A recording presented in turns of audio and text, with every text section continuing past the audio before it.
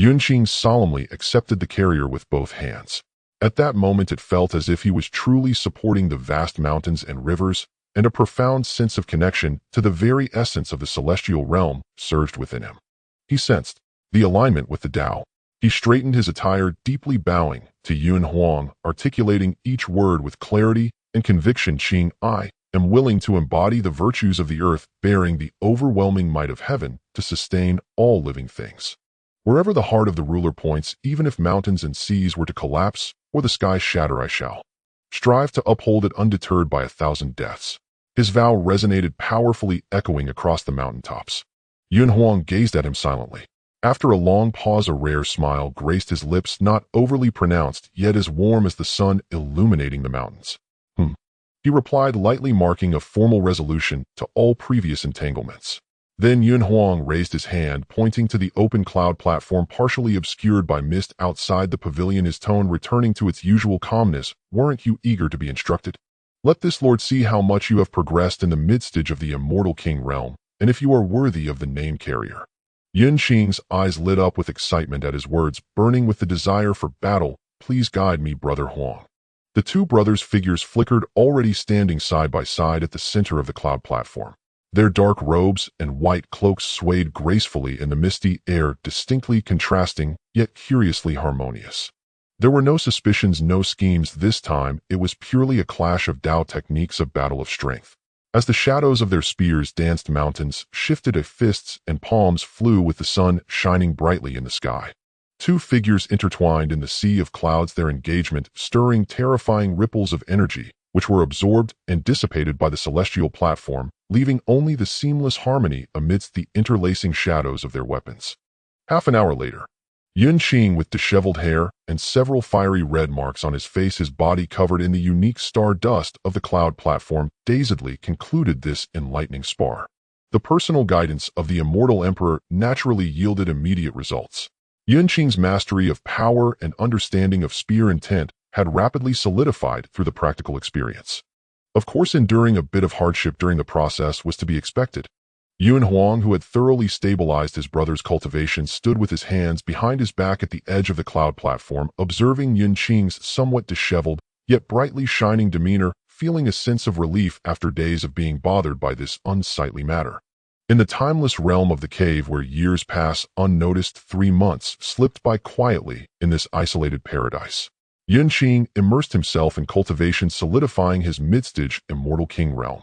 At times he engaged in discussions of Tao with Yun Huang. At other times, he listened to Yun Huang play the guqin, gaining immense insights.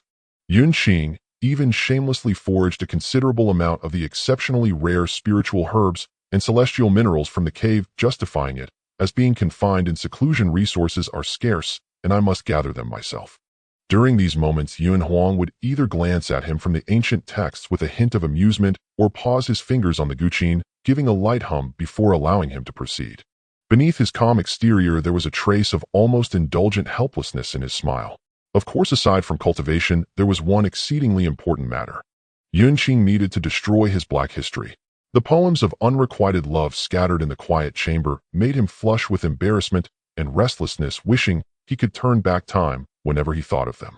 To this end, Yun Qing had persistently worn down Yun Huang for several days, saying all the right things, swearing that he would only tidy up clutter and would not delay his cultivation until Yun Huang reluctantly agreed, appearing somewhat impatient, and temporarily allowed him back into the locking immortal tower.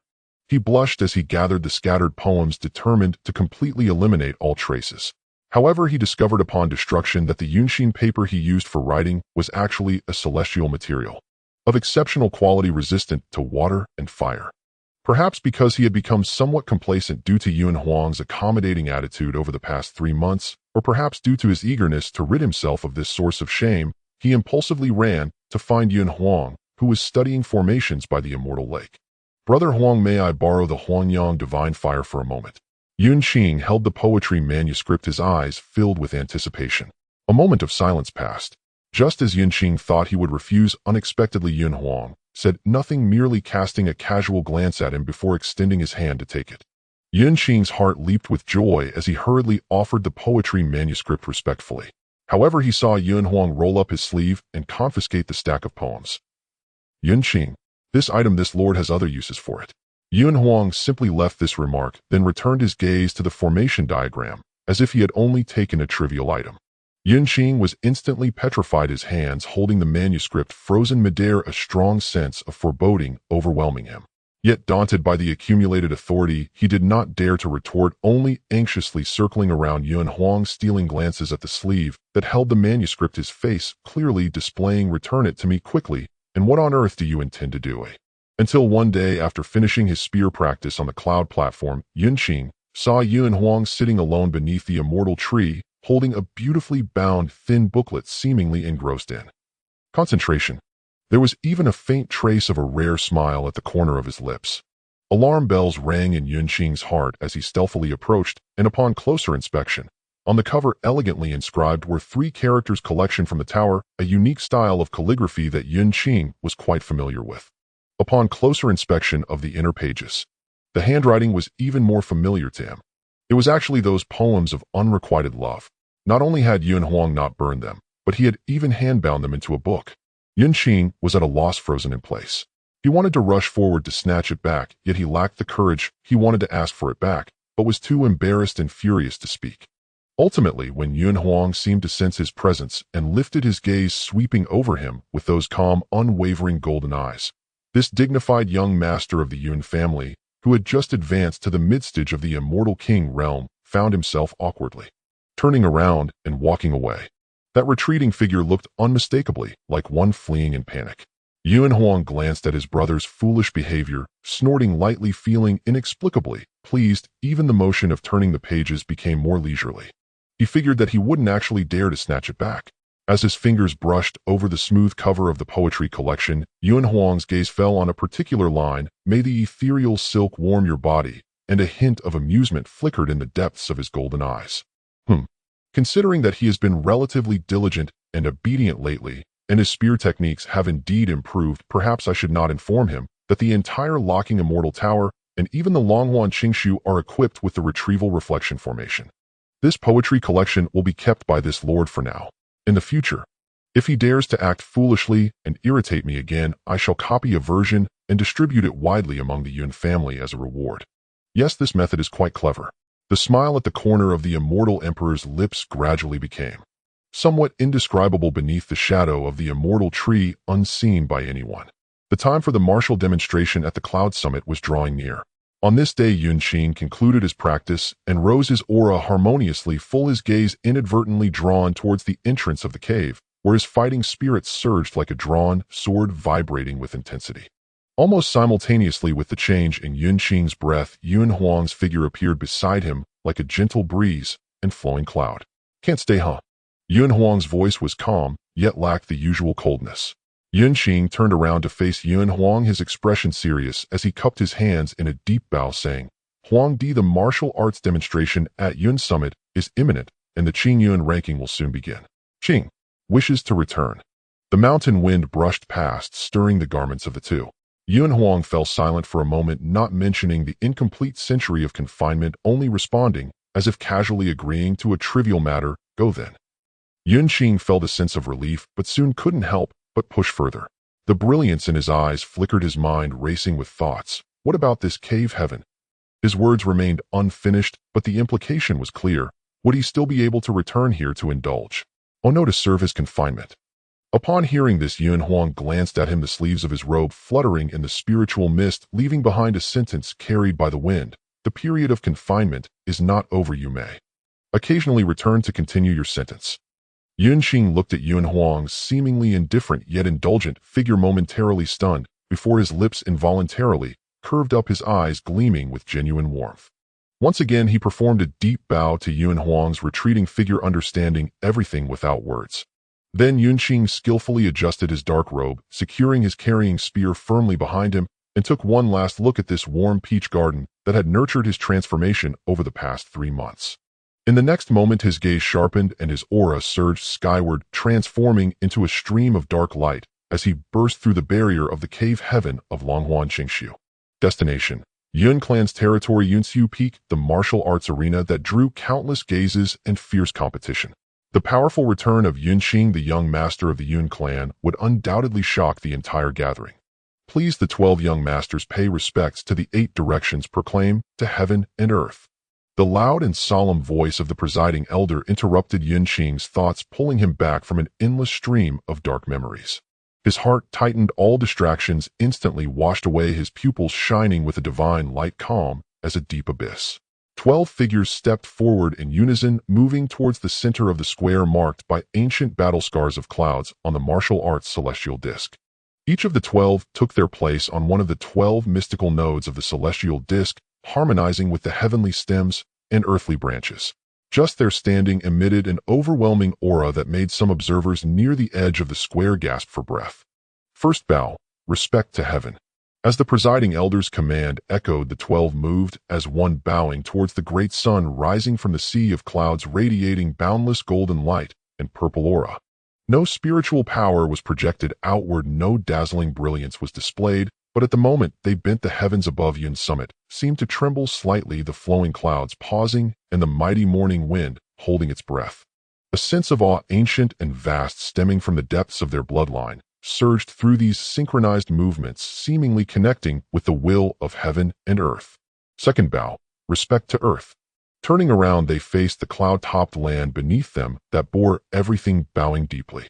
The entire floating peak emitted a deep, resonant hum, subtly harmonizing with the aura of the 12.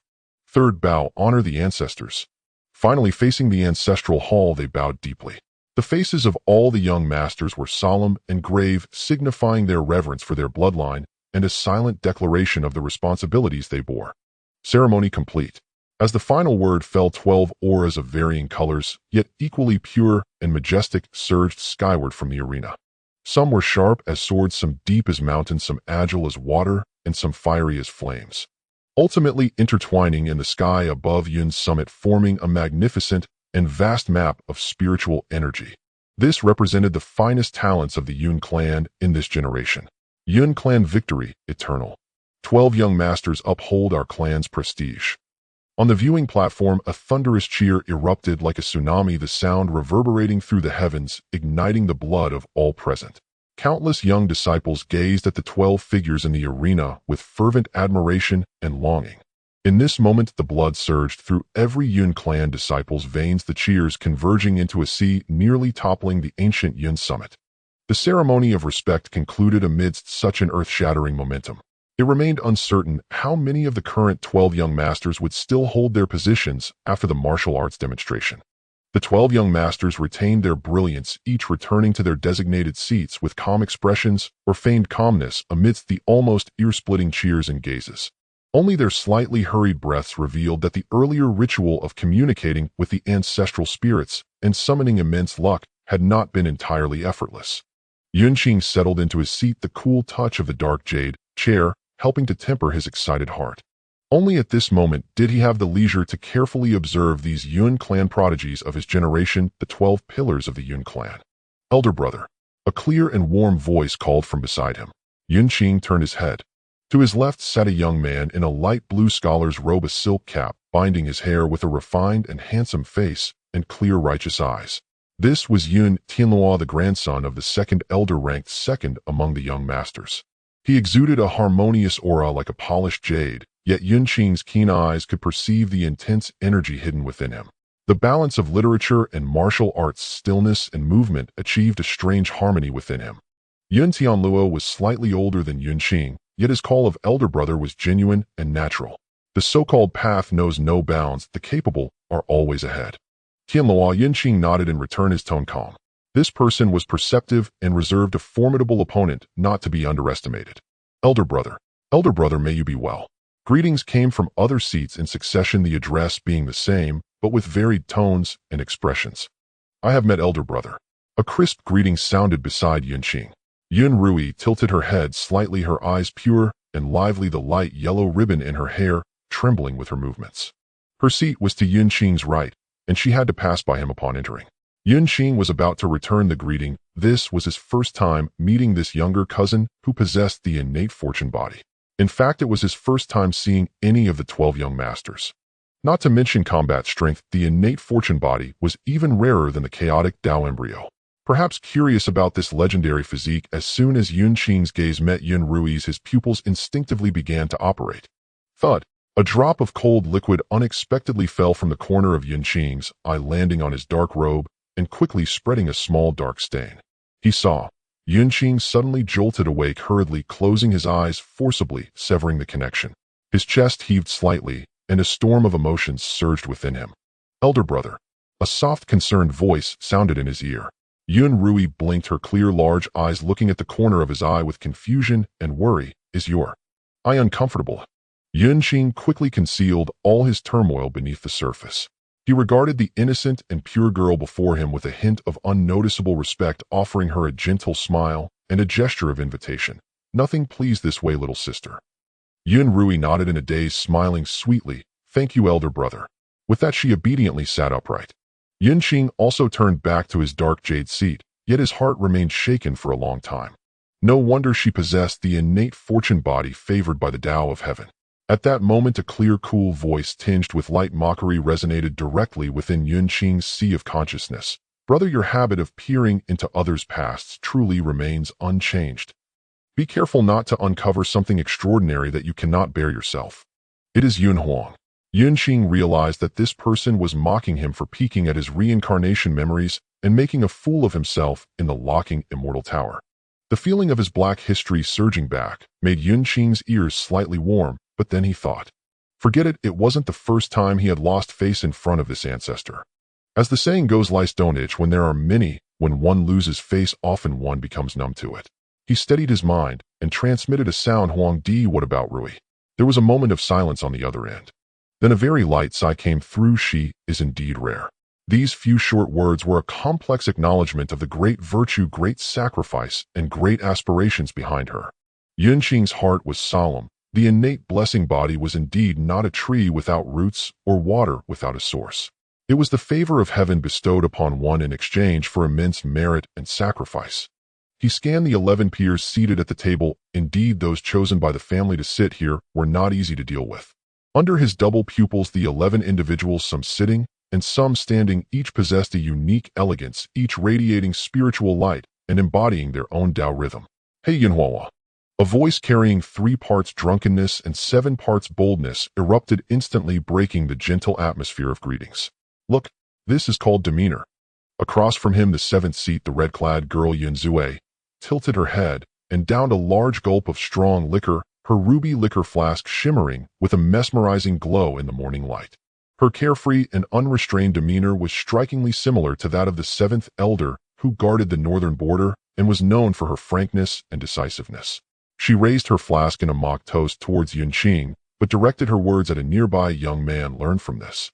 A real man must have some backbone. You can't call me Yun Huang. Besides, what do you know about demeanor, you drunkard? The young man with a flower-shaped ornament in his hair wore a light purple embroidered long robe, and his delicate and handsome face flushed red at being teased in public. He nervously clutched a silk handkerchief and retorted softly, Yun Zue. He stamped his foot in exasperation, his demeanor indeed quite charming, eliciting laughter from several nearby young masters. This flower-adorned young man was the representative of the 2nd elder's lineage in this martial arts exhibition, ranked 8th among the young masters. His real name, Yun Shuanghua. The 2nd elder had lived a solitary life childless. Yun Shuanghua was the bloodline of his younger brother. In the northern border war, both of the 2nd elder's brother and sister-in-law perished, and the infant child was lost and later found by the 2nd elder after much hardship. Yun Qing recalled the 2nd elder's instructions. Shuanghua had a difficult background and a sensitive temperament, so he requested that Yun Qing take extra care of him, prompting him to glance at him a bit more. This young man radiated pure qi from the grass and trees, his cultivation solid, yet his temperament was indeed rather soft. Let's meet in the arena. Not a care in the world. Yun Zue, completely unconcerned, took another swig and continued to provoke. Let's see whether your flowers and grasses are more impressive or whether my drunken fire burns more fiercely. Rude. Unreasonable. Yun Shuanghua turned his face away, deciding to ignore this crazy girl for now. With their commotion, the atmosphere at the table became much more relaxed. Oh, all 3 of us 3 uniques are here today. Seeing that Yun Shuanghua was ignoring her, Yun Zue's eyes lit up, and she began to bother others. She pointed her liquor flask towards 3 others. Yun Hua, Yun Gu, Yun Pingxing. How rare it is for all of you to be here together. Why not perform an impromptu piece? Let's liven up this martial arts event. Draw a picture of an immortal mountain. I want to hear breaking the formation melody. dance a segment of sword and vessel movement. Immediately someone joined in the cheer, even the cool and detached Yun Baojian, who had been holding a sword nearby, subtly moved his ears. Where everyone's gaze gathered, there was Yun Huang at the sixth seat, wearing a purple long skirt, lifting her face from behind her drawing board, a mysterious and strange smile curving up at the corner of her lips. Her brush danced with spiritual light, seemingly depicting the scene of the 12 young masters paying respect to the 8 directions, yet infused with a highly personal style of distortion and grandeur. Adjacent to her at the fifth seat, Yun Qing elegantly spread his hands, his wide sleeves flowing like clouds. Though he stood still, he gave the impression that he would dance with the wind at any moment, his gaze shifting between Yun Huang and Yun Gu, filled with encouragement. At the 11th seat, the blue-clad young man Yun Gu shook his head helplessly, yet his fingertips had already emitted a series of resonant notes like the sound of gold and iron clashing seemingly in response. These three, Yun Huang, the skilled painter who could create myriad methods, Yun Gu, proficient in music that could affect celestial power and divine soul, and Yun Qing, whose dance steps resonated with the natural order. Their paths in the Tao diverged yet converged, all conveying the Tao through art, and having a close relationship. They had been frequently playfully referred to as the singing and dancing of the painting, music, and dance trio, abbreviated as the Three Uniques since who knows when. They were quite a unique sight among the younger generation of the Yun family. A glimmer passed through Yun Qing's double pupils. These three had quite an interesting way of cultivation. Indeed, as rumored outside, none of the 12 young masters of this generation from the Yun family were mediocre, each possessing distinct personalities, all freaks of a sort. The atmosphere among the 12 young masters was relaxed and cheerful. Even the elders seated on the high platform cast a few smiling glances. All right, stop bothering them. Yun Tianluo smiled and spoke to mediate, his voice gentle. The martial arts exhibition is about to begin. The important matters must take precedence. If you want to see the three uniques perform together, there will be opportunities in the future. Only then did the crowd cease their laughter, yet it was evident that they were all looking forward to this three uniques performance. Just at that moment, the voice of the officiating elder, imbued with spiritual power, suppressed all noise. The 12 young masters are now in position. The 36 elite disciples who have passed the Little Cloud Summit trial are entering. Bang! With the sound of war drums, 36 figures steadily emerged from the side passages. Their auras varied from heavy as a mountain to sharp as a sword, and their eyes burned with fierce battle intent like wolves circling, fixating on the 12 thrones above. Yun Qing sat calmly at the seat of Xin Yu, his gaze sweeping over the crowd, suddenly stopping on one person. Yunli. He actually made it through 3 months, and the world turned upside down. That once brooding and stubborn youth from the clan academy, whose Dantian was damaged, now stood tall, like a spear, his skin bronzed by the harsh winds and scorching sun. His gaze was cold and sharp, akin to a lone wolf in the wilderness, harboring the ruthlessness forged through life and death battles. His cultivation peaked true immortal realm. There was also an ancient and savage ferocity about him, shrouded in a faint blood-colored mist subtly entwining his body. That was the aura of a primeval ferocious beast. He now resembled a ferocious beast draped in human skin, standing there with an overwhelming aura of attack. It seems these 3 months brought him a unique opportunity. After entering, Yun Li did not glance sideways, his demeanor steady. But how keen was Yun Qing's double pupils? Just as he seemed to casually scan the 12 seats, Yun Qing caught it. His gaze lingered on a certain seat for a fleeting moment. Quick as a startled swan, yet filled with bone-deep hatred and murderous intent. Cold as ice. The realm's manifestation speaks for itself. Yun Qing's mind stirred slightly as his gaze fell upon the 10th seat. The young man in green attire appeared somewhat ordinary, his aura moderate, as he lowered his head, focused on tidying his unwrinkled cuffs, exuding an air of humility. According to the intelligence, this person hails from a relatively mid-tier side family, consistently low-key and calm, and has a low presence among the 12 young masters. How could Yun Li bear such a deep grudge against him? Meanwhile, at a certain spot among the elders' seats, dingling, Yun Yao nervously clenched her wrist, the lily hand ring on her arm chiming with a crisp sound. Her gaze remained tightly fixated on that figure in the arena, a blend of pride, hope, and worry swirling in her eyes. Beside her, a stunning woman in deep purple palace attire, radiating both elegance and sharp beauty, followed her gaze, her red lips slightly parted as she scrutinized. Is this Yun Li you speak of every day?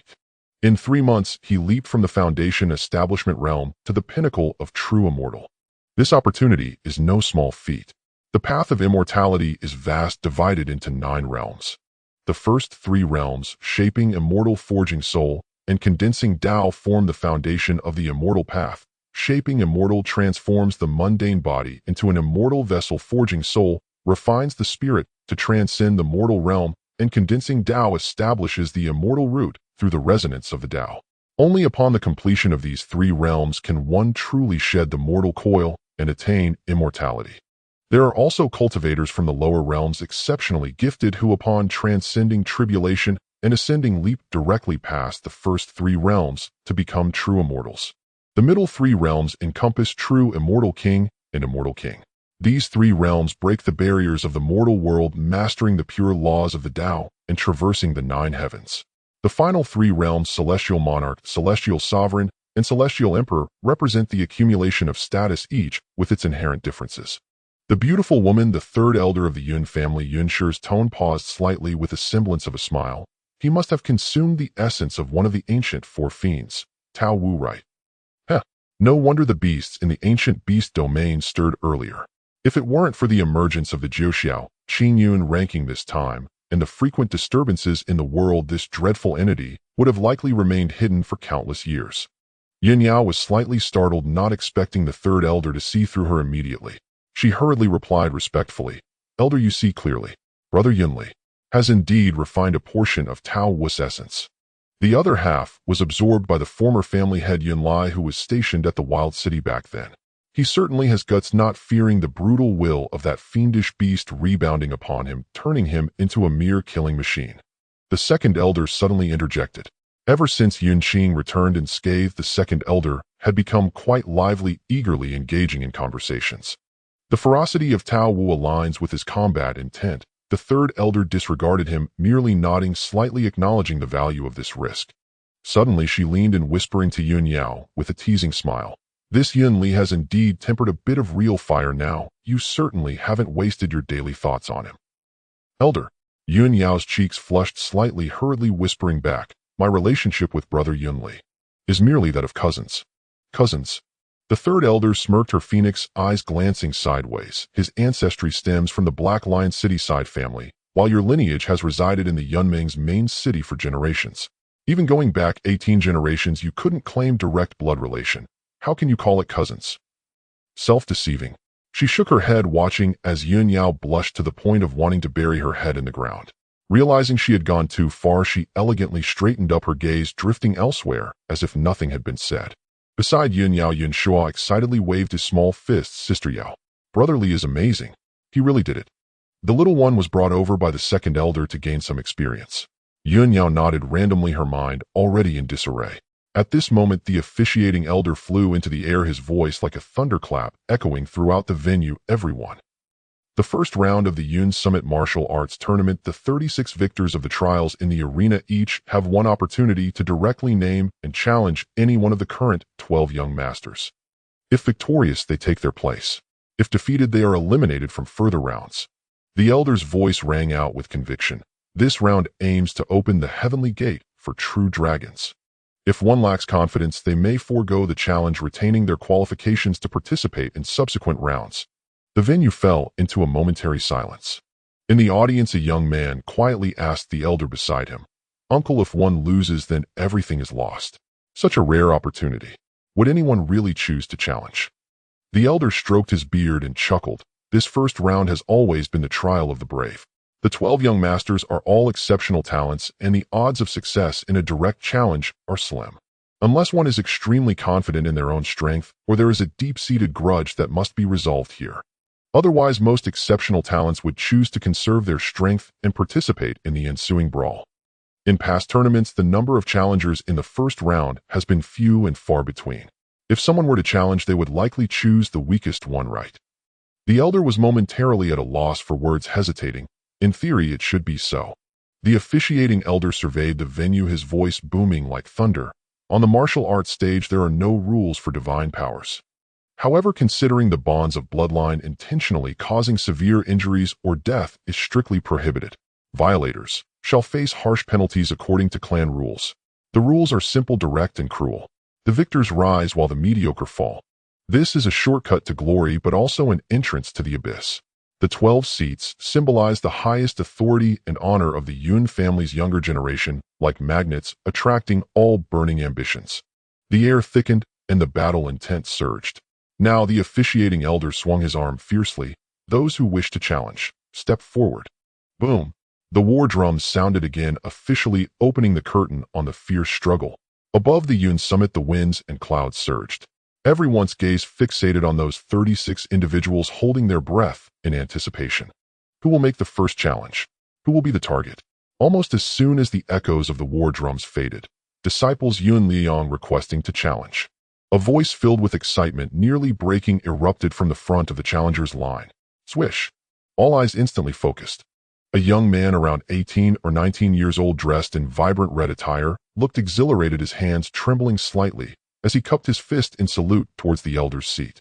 He stepped forward, took a deep breath, suddenly turned, raised his arm, exuding an aura of fearless youthful spirit, pointing directly at the first seat among the 12. The most esteemed, the most dazzling, signifying the most powerful and unshakable, the head of Xianyu. Disciple dares to challenge the eldest young master, Yun Qing. The crowd erupted in astonished gasps, exclamations, and incredulous murmurs. Insane. No one expected the first challenger to be so unaware of the heights of heaven and depths of earth. He directly chose the strongest one. Countless gazes excitedly darted back and forth between Yun Liang and Yun Qing. Under the collective focus of the crowd, Yun Qing slowly rose from the seat of Xianyu. His dark robe flowed like ink, and he lifted his eyelids slowly, his deep pupils reflecting tranquility in the face of this direct challenge, filled with youthful vigor, exuding an air of calm composure like a towering mountain. He said nothing, merely nodded slightly in the direction of the officiating elder, indicating his acceptance of the challenge. In an instant, the atmosphere in the venue was completely ignited. Cheers and shouts surged like a mountainous tsunami. In the next moment, Yun Qing's figure swayed slightly. There were no afterimages, no sonic booms. It was as simple as crossing space, standing directly in the center of the vast martial arena. With his hands behind his back and his dark robe slightly fluttering, this single gesture suddenly silenced the entire martial arena. Just by standing there, he exuded an air of aloofness.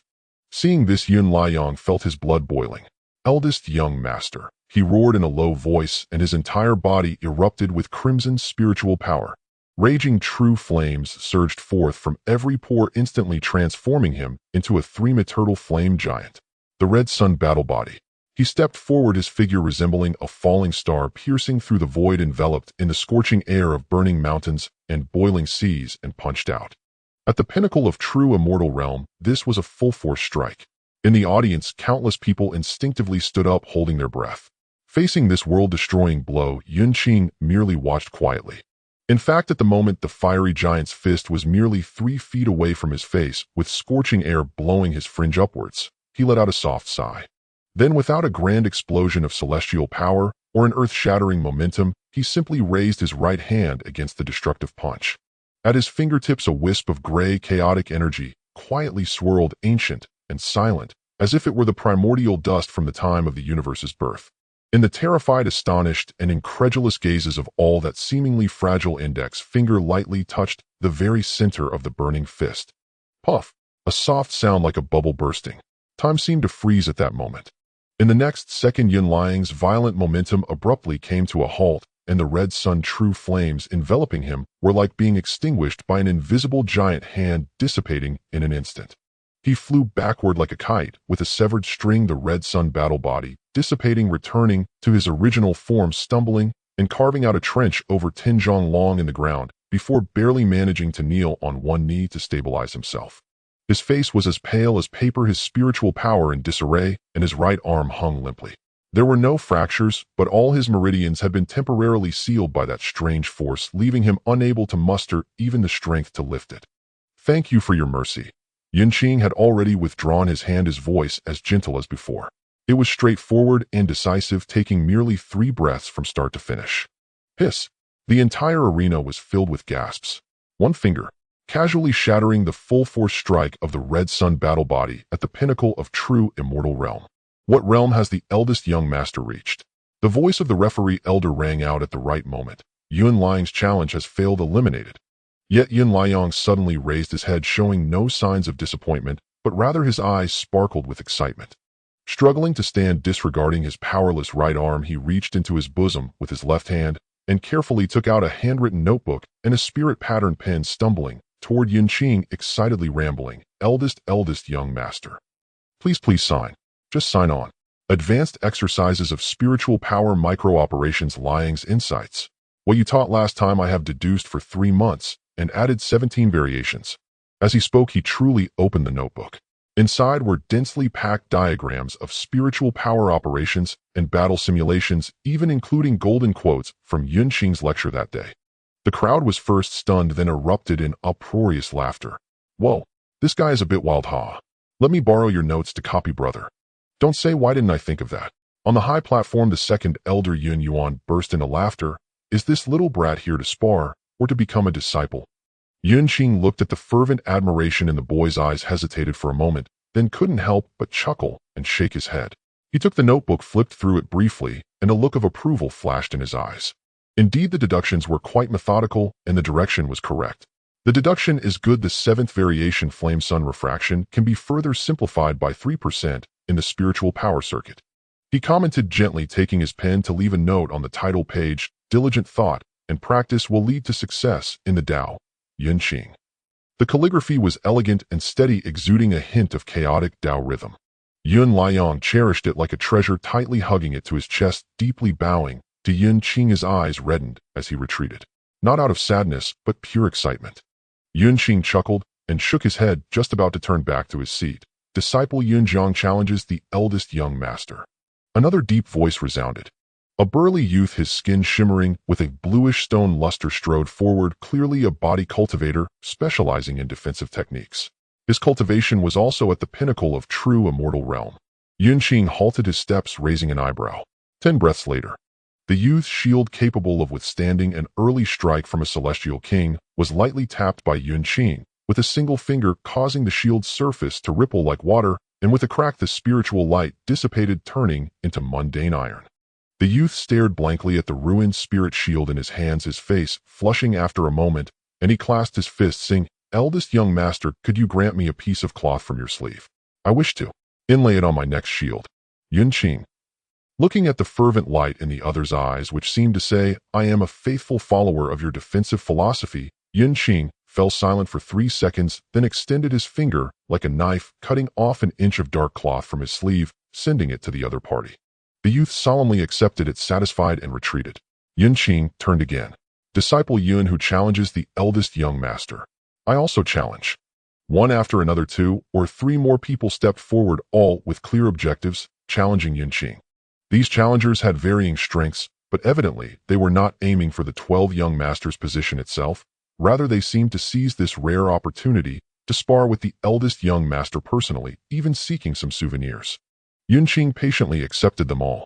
His strikes were perfectly measured, able to easily defeat the opponents without causing them severe injury, and occasionally offering pointers. For a time, the area in front of the head elder was quite lively. The requests proposed by these challengers after their defeats were also varied. Eldest young master. I recorded that finger movement with a recording stone. Could you sign it on the stone, Eldest young master. My sister is a loyal admirer of yours, and this is her hand-stitched skyward moonfall fan, please. The situation was gradually getting out of control, until the 7th challenger, a muscular man covered in totem tattoos, after having his axis force nullified by Yun Qing's gentle power, suddenly ripped open his shirt, revealing his bulging bronze upper body, and exclaimed, Eldest young master. Sign on my back. I want to ink your masterpiece on my body with ink that never fades for 1,000 years. From now on, this will be the new totem of my family heritage. As he spoke, he tightened his back muscles vigorously, creating a striking visual. Yun Qing. For the first time, a clear crack appeared on his composed face. The entire martial arena fell silent for a moment. Puff, ha! Then a louder uproar of laughter and whistles erupted. Puff! The second elder, Yun Yuan, almost spat out his tea. The expressions of the elders on the elder seat were also varied and entertaining. Yun Zue laughed heartily, slapping his thigh. Yun Huang, you must see this. This move is incredible. Yun Shuanghua shyly covered her face with a silk handkerchief peeking through her fingers. Yun Huang swiftly moved her brush, and the drawing board lit up with brilliance. Yun Guess music went completely out of tune, turning into a comical screech. The cold-faced cool guy Yun Baojian leaned his forehead on his hand shoulders, shaking uncontrollably. Even at the very top of the high platform where the main seat was hidden in the clouds, a faint, ambiguous cold snort seemed to echo. Yun Qing pressed his temple, watching the sturdy back muscles reflecting the morning light, his tone unusually tinged with a hint of helplessness. This proposal is not appropriate. In clan sparring it should be brief. The intention has been received, the signature. Let's forego it. The muscular man looked disappointed, but dared not insist, awkwardly putting on his clothes and retreating. After this incident, the remaining challengers who were eager to try looked at each other, finally daring not to propose any more outrageous requests. Seeing several challengers gazing at him eagerly, Yun Qing suddenly chuckled, deciding not to return to his seat. He stood in the center, his dark robe billowing without wind. His voice rang clear, resonating throughout the arena. Since everyone has this intention, why not? He paused, and in the astonished gazes of all said lightly, "Let's all take the stage together." "What? All of you? Attacking together?" Yun Qing was facing 5 or 6 challengers. Though individually weaker than him, their combined assault wielded far more than mere additive power. Was Yun Qing truly intending to fight them all at once, even in this non-lethal martial demonstration arena? Arrogant. A senior elder frowned. Majestic. Younger disciples' eyes blazed with fervent admiration. The challengers exchanged glances, then ignited with fierce, unyielding battle intent. To be so singularly honored by the eldest prince, even if it meant being subdued en masse, was worth it. We beg the eldest prince's instruction. In an instant, 6 figures scattered across the arena, launching their supreme techniques from every direction. Blades flashed, swords gleamed, and arcane energies erupted, engulfing Yun Qing in a maelstrom of light and force. Spirits roiled violently, tearing at the air with shrieking resonance. Yet Yun Qing remained rooted in place, not a single step taken. He merely raised his right hand, palm open, facing upward. A low, resonant hum vibrated through the air. A faint ashen current emerged from his palm, primordial, chaotic, evoking both the birth of heaven and earth and the silent return of all things to oblivion. It began to swirl with quiet grace. At first no thicker than a silken thread, then in the next breath it swelled into a swirling vortex 10 feet wide, hovering above his palm. Silent and still, yet radiating an aura of profound annihilation and devouring void. The Tao technique of the chaos embryo, 10,000 transformations, returned to ruin, just as the 6-fold assault neared its climax. Zheng. A crystalline phoenix-like chime pierced the sky, resonant, heroic, like war drums thundering and armored cavalry surging forth. Yun Gu, the 11th prince. Unseen until now, he sat cross-legged, an ancient 7-string chain resting upon his knees, his fingers dancing like phantoms. His rendition of the battle array melody surged with unrestrained vigor. The sound waves coalesced into tangible force, bolstering every soul present, lifting their spirit threefold. The martial arena transformed into an ancient battlefield under the spell of his music. Simultaneously, Sha, a silver-white figure, soared like drifting clouds.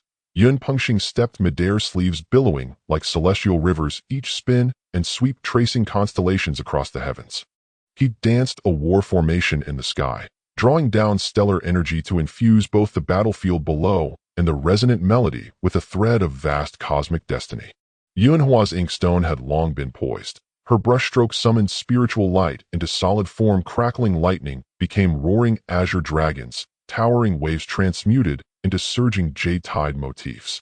The 6 challengers' attack trajectories were abstracted into 6 interwoven threads of law, while Yun Qing at the storm's heart and the chaos vortex above his palm were rendered in bold, masterful strokes, a mythic tableau of primordial chaos settling into cosmic order. The painting projected across the sky above Yun Chu Peak. Music, dance, and calligraphy converged, the 3 supreme arts united. They had, in the very heat of combat, staged a chaos-breaking formation. The crowd erupted. Cheers and roars threatened to shatter the vault of heaven itself. Even the elders seated on the dais wore expressions of stunned awe. Second Elder Yun Yuan stroked his beard and chuckled. These 3 young ones certainly know how to seize the moment. Third Elder Yun Shi shook his head with gentle amusement. Art entering the Tao nourishing art. This generation is indeed vibrant. Meanwhile, at the center of the battlefield. Fascinating, Yun Qing mused inwardly. These 12 princes of the Yun clan truly concealed dragons and tigers, each extraordinary in his own right. The combined might of this trio of song and dance rivaled even that of an immortal sovereign. Facing the 6-fold assault, Yun Qing finally engaged in earnest. His palm's vortex turned slowly. Devour. A single quiet word. In the next instant, every strike hurled toward him vanished without trace upon contact, swallowed, dissolved, and absorbed back into the vortex itself. The challengers paled in horror, attempting to withdraw their chi only to find it torn from them like wild horses helplessly siphoned into the vortex's pull. Disperse. Another word, soft yet commanding. The vortex pulsed gently. Boom.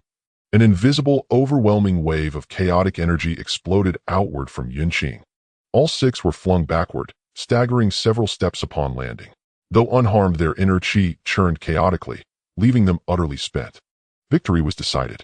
Yun Qing lowered his hand, the vortex dissolving into mist. His breath remained steady as if he'd merely brushed dust from his sleeve. I yield. Silence fell over the arena. Then a tidal wave of cheers crashed anew across the heavens. A savage, oppressive pressure crashed down like a tangible tidal wave, striking every face with brutal force. Gazing upon the figure in the arena, like an ancient, ferocious beast descending from primordial chaos. This isn't sparring. A disciple paled, teeth chattering uncontrollably. He means to kill. A shrill scream pierced the suffocating silence. The entire martial arena was swallowed whole by a storm of pure, unadulterated slaughter intent. Yun Qing suppressed his inner doubts and chose to observe quietly. For as long as he stood watch, Yunli would suffer no true harm. On the 10th seat of the high platform, Yun Qing's perpetually lowered eyelids snapped open with startling intensity. His hands, hidden within his flowing sleeves, clenched instantly, fingernails biting deep into his palms, carving for crimson gashes. For the first time, the face he always kept modest, humble, even dull-fractured. Peak Sovereign King. This rabid dog. No grudge born yesterday, no feud kindled today. Why does he suddenly snarl at me? Not the first, not the 12th. Yet he fixed his fangs solely upon him. He had never deemed Yun Li worthy of notice. A worthless cripple whose dantian had been shattered just 3 months prior. Yet now the man unveiled such a terrifying trump card. Even Yun Qing himself had only recently broken through to the late stage of the Sovereign King realm. Yet almost immediately his gaze sharpened upon the violently unstable aura of savagery swirling around Yun Li, his eyes flickering with cold, venomous calculation. The power is borrowed and unstable. If I stall him, wait for the backlash. Cousin Yun Li. Yun Qing rose slowly, his voice retaining its customary humility and restraint.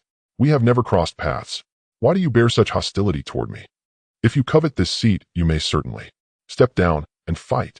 Yun Li cut him off, his voice hoarse, resolute, irrevocable. On the elder's dais, Yun Yao's heart constricted sharply.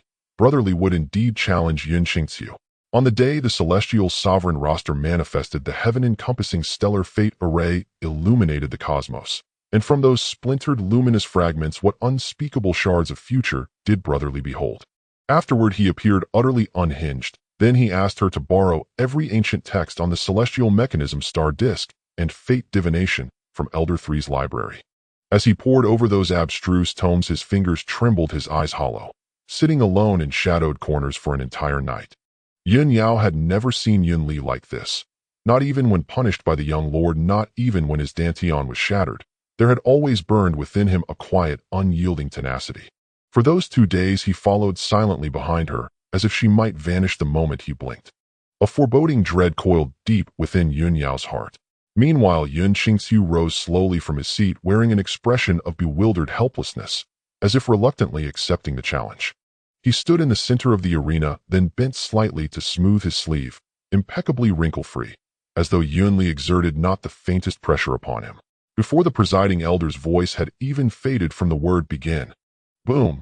The ground beneath Yun Li, forged to withstand Sovereign King-level impacts, exploded inward, carving a crater over 10 feet wide. Before shattered stones could even leap skyward, he vanished, leaving only a chilling, blood-tinged shockwave rippling outward in concentric circles. In the next instant he materialized before Yun Qing, so close their faces nearly touched. Less than a foot separated them. Speed, beyond comprehension. A speed born of burning flesh and furious soul alike, crafted solely for slaughter. The gesture of smoothing his sleeve overlapped with a warped memory in Yun Li's vision, blood boiling in his eyes, fragmented images surging from the depths of his pupils. On the day the 9 heavens, Tianyuan roster manifested, golden sunlight bathed the long street. Yun Li walked the market with Yun Yao, and Yun Shua, the maiden, lifted a delicate wristlet of pale green jade, carved into lily-o-thievely blossoms, cheeks flushed as she whispered, "Brotherly, does it suit me?" He nodded, paid. The vendor watched her slip it on with reverent care, the cool, elegant whiteness gleaming softly against her wrist, while something deep inside his chest softened tenderly. Then, cosmic upheaval. The divine roster descended from the heavens. Light from the heaven-encompassing stellar fate array poured down, scattering countless shards of destiny. He saw himself crippled by irreversible Dantian damage, sinking deeper into despair. He saw Yun Yao, always gentle, warm, averse to conflict, gathering every ounce of courage she possessed to approach Elder 3, famed for his merciless scrutiny, seeking the impossibly rare, spirit-consolidating, pulse-stabilizing pill. Clumsy in her flattery, relentless in her cultivation, failing again and again, yet rising each time. Until on the eve of the Tianyuan roster ceremony, she held out the pill, her smile brighter than the sun itself. Before departing, the maiden turned to him with quiet solemnity. "Brotherly, heal well. I believe with certainty that you will one day become a great cultivator who shelters an entire realm. When I return from the Tianyuan roster, there is something I wish to tell you." Her cheeks bloomed crimson. The translucent lily petals of jade on her wrist caught the light, glowing with soft, luminous warmth. He remained in the ancestral lands to recover, clinging to that fragile ember of hope gnawed by shame and doubt, yet still daring to dream. But what came was no returning figure. Only a lily wristlet soaked in dark, dried blood, its blossoms shattered, and a cold official proclamation. Yun Yao was torn apart by demonic beasts. No remains recovered. Yun Qing, the 10th young master, arrived to deliver the relics and offer condolences, his fingers idly smoothing his flawlessly pristine sleeve, his tone mild, regretful. "My deepest condolences. Cousin Yun Yao perished shielding her fellow disciples, a tragic loss indeed." Tearing heaven claw. Yun Li's eyes blazed crimson, a guttural bestial roar tore from his throat, his right hand sheathed in dense metallic blood-colored bone armor gleaming with lethal coldness. His fingernails elongated into 5 curved, bloodthirsty blades, sweeping downward to rend Yun Qing's crown. This strike, swift, vicious, merciless, sealed every possible retreat. Yun Qing's hair stood on end. Icy death brushed his spine. With a desperate cry, all pretense of composure shattered. Azurewood mystic armor, 10,000 vines guard body. His vital blood ignited furiously, the earth ruptured. Countless thick black vines studded with barbs and thick, as infants' arms erupted from the soil, twisting wildly, weaving themselves into a colossal pulsating cocoon around him. Azure light and bloody radiance bled across the chrysalis, emanating an ominous, unyielding strength. Crunch. The blood-clad claw smashed into the vine-covered shell. Later, lilies wept blood. Yun Li wandered in numb oblivion, until the day he was inexplicably exiled to the desolate city. Yun Qing arrived to see him off, still the picture of serene humility, his fingertips methodically adjusting his cuff as he handed over a lacquered wooden box, a keepsake. Inside lay Yun Yao's bloodstained robe. From behind Yun Li came a voice, light drifting, twisted with cruel amusement. Each word carved like a blade into Yun Li's heart. "I forgot to mention, the way Yun Yao struggled in her final moments was truly exquisite. Those phantom fragments, chaotic, vivid, searing with unbearable agony and hatred, remained branded onto his very soul even after waking. So he would kill him. Before the 9 heavens, Tianyuan roster opened. Before tragedy could unfold. Now, this very instant. Shrike. A grating, flesh-tearing shriek echoed. Vines snapped and withered where the claw passed. Sputter. Even sheltered within the chrysalis, Yun Qing was hurled backward by that raw bestial force, spitting blood, his eyes finally alight with genuine terror. This rabid dog, his strength utterly exceeded all expectations. Blood drowned Yun Li's reason, his form dissolved into a crimson streak, shattering Yun Qing's defense in an instant. His right hand formed the claw once more. This time the blood-red aura condensed to absolute perfection, carrying the resolve to cleave all existence. A peak sovereign king's full-force strike, aimed straight at Yun Qing's heart. "You force my hand." Panic vanished from Yun Qing's face, replaced by a fleeting, grotesque sneer.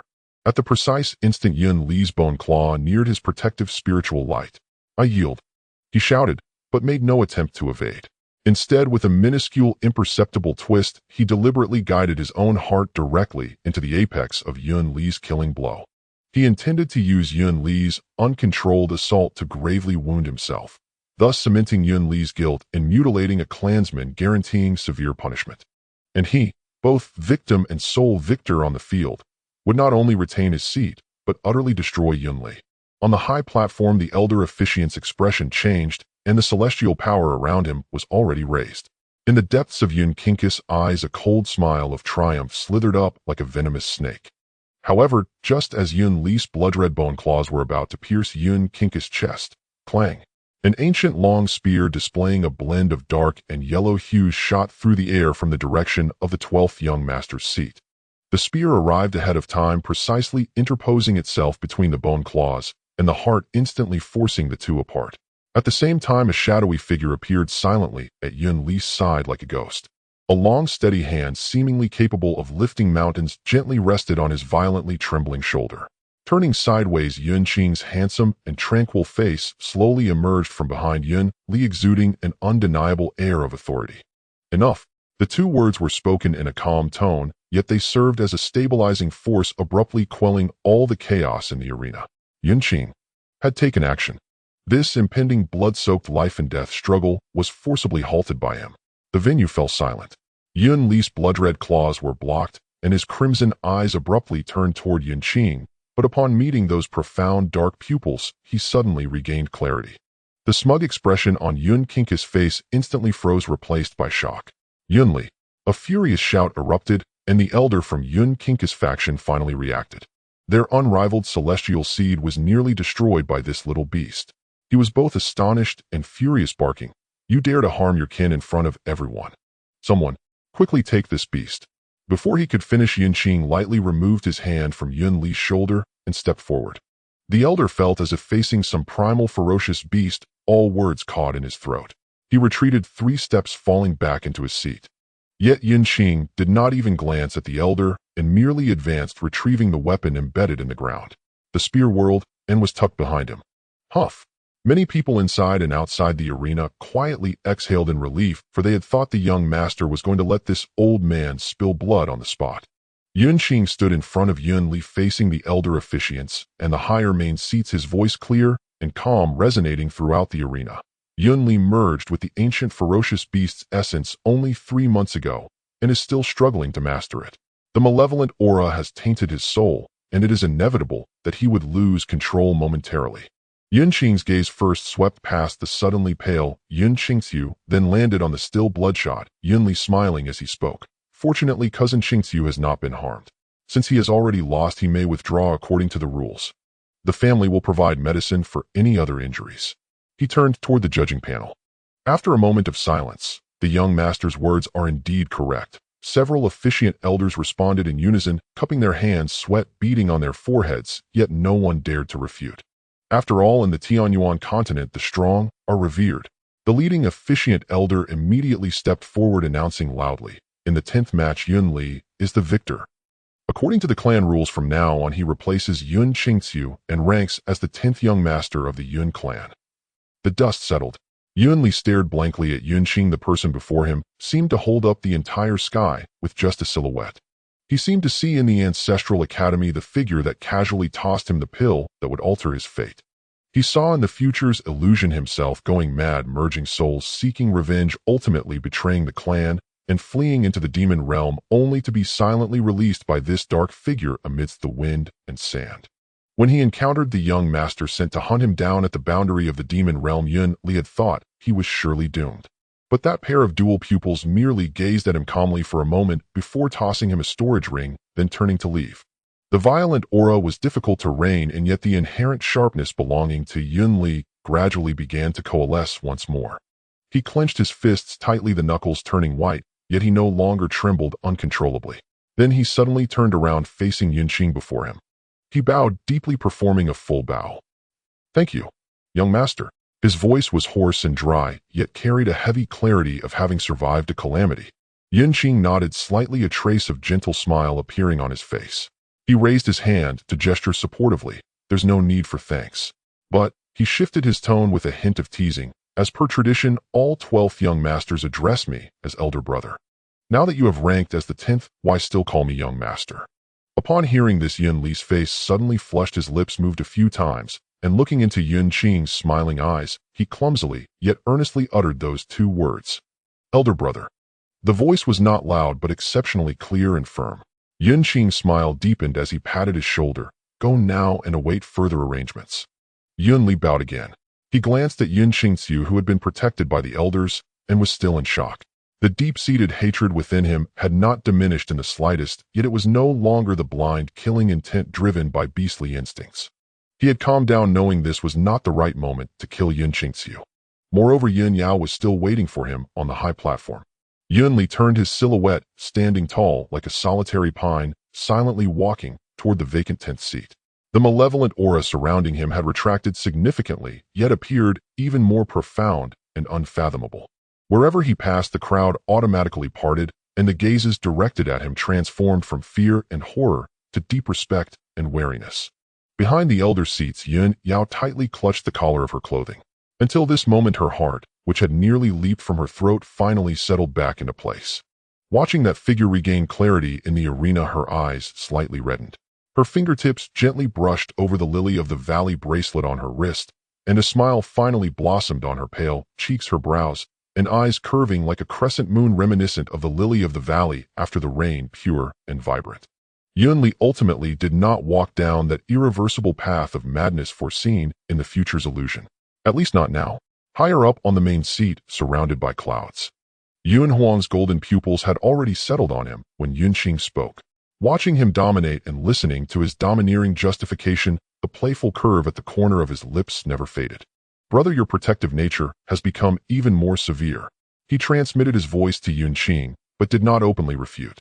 The slight accomplishments of Yun Qingxiu might fool others, but they could not escape the perception of an immortal emperor. Mediocre and unworthy of great use.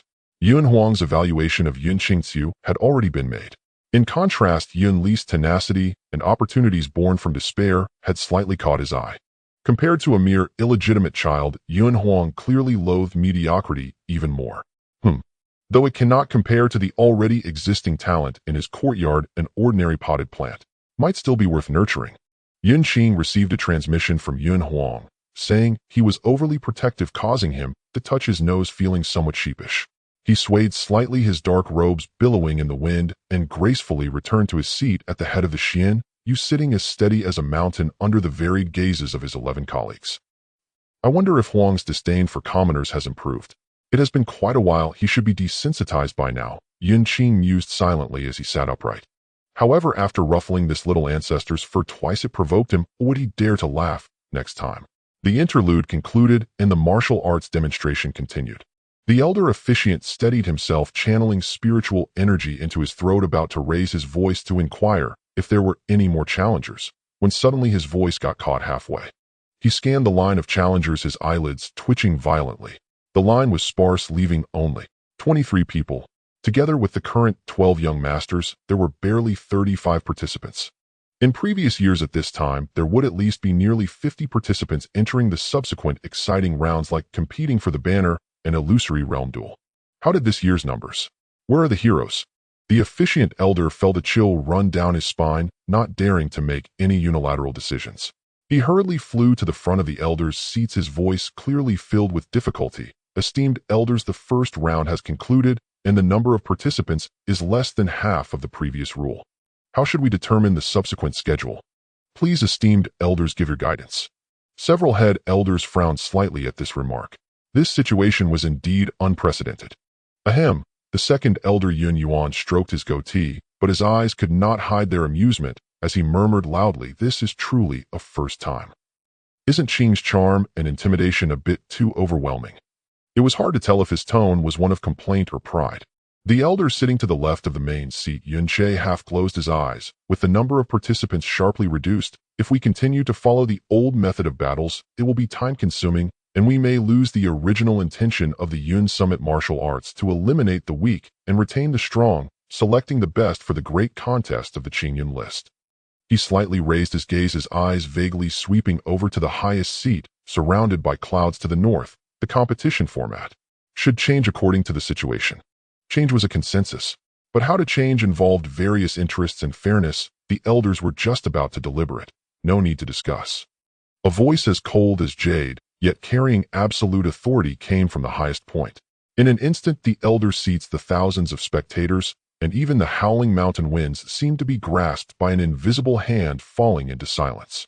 All gazes involuntarily filled with reverence and submission, turning towards the figure cloaked in clouds, dressed in a white robe as pure as snow with golden eyes that shone like ancient stars. Yun Huang had not even changed his sitting posture, his lightly golden eyes lowered, as if a deity gazed down upon the chessboard. With so few participants, we shall eliminate the superfluous and retain the essence.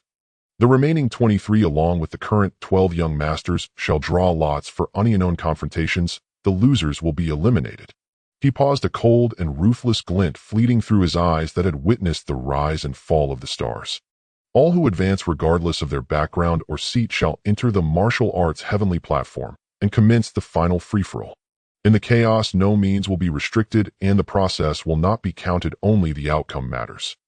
The final 12 who stand atop the Yun platform shall be the newly appointed 12 young masters of this session. Execute immediately. There was no discussion, it was a direct decision. This was Yun Huang's will. Direct and brutal, adhering only to the most primal law of strength, eliminating all mediocrity. We shall comply with the young lord's decree.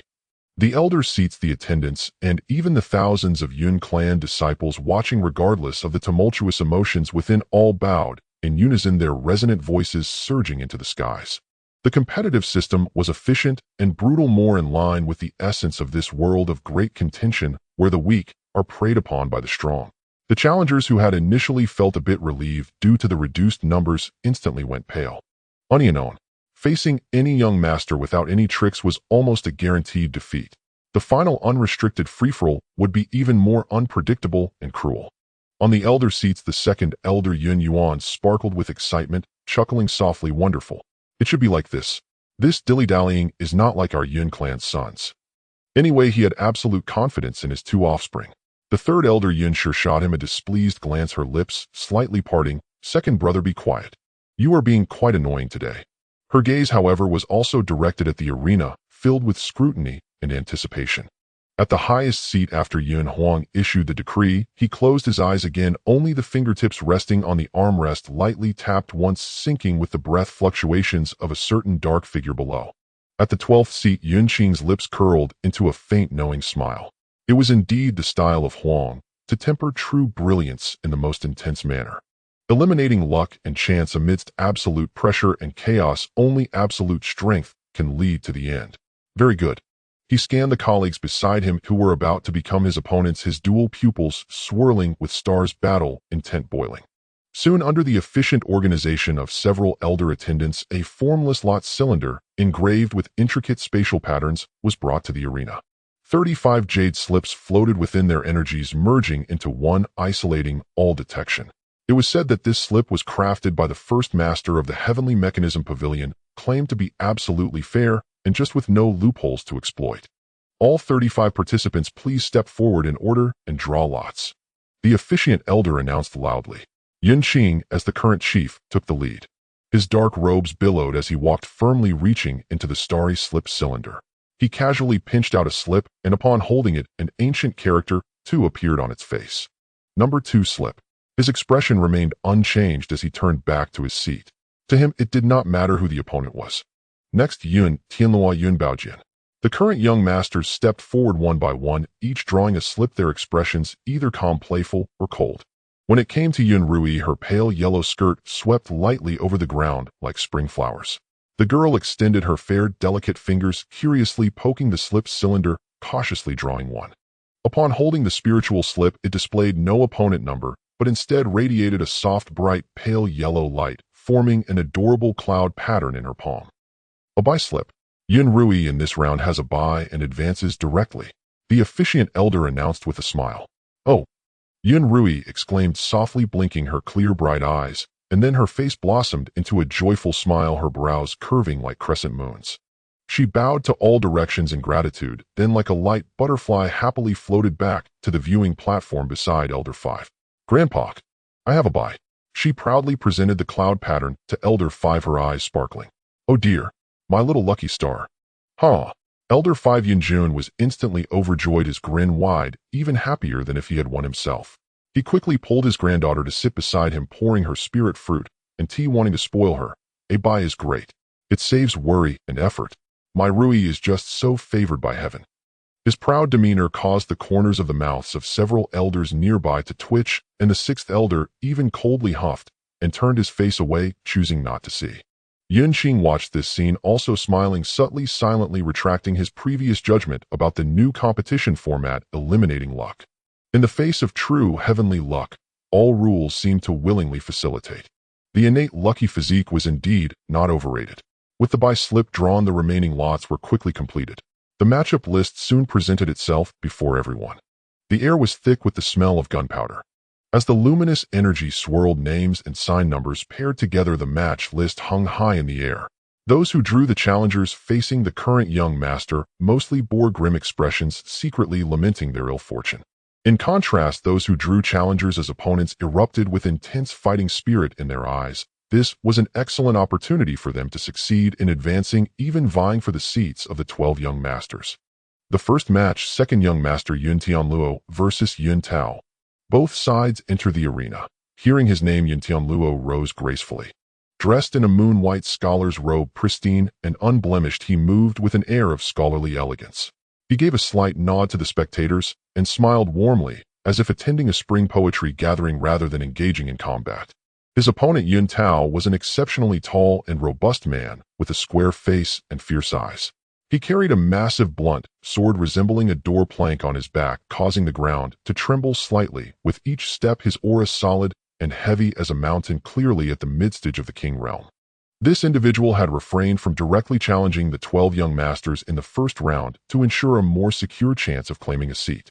Unexpectedly, this year's competition format changed, and he was directly matched against the second young master, Yun Tianluo. Yet he did not feel disheartened. After years of arduous training in the mountain suppression technique and earth-shattering sword technique, he was confident that within the same realm his strength was rarely met with an opponent. Second young master, please enlighten me. Yun Tao clasped his fists, his voice deep like thunder, exuding a powerful aura. Cousin Yun Tao, please. Yun Tianluo replied with a gentle smile, returning the greeting with impeccable grace. As the elder referee announced begin, a fierce glint flashed in Yun Tao's eyes. He let out a low roar and his entire being surged forward like a waking mountain. Boom! The ground shook violently as he gripped the door-like heavy sword, tightly executing a straightforward vertical slash. The sword glowed with a strong earthy yellow light, faint silhouettes of mountains appearing, the force immense, as if a real mountain were crashing down. In face of this earth-shattering strike, Yun Tianluo's elegant smile remained unperturbed. He didn't even retreat. Instead, he executed a subtle step, his figure flowing like a wisp of cloud in the wind, gracefully sliding half a step to the side. At the same time, his right sleeve billowed out like a white cloud drifting from a mountain. As the sleeve flared, pure celestial energy flowed like moonlight, gently landing on the side of the violently descending earthy yellow sword aura. Guided, a soft utterance. The overwhelming sword aura capable of cleaving mountains was drawn off course by an invisible hand, crashing down to the ground just beside Yun Tianluo. The ground erupted into a massive pit, dust soaring into the sky. Yet Yun Tianluo's moon-white sleeve remained untainted. Yun Tao felt as though the full force he had gathered to cleave a mountain had instead sliced into layers upon layers of endless clouds, his overwhelming strength quietly diverted, rendering him inexplicably uncomfortable. From start to finish, Yun Tianluo didn't even draw his weapon. His movements were ghostly and ethereal, weaving effortlessly through Yun Tao's tempestuous barrage.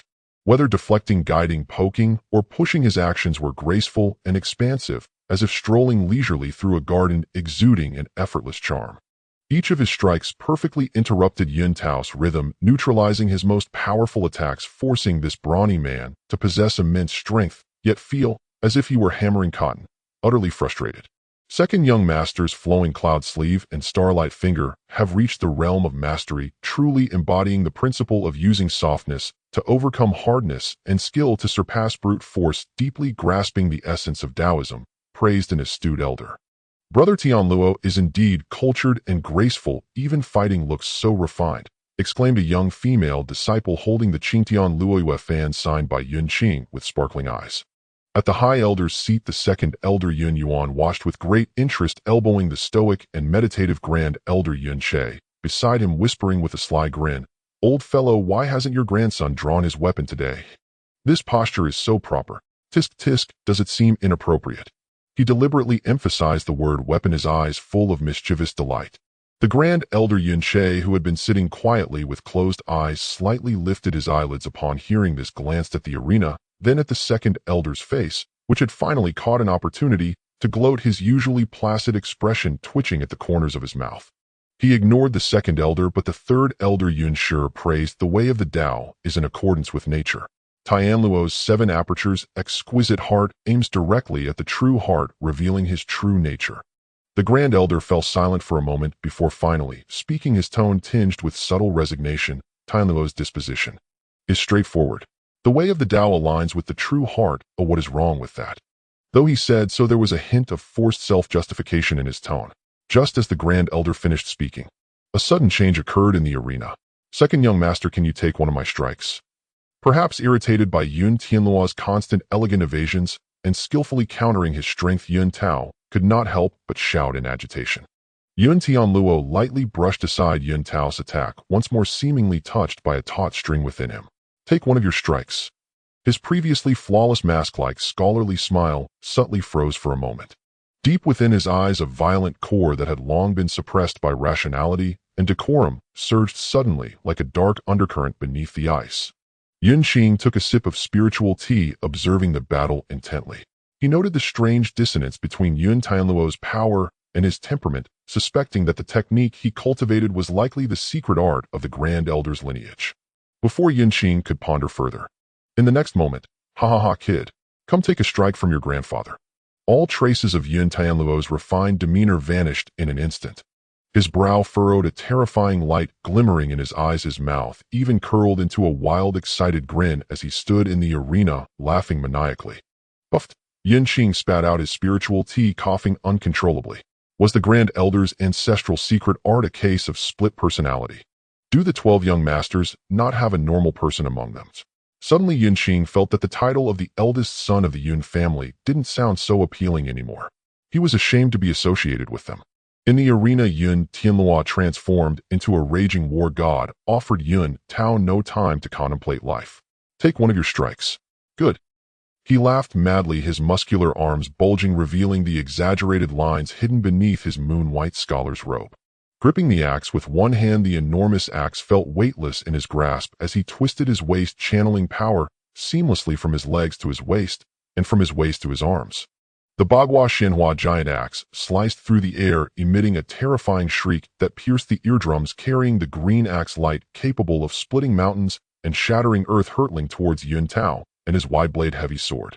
Open up for grandfather. Yun Tianluo's grandfather Yun Qing tightly closed his eyes, unwilling to open them. Yun Tianluo roared, and the Bagua Shenhua great axe crashed down with thunderous force, pure unadulterated violence wrapped in azure axe light capable of shattering mountains and cleaving oceans like celestial punishment itself. Where it passed, space warped and cracked with a brittle glass-shattering sound. Yun Tianluo's cultivation realm, Immortal King initial stage. Yun Tao's pupils contracted sharply, his scalp prickled as if struck by lightning. One moment the man had stood with scholarly grace, bowing respectfully and calling him senior clan brother Yun Tao, please guide me. The next he transformed into a bellowing brute, shouting, brat, take this axe from your granduncle. Such whiplash wholeness of tonal reversal was utterly absurd, even for the second young master. The annihilating immortal energy coiled upon that axe suffocated even Yun Tao, a body cultivator famed for raw strength, leaving him no choice but to hastily cross his sword in desperate defense. Dang! An indescribable detonation erupted, shaking the entire martial arena to its foundations. On the observation platform, cultivators of weaker cultivation were left with rupturing eardrums, surging blood chi, and faces drained of color in sheer terror. That single strike bore no flourish, no artifice, only savage, unrefined brutality. A towering plume of dust surged skyward, swallowing both figures whole. Moments later, as the dust settled slowly, every gaze locked rigidly upon the arena's center. There where Yun Tao had once stood now gaped the colossal crater, 10 zhong wide and several chi deep. At its bottom, Yun Tao knelt on one knee, his broad-bladed heavy sword planted deep into the earth for support. His face was deathly pale, a thin crimson trail oozing from the corner of his mouth. His sleeves had exploded into tatters, revealing bulging, trembling muscles beneath. That peerless heavy sword, his loyal companion for years once used to cleave through the armored hides of height-eared demonic beasts, now bent grotesquely at its blade, its spiritual radiance utterly extinguished. A spiderweb of fissures crawled across its spine, half-ruined beyond repair. He lifted his head with great effort, his eyes unfocused, awash with disbelief, dread, and utter bewilderment. Across from him, Yun Tianluo stood calmly, leaning lightly on his terrifying Xianhua great axe, its blade tilted against the ground as the azure axe light gradually receded into the weapon's core. His chest rose and fell with measured breaths, beads of sweat glistened at his temples, evidence that the blow had exacted a steep toll. Yet almost immediately the wild, feral exhilaration blazing across his features began to ebb away like retreating tide. His gaze softened, warm, serene, even faintly bashful. With a subtle twist of his wrist, the fearsome great axe dissolved into a streak of azure light and vanished into his dantian. He hurriedly smoothed his moon-white scholar's robe, nearly torn apart by his own musculature, then gently combed his slightly disheveled hair before offering a courteous, graceful bow toward Yun Tao in the crater, his voice clear, gentle, and harmonious. As though they had merely finished a quiet game of Go, Senior Clan Brother Yun Tao, I yield to your superior skill. At the crater's bottom, Yun Tao, his mouth opened and closed. He glanced at the second young master's benevolent smile, then down at his ruined sword and arms trembling uncontrollably, and finally recalled that mountain-splitting, sea-rending axe blow.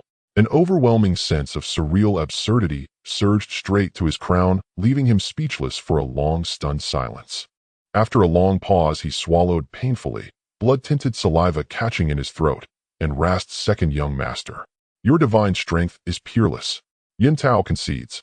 The moment he spoke, darkness flooded his vision. His blood chi spiraled wildly out of control. He let out a muffled groan and collapsed backward, caught just in time by disciples rushing forward to carry him off for urgent treatment. Yun Tianluo wins, announced the presiding elder, his voice carrying an unmistakable undercurrent of bewilderment. Once again the arena sank into an eerie, profound silence. This silence stretched longer, deeper than any before.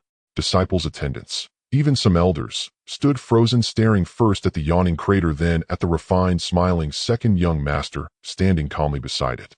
Did my eyes deceive me? That axe, that crater, that was truly the second young master. Ah, my dream lover has shattered. Such exclamations came from Yun Tianluo's devoted female disciples. High atop the viewing platform, Yun Qing held his spirit-infused tea-cup motionless midair, outwardly composed, yet inwardly flooding Yun Huang with urgent transmissions. Brother Huang, Yun Tianluo truly embodies the phrase two-faced in the most literal sense. You previously mentioned his sevenfold luminous heart cultivation had veered astray.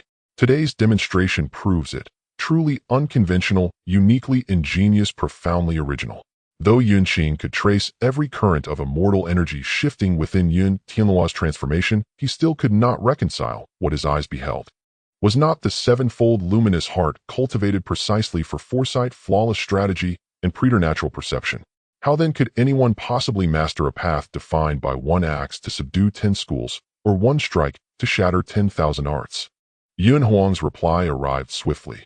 Calm, unruffled, as if the spectacle that had shattered the arena's collective composure were nothing more than ordinary scenery. In his youth, he pursued perfection in outward demeanor so obsessively that he suppressed his true self, laying the groundwork for spiritual deviation.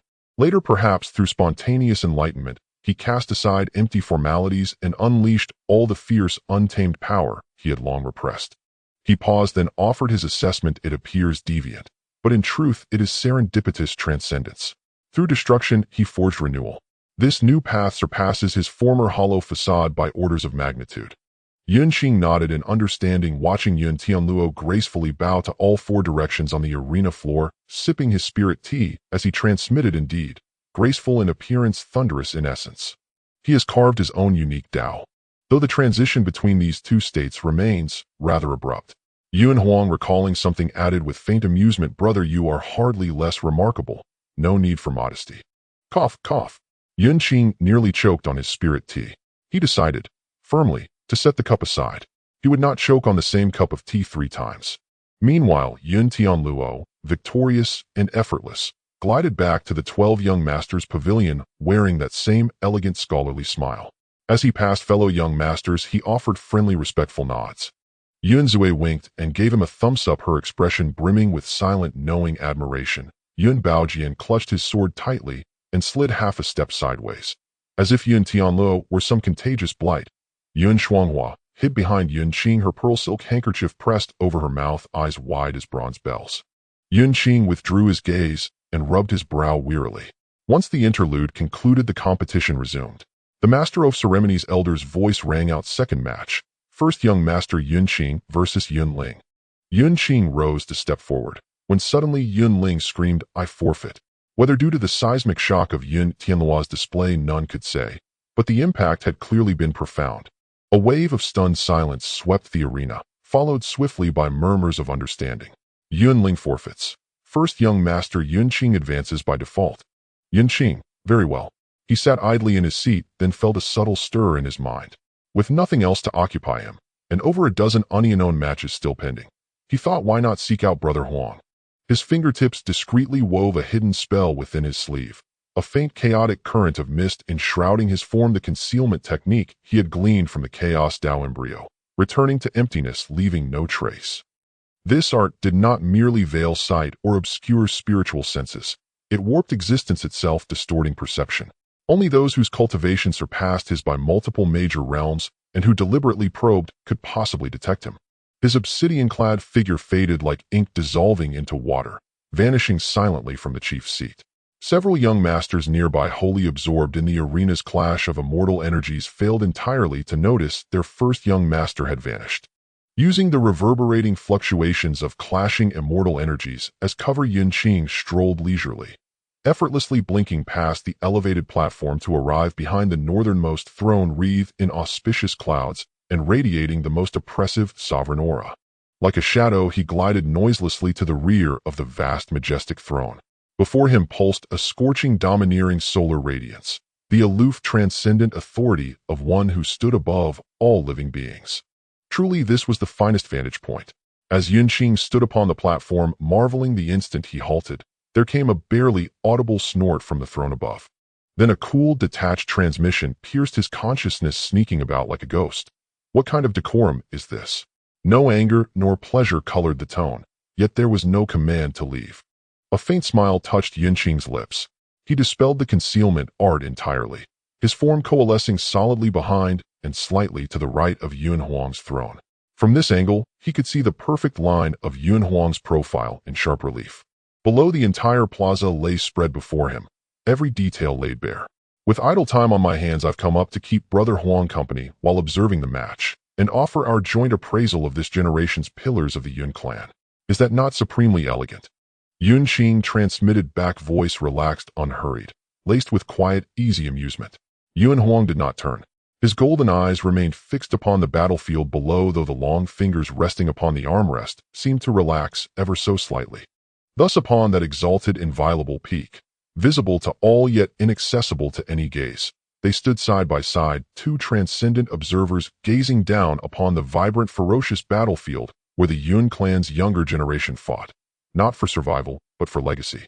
Yun Huang's eyelids slightly drooped as he sat quietly with his eyes closed. The suffocating, domineering pressure surrounding him softened, strangely akin to a sheathed sword, leaving only the tranquility of its sharp edge. Yun Qing turned his gaze, glancing over his younger brother's sharply defined side profile, a silent smile curling at the corners of his lips. The two stood atop this highest point where no one dared to pry, overlooking the fierce battle below, while casually commenting on the characteristics of the skills exhibited by the participants. Below, the unknown duel had passed the halfway mark. The battle grew increasingly intense, with the dazzling clashes of spiritual power and explosive sounds echoing, drawing continuous gasps and cheers from the spectators.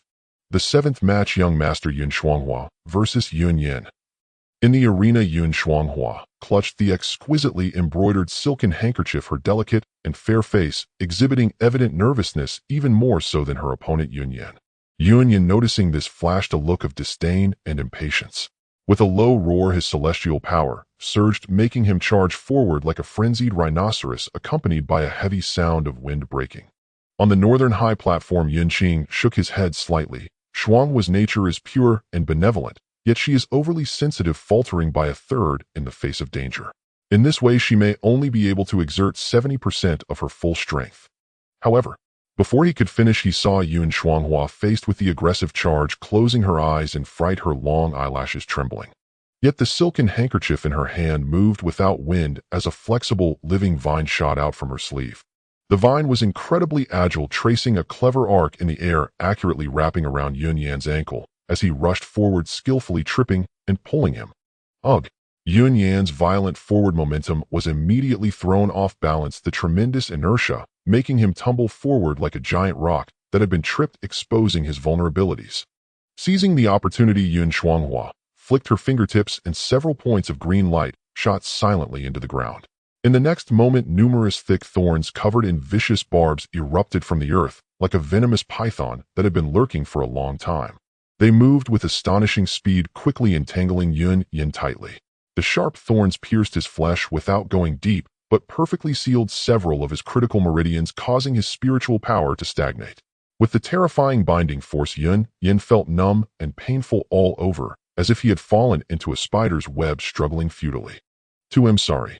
Yun Huang's small face flushed, speaking in a soft voice, and subconsciously wiped her smooth forehead with the handkerchief, though there was no sweat there. Yun Yan's face turned red as he struggled, the thorns tightening their grip. The itching and painful sensation from the barbs drilled deep into his bones, causing his blood to surge in anger and discomfort. After a few moments of stalemate, he finally squeezed out two words between clenched teeth. I concede. Yun Huang wins, the elder referee announced immediately. Only then did Yun Qing leisurely continue his previous statement. However, according to the second elder, Huang once mistakenly saved a dying exotic immortal vine seedling with her pure wood spiritual blood when she was young. Since then, the vine acknowledged her as its master and has been quite protective of her. Yun Huang's golden eyes flickered slightly, and he replied softly, Dragon blood thorn, fierce and ruthless, bloodthirsty and combative, yet in its infancy, it is fragile and sensitive, easily perishing. It is indeed rare to have been able to subdue it at that time. As the subsequent matches continued, the current young masters showcased their unique abilities and effortlessly claimed victory, further validating the worth of the title 12 Young Masters. Yun Zue yawned while directly knocking out his opponent with a wine gourd. Yun Ge moved his fingertips, causing his opponent to fall into a daze and walk off the stage on their own. Yun Hua was even more remarkable, drawing a circle with ease and trapping her opponent within inches of space. No matter how they struggled to break free, they could not step out of the circle, ultimately conceding. Yun Qing watched with great interest, gaining a more vivid and direct understanding of the styles of his colleagues. Indeed, just as the outside world claimed, the Yun family's current generation of 12 Qilin children were all extraordinary talents, each with their unique and peculiar paths. Soon after, the voice of the presiding elder resounded again, the 12th match, young master Yun Jinglei versus Yun Sha. However, upon hearing this, confusion erupted in the arena. Young Master 9. Yun Jinglei. Who is that? Is there such a figure among the 12 young masters? I seem to have an impression from the earlier draw, but... What do they look like again? As everyone exchanged puzzled glances, trying hard to recall, suddenly a vibrant and somewhat noisy young voice resounded in the center of the arena, filled with unreserved excitement. It's my turn, right? I've been waiting for a long time. At the same moment, it was as if a layer of mist that had shrouded everyone's perceptions was suddenly torn away. A figure with flamboyant orange hair appeared unannounced in the center of the arena, wearing a bright red outfit, like fire, remarkably eye-catching. Such a striking figure had, before he spoke, been unconsciously overlooked by everyone. Only now did that intense sense of presence surge forth like a flood breaking a dam, crashing into the senses of everyone present. The crowd was in an uproar. Yun Qing's pupils shimmered with a hint of intrigue. He lightly tapped the armrest of Yun Huang's grand throne beside him with his fingertips, his voice carrying a playful and inquisitive tone. Brother Huang, the inexhaustible secret method passed down from the fourth elder's lineage is truly marvelous. This is no longer just simple concealment, it touches the realm of cognitive interference on a fundamental level. He recalled the earlier gathering of the 12 young masters when Yun Zue jokingly referred to the three absolutes. The one who had cheered the loudest and seemed the most boisterous was this fellow clamoring for Yun Qing to dance with his sword. Yet oddly enough, at that time, everyone's attention was either on Yun Zue or captivated by the three absolutes, and not a single person had paid attention to this jumping background character. Yun Huang's gaze remained downward, his light, golden pupils slowly rotating beneath his eyelids, responding with precision. The true essence of the inexhaustible lies in harmony. Harmony in light, harmony in shadow, harmony amidst the clamor of beings, harmony in the silence of all things. Its essence lies in the complete merging of mind and spirit with the external laws, forgetting oneself without a trace. It does share some similarities with your return to the void without trace. What Brother Huang said is very true. Yun Qing lightly laughed in agreement, his gaze falling onto the arena. He saw Yun Qing lay darting about like a clever monkey, his movements unpredictable, utilizing the passive cognitive interference ability to toy with his opponent, ultimately pointing playfully at the shoulder well point, deciding the outcome. It must be said that the fourth elder is indeed a remarkable person, clearly having the entire lineage focused on concealment techniques, yet the names are all astonishingly impactful. Yun Qing shook his head in amusement. The subsequent matches continued without a hitch. Finally, all duels concluded, and unsurprisingly the current 11 young masters along with the Bai Yun Rui all advanced. Among the challengers, 5 outstanding individuals also emerged from the fray, qualifying for the final no-rules free-for-all. The presiding elder announced a break for an incense stick's worth of time to prepare for the ultimate battle. Yun Qing withdrew his gaze from the spectacle, scanning the plaza below. A dozen figures either sat cross-legged to recuperate or gathered in small groups, whispering to discuss strategies. The fighting spirit, like invisible smoke, intensified during the ceasefire. Just as he prepared to sneak back, as before, he suddenly felt a scorching gaze filled with intense reproach glaring at him from below. Looking down, he met the furious eyes of the second elder. The old man seemed to have realized at some point that he had been hiding next to the young master for leisure and was now glaring at him, his goatee bristling with anger. Yun Qing's heart sank. He forced a calm expression and subtly shrank back into the shadow of Yun Huang's grand and imposing throne, attempting to hide himself more thoroughly. Naturally, this little movement of his did not escape the notice of Yun Huang, who slightly tilted his head, a trace of barely perceptible doubt flickering in his light golden pupils. Yun Qing. Coughing, he felt it might be a bit awkward to explain now. The second elder had probably finally calmed down from the overwhelming joy of the child returning safely and was now contemplating how to settle accounts with him. For example, questioning what exactly happened between him and Brother Huang over the past 3 months and why he had yet to provide a complete and convincing explanation. The time for rest, marked by the burning incense, swiftly passed amidst the fervent anticipation of the crowd. Above Yunsu Peak, the winds and clouds gathered. The officiating elder soared to the center of the square, forming seals with his hands and reciting ancient obscure incantations. As he chanted, light radiated from the center of the square, rapidly spreading in all directions. Countless beams of light intertwined and nested together, ultimately sketching a vast array, complex and intricate, to the point of overwhelming the senses, measuring over 1,000 feet across. Activate Martial Arts Heavenly Disc. The officiating elder's hair and beard fluttered as he forcefully struck the final seal, imbued with immense celestial energy, directly into the heart of the array. Boom! In the astonished gazes of all, the space rippled like a curtain of water, revealing a vast platform suspended in the boundless void. On the platform, faint outlines of mountains, rivers, and even the trajectories of stars appeared, yet all were shrouded beneath a layer of gray, chaotic mist, shifting and unreal. A total of 18 finalists. The officiating elder's voice boomed like thunder. Rules reiterated regardless of methods, only victory and defeat count. Anyone who leaves the heavenly disc's range, concedes voluntarily, or loses combat ability shall be eliminated. Now enter the arena. Roar. The cheers and roars, akin to mountain crumbles and ocean waves, instantly drowned Yunsu Peak. All the Yun family disciples, regardless of age or lineage, were filled with fervor, their gazes fixed on the 18 figures. The 6 who fought their way through the current 12 young masters and challengers transformed into streaks of various colored lights, breaking through the air with an unstoppable momentum, boldly charging into the perilous arena. Yun Qing nodded to Yun Huang and retreated, his figure in the dark robe morphing into an exquisitely condensed shadow of ink, arriving ahead of others, landing steadily on a rock silhouette at the edge of the heavenly disc. A carrying gun appeared in his hand, the barrel pointing down as it touched the ground. The chaotic energy in his dual pupils swirled, piercing through the mist and rapidly absorbing the surroundings within 100 feet. Immediately, figures began to drop onto this strange platform like dumplings, one after another. Yun Tianlu, dressed in a moon-white scholar's robe, descended gracefully, a gentle smile on his face, yet his gaze was piercingly sharp. Yun Baojian, holding a long sword, landed on a protruding rock, the sword's aura spontaneously swirling around, silently slicing through the nearby chaotic mist. Yun Zue, holding a wine jug, stumbled as he landed, seemingly still under the influence of alcohol, yet there was a clarity deep in his eyes. Everyone landed one after another, each taking their own space, separated by a considerable distance, their gazes alertly scanning the other opponents, their breaths restrained, yet the tension in the air was palpable. The 6 challengers also entered in succession, each with solemn expressions. To reach this point, none were lacking in determination or strength, and even when facing the renowned young masters, they were resolute in their willingness to fight to the death. Yun Qing noticed Yun Li's gaze linger on a particular challenger for a moment. That was a tall young man with a ruggedly handsome face, his wild black hair casually tied back, and his eyes shone with an astonishing brightness, filled with vibrant life force and a near-reckless confidence. His cultivation was at the mid-level of the King realm, quite remarkable for his age.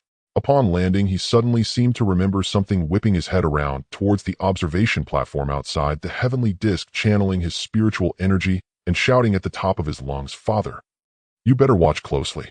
If I manage to break into the top 12 today and secure a position as a young master, you promised me to open a new page in the family tree. In black and white, with heaven and earth as witnesses, you can't go back on your word." This shout, though distorted and warped in the unique environment of the martial arts heavenly disc, still resonated with astonishing clarity, carrying the raw and straightforward essence of a man from the wild city, piercing through barriers and reaching the ears of all spectators outside. Silence fell over the observation platform. Then from a certain corner a roar erupted, even louder, nearly breaking sound, and it was the young man's father. The burly man with a thick beard and bulging muscles stood up abruptly, his face flushed and neck thick, shouting back at the top of his lungs, "You little brat. What are you shouting for? I'm not deaf. Focus and fight well. If you lose focus, I'll smack you." The big man roared, his face reddening, yet he couldn't hide his pride and nervousness. He paused, seeming to realize he had been too harsh, or perhaps influenced by his son's boldness, and suddenly slapped his thigh, shouting even louder, "If you really win, don't just open a new page in the family tree. You could write it right on my head. I'd be your grandson if you want. Go for it." This father-son duo's straightforward and boisterous exchange instantly triggered a wave of laughter from the observation platform. "PFF. Ha ha ha. Write it on your head. Be a grandson. Father really went all out. Brother Pashao. Did you hear that? Your dad is serious. He's risking it all for a single page in the family tree." Even Yun Huang, who had been observing indifferently from the high platform, could barely suppress a twitch of his fingers on the railing. Yun Qing couldn't help but chuckle. These two are quite the characters. He just wondered how Yun Pashao's father would fulfill the promise of becoming a grandson if he truly succeeded. Thinking of that scene, even Yun Qing found it hard to contain his laughter. Inside the arena, upon hearing his father's bold words, Yun Pashao felt no embarrassment at all. Rather, it was as if he had been injected with adrenaline, his eyes blazing with wild combat intent. "Father, watch closely." Amidst the uproar and laughter, the fighting spirit surged, just as the atmosphere in the arena reached its peak. Ding! The sound of the bell rang out, and the officiating elder's solemn and dignified voice echoed throughout the arena. The battle of the 12 young masters officially begins. Boom! The moment the last word fell, 18 figures surged forth like fierce beasts startled by a stone. There was no probing, no hesitation. As the echoes of the bell still resonated in their souls, everyone immediately made the tactical choices best suited to themselves. 3 figures in astonishing harmony quickly converged in the southeast corner of the heavenly disk. These were the Yun family's 3 marvels. Yun Hua, Yun Gu, and Yun Pengxing intertwined their celestial energies, forming a cage. They chose to gather and defend themselves, first seeking to establish an undefeated position. Several figures dispersed like phantoms, hiding their presences, clearly plotting to act at the right moment and fish in troubled waters. Moreover, several individuals, their eyes gleaming with ferocity, locked onto their already chosen targets the moment the bell rang, ruthlessly charging in for the kill. Spiritual energy and murderous intent tore through the mist, emitting a piercing shriek. And Yun Qing, at the sound of the bell, amidst the chaos of everyone, either charging, hiding, preparing defenses, or maneuvering in the tumultuous beginning, he simply held the carrying gun, the rear pointed down, gently tapping it. Dong! The sound, not particularly loud, strangely penetrated the muffled clamor of battle, striking at the hearts of everyone. He did not exude any terrifying presence, nor did he adopt any defensive or offensive postures. He stood simply, hands behind his back, the carrying gun resting at his side, positioned at the center of this chaotic martial arts heavenly disc measuring 1,000 feet in diameter. His dark robe fluttered slightly in the chaotic currents, and his calm, dual pupils surveyed the battlefield in all directions, neither joyful nor sorrowful, neither fearful nor arrogant. It was as if he was not standing in the midst of a perilous battlefield, but leisurely strolling in his own backyard. Yun Qing leaned on his spear, with one hand the tip of the spear lightly touching the ground. The calmness that exuded a sense of superiority over the world formed a powerful force field. In that moment, all the participants felt a chill in their hearts, their gazes involuntarily drawn to the dark figure standing at the center of the battlefield, seemingly detached from the chaos around. He did not need to declare war. Merely standing at the center of the battlefield made everyone feel weighed down, as if facing an insurmountable, ancient, divine mountain. His very existence was the most domineering and direct declaration of war against all opponents. Of course, while the situation was still unclear, no one was willing to challenge this unfathomable young noble first. The same treatment also befell the second young master, Yun Tianyuan, for no one wanted to provoke a violent man who one moment was calling you brother and the next would draw an axe to assert dominance. On the high platform, Yun Huang observed everything keenly. Seeing Yun Qing's bored posture as he leaned on his spear, a barely noticeable smile appeared at the corner of his mouth, and he sent a message into Yun Qing's consciousness: "You certainly know how to be lazy, just standing there as a decoration." Yun Qing's reply echoed with amusement: "If I clear the field too early, wouldn't it take away much of the fun? I have to give others a chance to shine." Observing his confident demeanor, Yun Huang did not comment, turning his light golden eyes toward other areas of the battlefield. At this moment, the 6 challengers were acutely aware that they were likely the primary targets to be eliminated by the young nobles, each adopting a targeted strategy. Some moved like phantoms, attempting to completely blend into the shadows. Others, with fierce glints in their eyes, charged directly at seemingly easy targets. The 3 absolutes combination stationed at the southeast corner was the first to be attacked. 2 challengers, confident in their own strength, perhaps underestimated the threat posed by the trio of performers, and they surprisingly joined forces to launch an assault. One wielded a long knife, striking first at the spiritual pattern barrier set by Yun Huang. The other used a series of hand seals, unleashing a rain of ice spikes that descended like a torrential storm filled with biting cold. On the other side, Yun Baojian stood alone on a higher stone projection, coldly scanning the chaotic battlefield, embodying the aloofness unique to an unparalleled swordsman. A challenger, purely annoyed by his sword-bearing demeanor, howled as he swung a meteor hammer, stirring up a violent wind aimed at him. He was immediately met by Yun Baojian, who pointed his fingers like a sword at the connection between the steel chain and the hammerhead, striking deftly in midair. The challenger let out a muffled groan, tumbling out of the boundary of the cloud platform like a rolling gourd, eliminated with startling efficiency, even somewhat comically. The announcement of the first kill rang out: Yun Sandao eliminated. The youth who had just shouted about opening the family tree was named Yun Pashao. At that moment, he stared wide-eyed, secretly admiring the center of the battlefield, where Yun Qing stood, filled with adoration and longing. Those who use spears must be like the young noble. Truly, so handsome. His heart raced as he wondered if he could ask for an autograph after the fight. Right? He would need 2, one for himself and 1 for his little brother. No, wait. Remembering that his little brother was currently in the chaotic battle, he quickly shook his head to refocus, relying on his innate beast-like intuition to swiftly analyze the situation on the field. The first to be ruled out was the young noble, standing in the center with his spear, as if taking a stroll in his own backyard, and the one still pretending to be cultured Yun Tianluo. These 2 gave him a terrifying impression. He absolutely could not confront them. Next was Yun Rui. This little fairy blessed with innate fortune stood there, somewhat bewildered, seemingly not yet fully engaged in the battle. She glanced around at the chaotic bursts of light, tilting her head, the gemstone on her pale yellow headband chiming lightly, like a little deer that had wandered into a battlefield of ferocious beasts.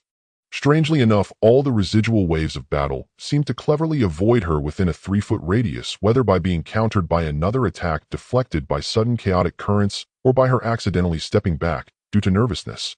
None could truly touch her.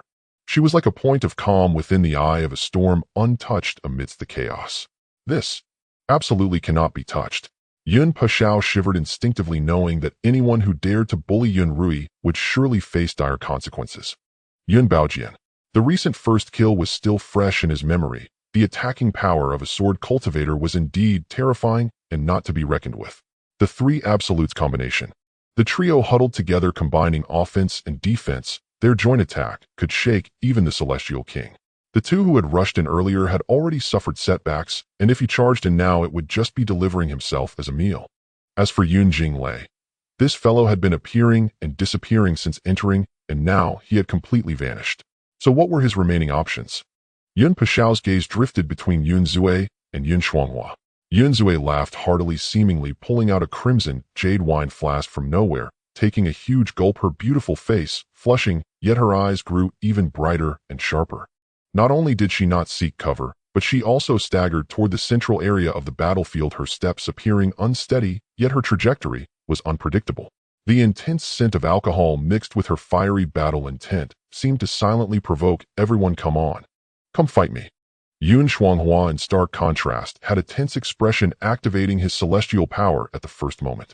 The ground around him erupted with loud thuds as dozens of sturdy sharpwood celestial vines broke through the earth, quickly weaving into a massive vine ball, tightly enveloping him, leaving only a few small openings for observation. He clearly resolved to be a turtle with its head retracted, watching the situation and hoping to survive as long as possible. Yun Pashao frowned tightly.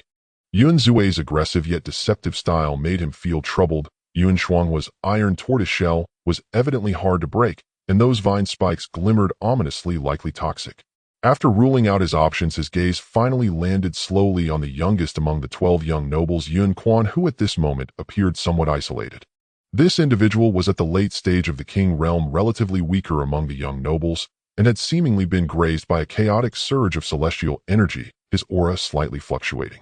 He was fully focused on being vigilant of his surroundings, evidently also searching for a stable foothold. When it came to picking a persimmon, one should indeed choose the relatively soft ones. At this moment, the hardest persimmon, Yun Qing, was deciding that it was time to stretch his muscles. His gaze slowly turned to the elusive Yun Qing. Yun Qing suddenly felt the hairs on his body stand on end, sensing as if he was being targeted by some large carnivorous beast.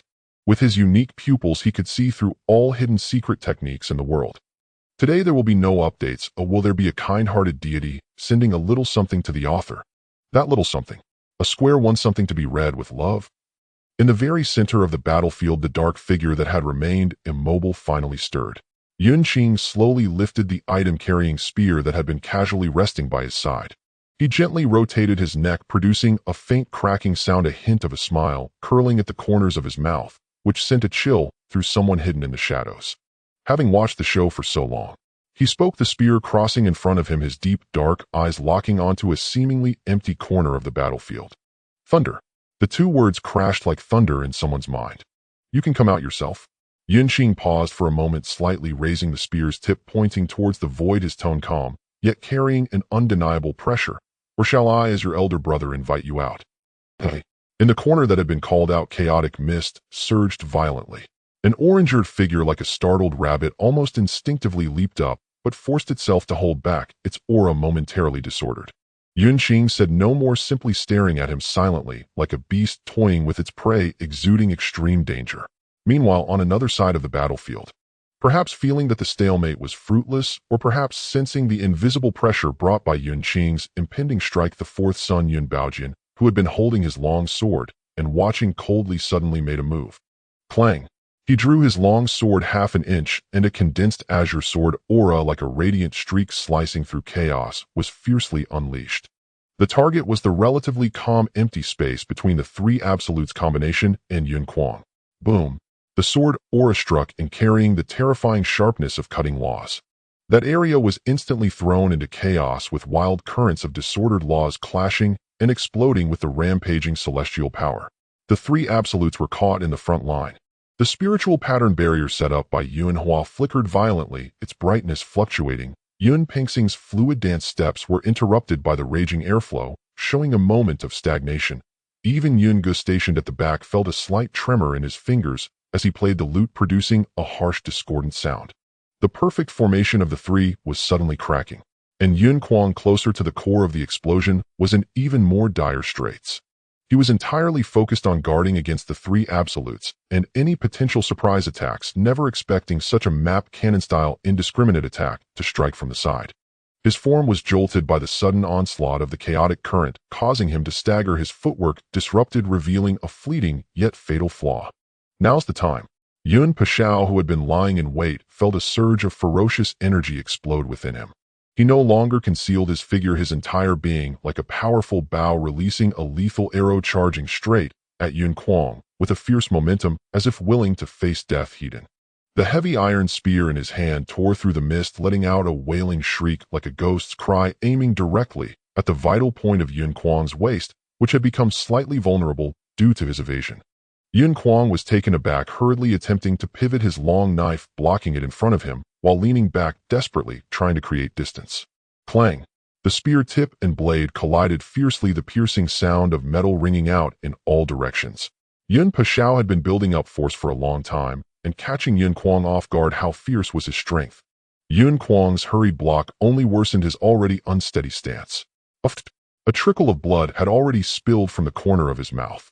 Yun Pashao relentlessly pursued the retreating Yun Huang, the spear shadow continuous, employing a life-for-a-life offense-for-defense approach, forcing Yun Huang to defend frantically, retreating step by step, and in the blink of an eye he was pushed to the edge of the Yun platform. "Bastard, you are too much," Yun Huang cried out in shock and anger, his face contorting. He disregarded the deadly spear tip aimed at his ribs, spinning his body and twisting his wrist in a savage and unparalleled dragging knife strike, sweeping towards Yun Pashao's neck. In a narrow confrontation, the brave wins. In a flash, Yun Pashao's pupils constricted, and he did not dodge or evade, merely tilting his head slightly to leave his neck vulnerable, while his long spear surged even more fiercely. Slish! Two gut-wrenching sounds of blades piercing flesh rang out almost simultaneously. Yun Pashao's iron spear pierced through Yun Huang's protective celestial spirit, deeply embedding itself in his waist, blood instantly staining a large part of his clothing. Meanwhile, Yun Huang's blade also grazed past Yun Pashao's neck, drawing a line of blood beads, leaving a wound deep enough to see bone. Blood gushed forth. Had he not turned his body just that last inch, his head would have rolled away. Both men groaned in pain simultaneously. Yet Yun Pashao seemed oblivious to the excruciating pain in his neck. Seizing the moment when Yun Huang was momentarily slowed down due to his severe waist injury, he roared, discarded his spear, lunging forward with a fierce headbutt that crashed into Yun Huang's face. Bang! Yun Huang's nose shattered at the impact, his vision blackened, his head buzzing, and his already injured body could no longer withstand the strain, falling backward towards the sky. Behind him was the boundary of the martial arts platform, a distorted and blurred spatial membrane. "Down you go." Yun Pashao stumbled after him, delivering a heavy kick to Yun Huang's chest. Yun Huang spat blood like a kite, with a broken string tumbling out of the boundary, his figure quickly swallowed by the sights of the outside world. The 12th son Yun Huang has been eliminated. Yun Pashao knelt on one knee at the edge of the platform, clutching his blood-soaked neck, with one hand supporting himself on the ground, with the other gasping heavily, his vision darkening. He did it. He succeeded. He had eliminated a current 12th son. Father. Family tree. However, the mantis stalks the cicada, unaware of the oriole behind. At that moment, a long-hidden challenger suddenly sprang out, aiming for Yun Pashao's unguarded back. Severely injured, his body was unresponsive, leaving him helpless to feel death closing in. "Get lost." At this critical moment, a cold, hoarse voice like the chilling winds of the underworld suddenly exploded in the ambusher's ear. A blood-colored figure appeared behind Yun Pashao, as if teleporting. It was Yun Li. He threw a punch with his backhand. The aura of fierce blood condensed into substance, faintly revealing the ferocious shadow of a Taowu roaring. Bang! With the peak cultivation of the King realm and a fearless fighting style, in just 10 breaths, he inflicted heavy damage on the mid-stage King realm challenger, who had ambushed him, kicking him out of the Yun platform's boundary, knocking him unconscious on the spot. Brotherly. Yun Pashao's eyes brightened, just about to express his gratitude. Yet Yun Li didn't even look at him. He suddenly turned around, without warning, delivering a kick that struck Yun Pashao's uninjured left shoulder. Yun Pashao was completely caught off guard, his expression blank. The next second, he was sent flying by Yun Li's gentle force, falling out of the martial arts platform. "Ah, brotherly, what are you doing?" "My family tree. Father, did you offend him back in our desolate city?" Yun Xiao hung suspended in midair, emitting a shrill, feeble scream as his hands flailed helplessly toward the arena platform, his eyes brimming with grief and fury. Yun Li frowned deeply at the noise, then snapped impatiently, "Silence, 12th young master. Get down and treat your injuries. Keep howling, and your neck truly will snap." Huh. Yun Xiao's wail cut off abruptly, stunned by those 4 words. 12th young master. 12th young master. Me. But you just kicked me out, brotherly. His consciousness began to blur. The last sounds he heard were his father's familiar thunderous roar, and the deafening cheers erupting from the viewing stands. "You wretched whelp. You've done magnificently." Simultaneously, the master of ceremonies' voice rang out. "Yun Xiao, provisionally selected. He is hereby appointed the new 12th young master. Former 12th young master Yun Quan, disqualified." Within the span of a single incense sticks burning, all 5 challengers, except Yun Xiao, had fallen. Add to that Yun Quan, whom he himself had kicked from the arena. When Yun Xiao exited, only 12 figures remained upon the field, including him. Just before utter darkness swallowed him, Yun Xiao fainted, his face twisted into an ecstatic, triumphant grin. His name in the clan genealogy would merit its own dedicated page. It was settled. Next would commence the final ranking contest among the 12 young masters. The 11 remaining figures on the field instantly surged with overwhelming aura. The very air grew so dense it seemed ready to drip with tension. Yun Li, who had just kicked Yun Xiao from the arena, now cast all restraint aside. He transformed into a blood-red lightning bolt, tearing through the heavens without warning, and hurled himself straight at the Triad's defensive formation. Roar! A spectral Taotai roared, its crimson claws slashed forward with savage, world-rending ferocity, tearing violently at the spirit ward barrier woven by Yun Huang. In the end, enduring their combined assault, he struck Yun Gu from the platform. The Triad's defense shattered. Yun Gu, ranked 11th. Disqualified. The referee's voice echoed across the arena. Immediately afterward, Yun Li paid the price for that ferocious strike. Repelled by Yun Huang and Yun Pingxing's furious counterattack, he was hurled bodily from the arena. Yun Li, ranked 10th. Disqualified. Within less than a single incense stick's time, Yun Xiao, Yun Gu, and Yun Li had all been successively eliminated. The battle raged with such brutal intensity. And at the very heart of the battlefield, Yun Qing, who had stood unwavering throughout like an unshakable pillar anchoring the sea, finally withdrew his gaze from that distant fray. "Thunderclap, you've concealed yourself long enough. How dull." He sighed softly, his double pupils shifting toward a point on the battlefield as his voice fell calm and clear. "Huh, still can't fool, elder brother." A hearty, unrestrained laugh rang out, and Yun Jinglei's figure emerged from the void, as if squeezed forth from thin air, sharpening instantly into vivid clarity. His fiery, orange-haired hair blazed as ever, his face lit by his trademark radiant smile, though now his eyes held a sober gravity. Before eyes capable of perceiving primordial essence, his boundless void concealment had lost all meaning. Yun Jinglei twirled his translucent short sword in an elegant flourish, then fixed his blazing gaze upon Yun Qing. "Since elder brother has summoned me, how could this younger brother dare refuse? I beg elder brother's guidance." Before the final word faded, his form blurred, not vanishing again, but accelerating his movement technique to its absolute limit. He became a streak of indistinct light, weaving unpredictably, darting left and right with dizzying, disorienting speed.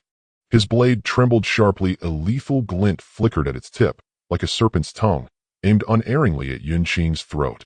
This strike was the ultimate synthesis of speed, guile, and peril.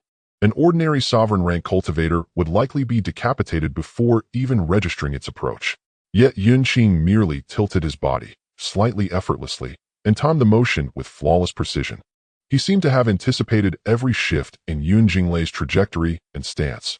His Zaiwu spear remained lowered unmoved. Shoo! That razor-edged tip grazed the edge of Yun Qing's dark robe, striking nothing but air. It left only a faint pale line upon the fabric. Realizing his strike had failed, Yun Jinglei's instincts screamed alarm. He instantly attempted to retreat, relying on his unmatched agility. But Yun Qing was faster. At the exact instant Yun Jinglei's momentum faltered, mid-recoil, neither fully committed nor yet withdrawn, Yun Qing's right hand, which had rested upon the Zaiwu spear, moved. Not thrusting, not sweeping. He simply gripped the ancient spear shaft, lifted the butt end barely 3 inches from the ground, and gently pushed it forward. The motion was disarmingly plain, as if offering a guest a cup of clear tea. Yet the spear's tip met precisely the subtle, fleeting moment when Yun Jinglei's chi flow stuttered, caught between rapid directional shifts. Pooh! A soft muffled thud. Yun Jinglei felt a profound weighty force surge through his protective spiritual aura, as if striking from afar, landing with pinpoint accuracy upon his dantian. No searing pain, no bone-shattering impact. Yet the celestial energy surging through his meridians choked instantly, as if grasped at its vital nexus, collapsing in total disarray. His high-speed motion froze rigid as though bound by an immovable seal. Then that same force transformed, softening flowing, into a gentle, irresistible push. Yun Jinglei was flung backward helpless as a marionette with severed strings, stumbling then toppling with a heavy plop beyond the boundary. He even skidded backward on his backside for a short distance. From explosive assault to ejection, it lasted no more than 2 or 3 breaths. The entire arena erupted in stunned, deafening clamor. He's already out. Elder brother didn't even move. What kind of spear technique was that? No, surely that wasn't any technique at all. Yun Jinglei was utterly red. Upon the high platform, Yun Huang's eyes gleamed with quiet approval. His voice resonated directly within Yun Qing's mind. The secret of boundless void lies in harmonizing with the myriad phenomena, movement without form. To perceive in an instant the precise note of harmony, and settle grand momentum with minimal force, that is commendable indeed. Coming from Yun Huang, such praise was the highest possible accolade.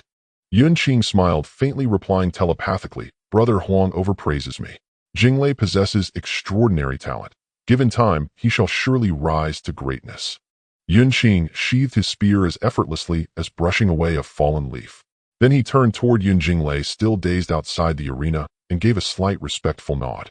Yun Jinglei paused thoughtfully, then bowed deeply, fists clasped formally. "Thank you, elder brother, for your guidance. Today's bout has granted me immeasurable insight." Yun Jinglei, ranked 9th. "Disqualified," announced the referee. Amid this cascade of eliminations, no one noticed. Deep in a remote corner of the battlefield, the colossal vine sphere entwined with dragon blood thorns twitched faintly. Then a small aperture opened upon its surface, revealing Yun Shuanghua's fair, delicate face, tinged with nervousness. He glanced left and right, confirming safety before fully emerging from his living tortoise shell. There, crouched beside the vine sphere, sat Yun Rui, having somehow slipped there unnoticed, her hands propping up her chin, her clear, curious eyes blinking up at him. "Rui." Yun Shuanghua exhaled in relief, whispering softly. "Hua." Yun Rui whispered back, tilting her head and extending a slender finger to gently poke the softest-looking leaf on the vine sphere. "What are you doing?" The fighting outside is so loud. Even the fearsome dragon blood thorns, renowned for their savagery, refused to attack under Yun Rui's touch, though they remained reluctantly inert. Yun Shuanghua glanced outward at the cataclysmic battle, then shrank slightly and murmured, "I'm leaving first, Rui. The outside is too dangerous." Thus the two children huddled quietly at the edge of the battlefield, where celestial energies raged unchecked, and exchanged hushed words. After bidding farewell, Yun Shuanghua ducked his head back inside the vine sphere. He seemed convinced the numbers were now sufficient, and that his strategy had secured his advancement. So he began guiding the massive vine sphere, slowly, clumsily, rolling it toward the boundary. Yes, rolling. Guided by the dragon blood thorns, the sphere rolled like a giant spiky dandelion, leisurely bumping unevenly across the rugged terrain, flattening low stone phantoms, and advancing with unwavering resolve toward the arena's outer edge. Mid-roll, it even overshot its braking, letting out a soft gurgle as it bumped squarely into Yun Zue's calf, who stood nearby sipping from his wine-gored eyes, half-closed in serene observation. Yun Zue. Yun Zue lowered her head, gazing at the thorn ball that had pricked her calf, yet continued to roll. Her eyebrows slowly arched, and a mischievous smile crept onto her lips as she extended her leg to block it. "Oh, isn't this our Hua Hua? Not even greeting your sister before rolling away. Where do you think you're going?" "Why, you can't call me Hua Hua." Yun Shuanghua protested softly from inside the ball, her face flushed with anger. This remark reminded the dragon blood thorn of the last time this drunken girl had made Yun Huahua cry. The score had yet to be settled. In an instant, old grudges and new hatred surged forth, a surge toward the sharp thorns. Thus, in the absence of awareness from Yun Shuanghua, and with Yun Zue unprepared, the main vine of the dark red dragon blood thorn suddenly erupted. Carrying a fierce dragon's might, it viciously coiled toward Yun Zue. "What is that?" Yun Zue's pupils contracted as she prepared to dodge, but the distance was too close, and she hadn't been on guard against Yun Huahua. Caught off guard, she could only twist her body to avoid some of it. Yet the cunning dragon vine seized its opportunity, wrapping tightly around her just raised left ankle, while another coiled around her right wrist like a venomous snake. Damn, Hua Hua! Let go! Yun Zue shouted angrily, her left hand forming a knife-like finger as blazing drunken flames ignited, slashing fiercely at the thorns entangling her right arm. I am sorry, but little thorn has her own ideas. Yun Huang's voice came out with a sob from the vine ball, yet she did not command the dragon blood thorn to stop in her masterly capacity. Sizzle. The drunken flames scorched, producing thick smoke. Ordinary celestial plants would have turned to ash by now, yet this mutated dragon blood thorn merely shimmered, with its surface scales evidently highly resistant to fire. It tightened its grip even more, and then the vine ball containing Yun Shuanghua slightly tilted, not only failing to halt, but instead dragging the ensnared Yun Zue with greater speed toward the boundary. From the looks of it, it aimed to drag Yun Zue out of the arena as well. Burning heaven, drunken flames. Seeing her hands attack ineffective, a fierce glint flashed in Yun Zue's eyes. Ignoring her exhaustion, the red drunken flames around her surged violently, transforming her entire being into a blazing inferno. The scale-like patterns of the dragon blood thorn glowed with a dark red light, and just as the raging drunken flames were about to engulf Yun Shuanghua, the force binding Yun Zue finally began to loosen. Seizing this opportunity, Yun Zue infused her left leg with immense celestial energy and suddenly shook it. With her right arm working in tandem with the erupting drunken flames, she exerted all her strength. Break! Break! Two muffled sounds rang out as the two tightly coiled thorns were finally torn apart. However, the intense struggle of breaking free produced counteracting force. At the moment of her escape, Yun Zue's body involuntarily stumbled backward. On the side of the vine ball, due to the thorn's rupture and Yun Zue's desperate struggle, the rolling momentum became chaotic and erratic, completely deviating from the dignified exit route Yun Shuanghua had envisioned. One could see her and the ball tumbling together like a frenzied spinning top, speeding and rolling toward the boundary. Yun Zue had just stabilized her form, not yet catching her breath, when she was horrified to see the uncontrolled massive turtle shell rolling toward her with a howling wind. She wanted to dodge, but as her feet touched the ground, she was still unsteady. She wanted to block, but the drunken flames had just erupted, and her new strength was not yet born. Damn! Yun Zue could only manage to utter half a curse before being violently struck by the tumbling turtle shell. Bang! Yun Zue felt as if struck by a heavy hammer, her entire body sent flying sideways off the ground, heading straight for the boundary beyond Yun Tai. Oh no! Yun Zue could only fleetingly think this thought. She watched helplessly as she and the equally out-of-control massive turtle shell, both spinning uncontrollably, passed over the decisive boundary line almost simultaneously. Gulyalu Dong. Plopped. Yun Zue awkwardly landed on the ground outside the celestial platform in a sitting position, rolling twice, and ending up disheveled, her hair in disarray and face covered in dust. Meanwhile, that turtle shell continued its mad tumble, crashing into a raised stone base of the observation platform with a loud thud before the ball opened up, revealing Yun Shuanghua, inside, her eyes swirling with stars, hairpin askew, and clothes in disarray. One sat on the ground, rubbing her sore waist and legs, while the other groggily crawled out from the pile of vines, her face still flushed from the rolling, and a look of confusion as they exchanged glances. One rolled out in 8th place, while the other was dragged out in 7th place. The celestial platform had instantly quieted down considerably. Yun Shuanghua, ranked 8th, eliminated. The elder referee, stifling his laughter, announced incredulously in a loud voice. Yun Qing, witnessing this dramatic scene, could not help but chuckle and burst into hearty laughter. It seems that the flower raised by our Hua Hua not only has a temper, but also holds a grudge. What do you think, Brother Huang? Do you still find it boring? It's acceptable, Yun Huang replied after a moment of silence, realizing it was indeed far more exciting than he had anticipated. At that moment, Yun Qing discreetly turned off the recording function of a certain piece of recording stone hidden in his sleeve and stored it away carefully. When he later exchanged feelings with the second elder, he hoped this amusing little episode could be quite effective, perhaps diverting the elder's attention from certain dark histories. Perfect. In the arena following this farce, only 6 remained. Yun Huang and Yun Pengxing exchanged glances, both seeing the fatigue and helplessness in each other's eyes. With Yun Gu eliminated, the combination of the 3 extremes was broken. They had exhausted significantly, and continuing to battle against these monsters in the arena held little meaning. Yun Huang took a deep breath, retracting her brush as she looked at the remaining few in the arena, saying loudly, "Elder brother, everyone. Both Peng Xing and I have exhausted ourselves greatly, and we are also concerned about Brother Guest's injuries. In this round of martial arts display, it has been a fortunate event to compete on the same stage with all of you and experience the myriad of Dao laws. We will not participate in this final ranking contest." Yun Peng Xing nodded slightly, his silver-white wide sleeves gently swaying. Even after stepping down from the battlefield, he remained graceful and composed as he bowed slightly to all sides, his voice clear, "My skills end here. I am convinced in heart and mouth. Everyone, please." After speaking, the two of them walked gracefully towards the boundary of the celestial platform, as if returning from a spring outing, and gracefully leaped down. Yun Huang ranked 6th, eliminated. Yun Peng Xing ranked 5th, eliminated. At this point, only 4 people remained on the martial arts celestial platform: Yun Qing, Yun Tianyuan, Yun Rui, and Yun Baojian. The true top-tier showdown was about to commence. The ultimate title of honor would emerge from these 4.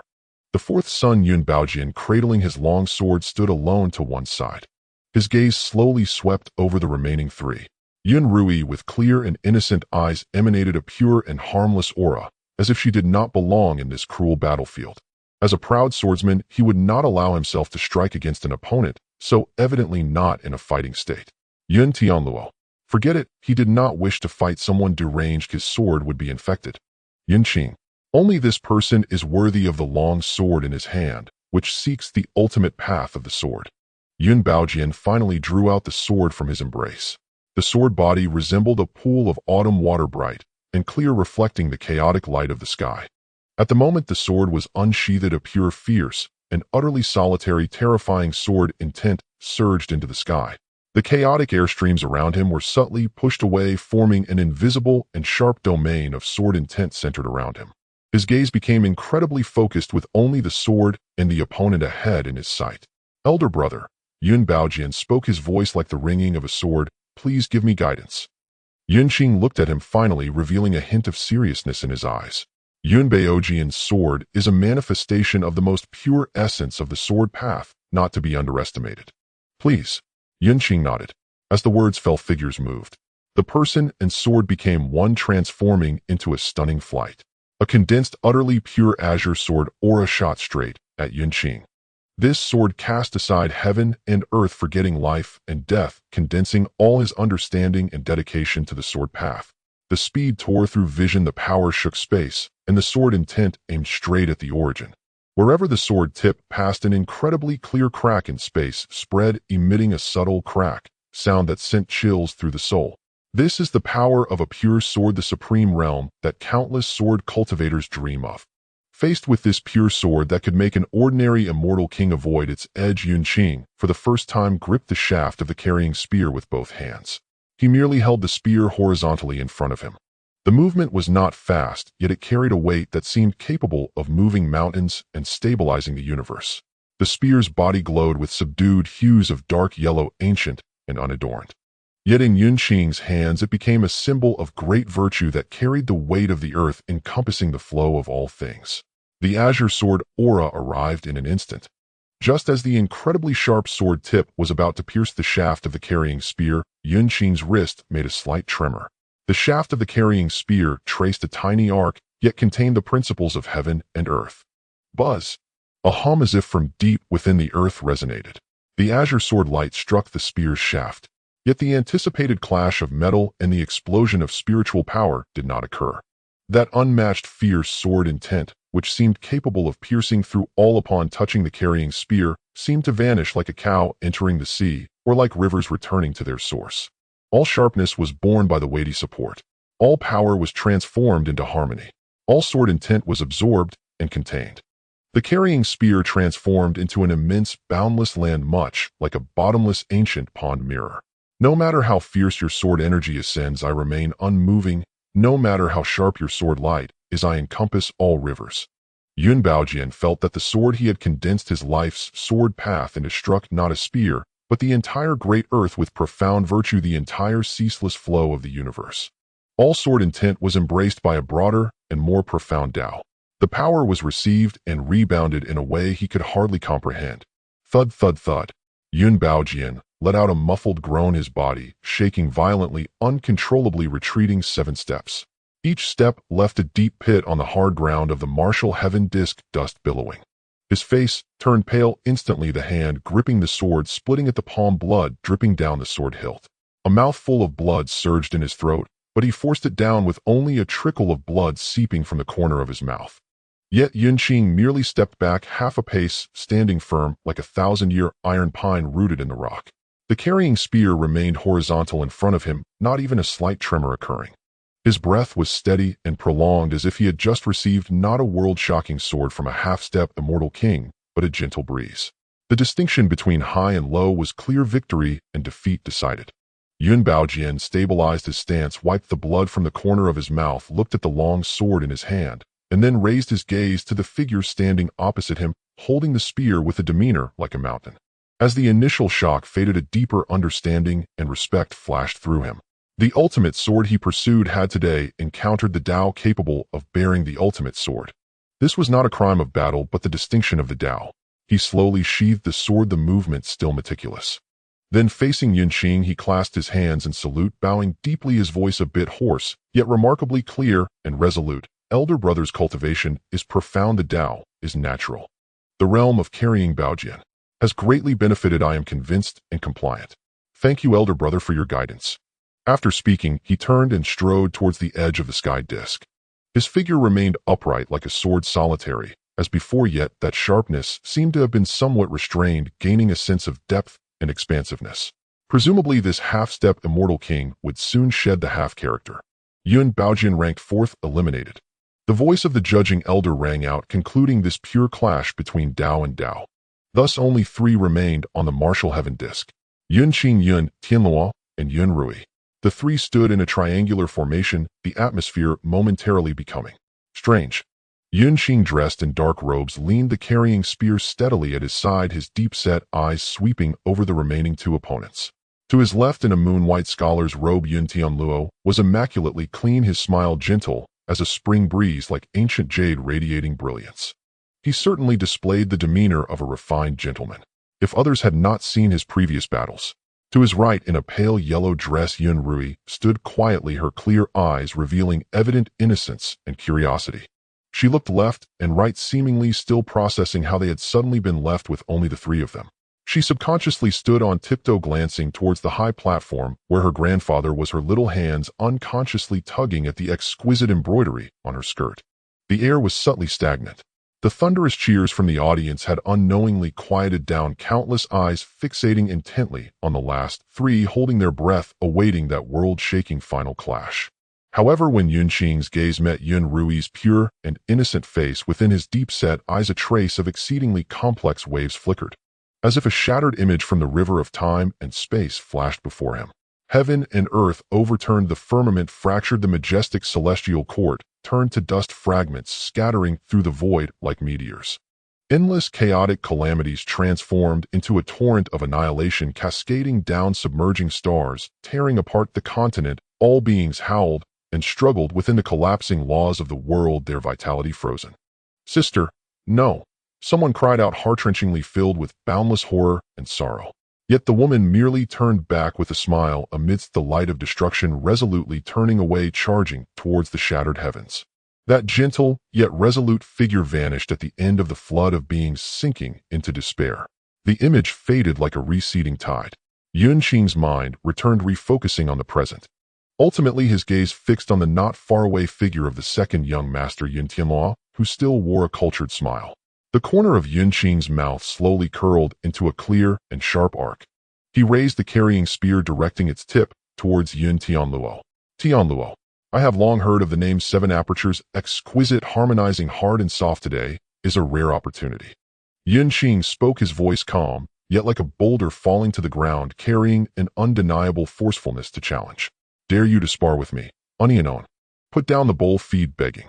So arrogant, everyone quickly use love to generate electricity and smash a certain moon." All eyes in the arena snapped instantly to the center. Eldest young master Yun Qing had at this very moment formally challenged Yun Tianyuan to a unknown duel. On the martial ascension platform, the recently subdued battle intent erupted anew. Like an oil depot struck by a single spark, surging to an unprecedented zenith. Yun Tianlua thus, singled out, smiled with ever greater warmth and charm. First he gracefully clasped his hands in salute toward Yun Qing. Then with effortless poise, he turned toward Yun Rui, his voice soft as a spring breeze. Little sister Rui. Ah, elder brother Tianluo. Yun Rui replied, her voice sweet and tender. This is a Lingxi jade flower hairpin I chanced upon recently. I felt it perfectly suited your ethereal grace, so I offer it to you. With a gentle turn of his palm, a radiant jade hairpin rested serenely upon it. Crystalline, translucent, humming with faint immortal resonance, unmistakably a treasure beyond the mundane. Yun Rui blinked puzzled, then stepped forward to accept it with a soft thank you. Only after she had taken it did Yun Tianluo continue, his tone sincere and persuasive. Little sister Rui possesses profound fortune and extraordinary talent. Your very presence here stands as testament to your strength. His words rang with genuine conviction, yet final rankings must be decided through true combat. Your heart is pure and gentle. You abhor contention. Surely such brutal clashing affairs sit ill with your nature. Hearing this, Yun Rui instinctively glanced around. The cracked earth, the lingering swirls of chaotic spiritual energy, the acrid tang of fading battlefield smoke. Her long lashes trembled faintly, deep within her limpid eyes subtle ripples stirred, as if stirred by quiet revelation. She nodded softly, her voice even quieter. I don't like fighting. Then Yun Tianlua's smile deepened, his tone coaxing, velvet soft. Why not rest a while? I see Elder Fifth Master Yun Jun watching from the observation pavilion, seemingly quite anxious for you. Let him personally fasten this new flower pin into your hair. It will look even more exquisite. As he spoke, he shifted half a step closer to Yun Rui, so naturally, so imperceptibly it seemed no more than a breath of wind. He extended his hand palm upward in an elegant gesture of invitation, his fingertips delicately pointing toward Elder Fifth Master Yun Jun's seat in the viewing gallery. That tender concern, those earnest words, if not for the fact they unfolded upon the Cloud Peak Martial platform, any onlooker might well believe him the epitome of a devoted, thoughtful elder brother. Yun Rui followed his gaze, and indeed there was her grandfather leaning far over the front edge of the pavilion, staring at her with wide, helpless eyes brimming with unmasked worry. Yun Tianluo was still calmly persuading, a hem guiding, when suddenly a pair of serene, tranquil eyes seemed to glance at him, faintly amused. A chill ran through Yun Tianluo. Almost reflexively he lifted his gaze, only to find Yun Rui still gazing toward Elder Fifth Master, her profile calm, and still not once looking back.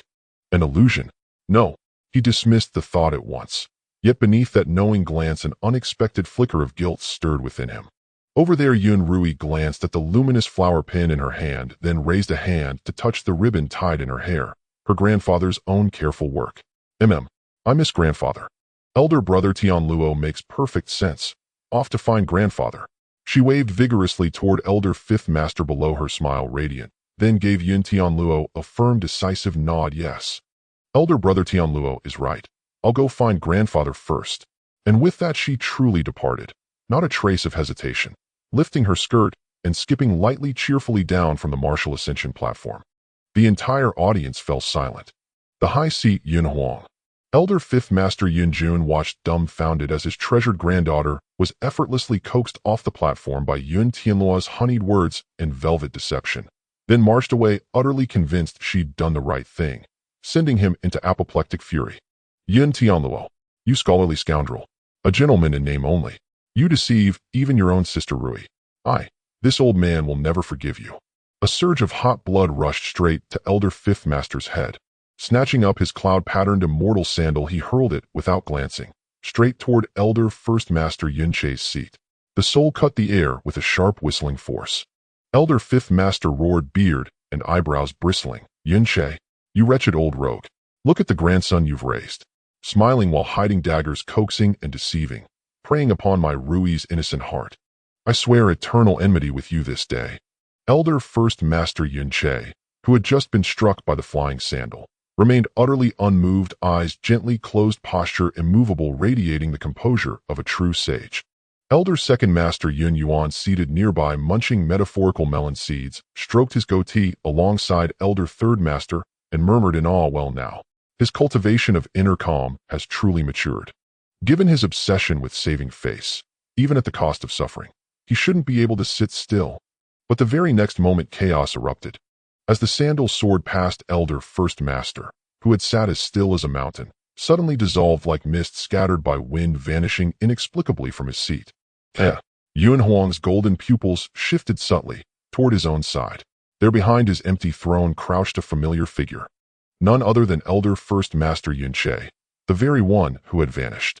This venerable elder, normally the paragon of solemn dignity, the living emblem of the Yun clan, now huddled furtively in the throne's shadow, straining to vanish from sight, even frantically, signaling Yun Huang with his eyes. Sovereign Ancestor, please, help me hide for just a moment. Fifth brother has truly lost all reason. He's beyond reasoning. Isn't subterfuge permitted? If his grandson employs gentle persuasion, surely it's justified. Having finished his whispered plea, he seemed to deem himself still insufficiently concealed. So he shrank backward, further pressing himself nearly into the throne's carved shadows, striving to merge entirely with the background. Yun Huang, what in heaven's name is happening today? One after another, they all flee behind my throne. Where is my sovereign majesty? Have they ceased to fear me? Watching Elder Fifth Master rage even more fiercely below, shouting furiously at empty air, while the 12 elder seats filled with suppressed laughter, resigned headshakes, and unabashed spectators. So the Yun clan's eccentricities truly run in the blood. Yun Huang and Yun Qing both twitched almost imperceptibly at the corners of their eyes. Yun Qing stared at Yun Tianluo's smiling, courteous farewell, whose parting words were delivered with impeccable solicitude. Little sister, take care on the steps. Only after Yun Rui's pale yellow silhouette vanished entirely from the platform, an elder Fifth Master caught her midair, cradling her with frantic tenderness, did Yun Tianluo turn with unhurried grace to face Yun Qing once more. His smile remained flawless, but his eyes had grown still and piercing, and the moon-white scholar's robe around him stirred without wind, humming with distant thunder and crackling lightning. Elder brother, Yun Tianluo, clasped his hands in formal salute. Little sister Rui has departed. Now, he slowly lifted his gaze, his eyes forged like stars in celestial fire locked onto Yun Qing's twin pupils, each word falling like a hammer on iron. I humbly request your instruction. Yun Qing gazed at him, silent for a beat, then at last spoke 2 words clear and cold: despicable. Upon hearing this, Yun Tianluo's smile remained unchanged. He even nodded in thoughtful agreement. Elder brother overpraises me. As the art of war states, the supreme excellence in warfare is to balk the enemy's plans, the next best is to sever alliances, the lowest is to besiege cities. How dare I commit myself fully before the top 2 positions are secured? Then with seamless grace his tone shifted, tinged with feigned helplessness. Grandfather has likely suffered heartbreak many times already today. Should my ranking slip even one place further, that exquisitely refined Tao heart of his would shatter beyond mending. As a grandson, must I not also consider the elder's physical and spiritual well-being? Moreover, every word I spoke to Sister Rui sprang sincerely from the depths of my heart. Elder brother, please grant me your understanding. With a gentle smile, Yun Tianluo clasped his hands in humble salute, bowing low, a gesture so profoundly filial it seemed to move heaven and earth. Yun Qing listened to this emotionally stirring yet utterly specious rhetoric, then glanced upward, only to find the senior elder, who ought to have been seated solemnly upon the high dais, now crouching unceremoniously behind Yun Huang, striving desperately to vanish into the background like a shadow. Enough. Yun Qing fell silent. With a subtle flick of his wrist, he leveled his Zaiwu spear, its tip pointing unwaveringly at Yun Tianluo. Within his double pupils, primordial nebulae spun faster, chaotic, ancient, infinite, and the terrifying aura coiled around him finally broke free, surging forth like a primordial beast unchained. From him radiated a crushing pressure that sent tremors through the soul.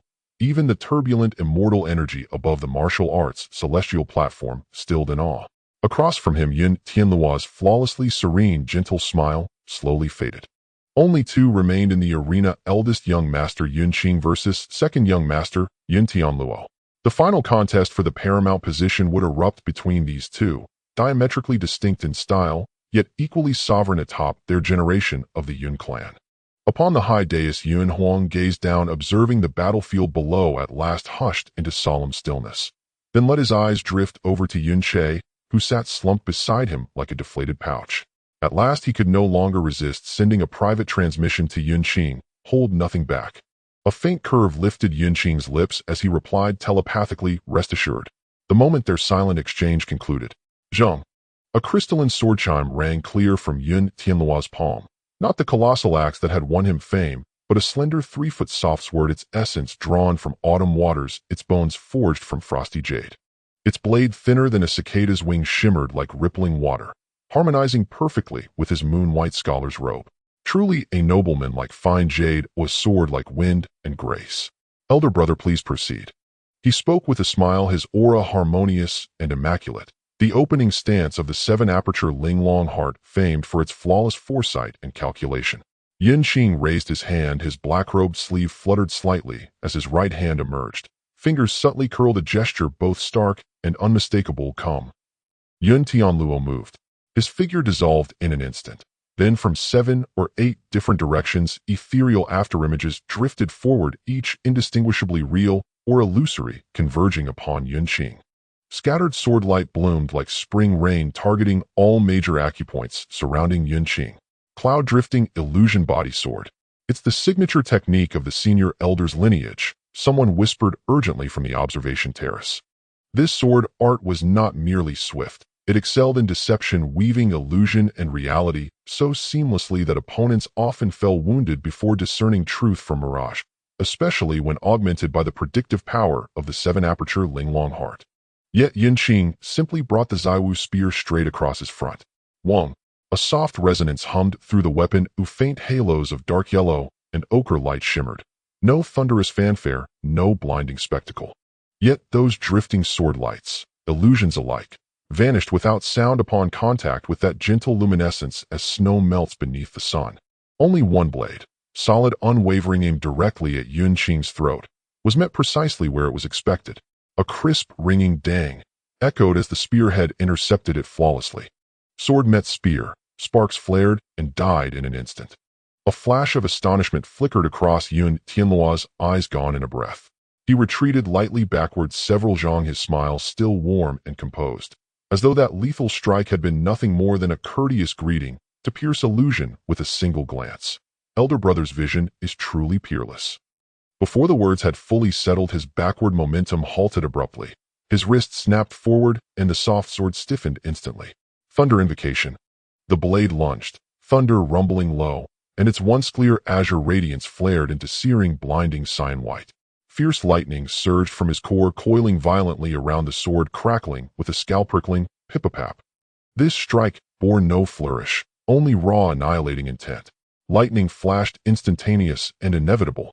At last Yun Qing moved, his left foot slid half a step backward, his right hand thrust the spear forward. It was the very same technique he'd used against Yun Baojian. The Zaiwu spear tracing a weighty, deliberate arc, its tip meeting the raging thunderlight with absolute precision. Zila. At the instant the spear tip touched the lightning, it transformed, becoming a miniature vortex of chaos. With a gentle rotation, the violent thunder force vanished as if swallowed by mud into the sea, dissolving, dispersing, returning to primal void. The spear's dark yellow wandakar glow brightened for a fleeting moment, then steadied, calm as ever. Yun Qing stood immovable as bedrock, not a single fold of his robe stirred. Chaos Dao embryo, 10,000 dermas returned to ruin. An elder with profound knowledge gasped aloud. Legend says the Chaos Dao embryo can generate myriad arts, or reduce them all to primordial emptiness. To witness it today is indeed terrifying beyond measure. Yun Tianyuan's pupils contracted sharply. His thunder invocation had once slain a peaked sovereign-rank beast in an instant. Yet this opponent had dispelled it so casually. Yet his smile did not waver. In fact, it widened, his eyes blazing with fiercer, brighter fire, as if something long dormant were straining to break free. Excellent. Truly worthy of the Chaos Dao embryo. Impervious to all arts, its reputation is no exaggeration. He laughed aloud, his voice reverberating across the cloud-draped platform, and suddenly tossed his soft sword skyward. The sword did not fall. Instead, it hovered above him, vibrating intensely, emitting a continuous silvery chime. In the blink of an eye, it multiplied. Thousands of azure sword images blossomed, swiftly coalescing into a vast, grim sword array, covering nearly half the martial arts celestial platform. Azure Cloud 100 Tribulation Sword Array, activate. Countless azure sword energies surged forth from the formation, swirling and humming with a dense, soul-chilling resonance, locking onto Yun Qing with unrelenting focus. Upon the high dais, the second elder stroked his goatee and smirked wickedly at the fifth elder, Brother 5 young Tianluo's scheming mind runs deep. The fifth elder Yun Jun stood nearby, having just helped Yun Rui repin her flower hairpin, and now sat boldly in the senior elder's vacated seat. Hearing this, he scowled indignantly and pointed toward the arena. Deceitful trickster, a gentleman in form a beast in nature, preying on the innocent. He looked every bit the aggrieved relative storming the gates. Humph, he intended to sit right here, waiting, to see how long that old rascal dared hide. Surely he couldn't avoid returning until the martial exhibition ended. As for the other central figure in this affair, the senior elder Yun Qing, he remained perfectly embedded within the shadow patterns behind Yun Huang's throne, as if he had become part of the decor itself. Yun Huang sighed, softly shaking his head at the sight. Indeed, children were both karmic bonds and tribulations, but thankfully the one he had raised proved far less taxing. With that thought, a faint, knowing smile curved his lips. Leaning back into the broad embrace of his throne, he returned his gaze to the arena below. The sword formation in the arena had already been activated. Shoo, shoo, shoo.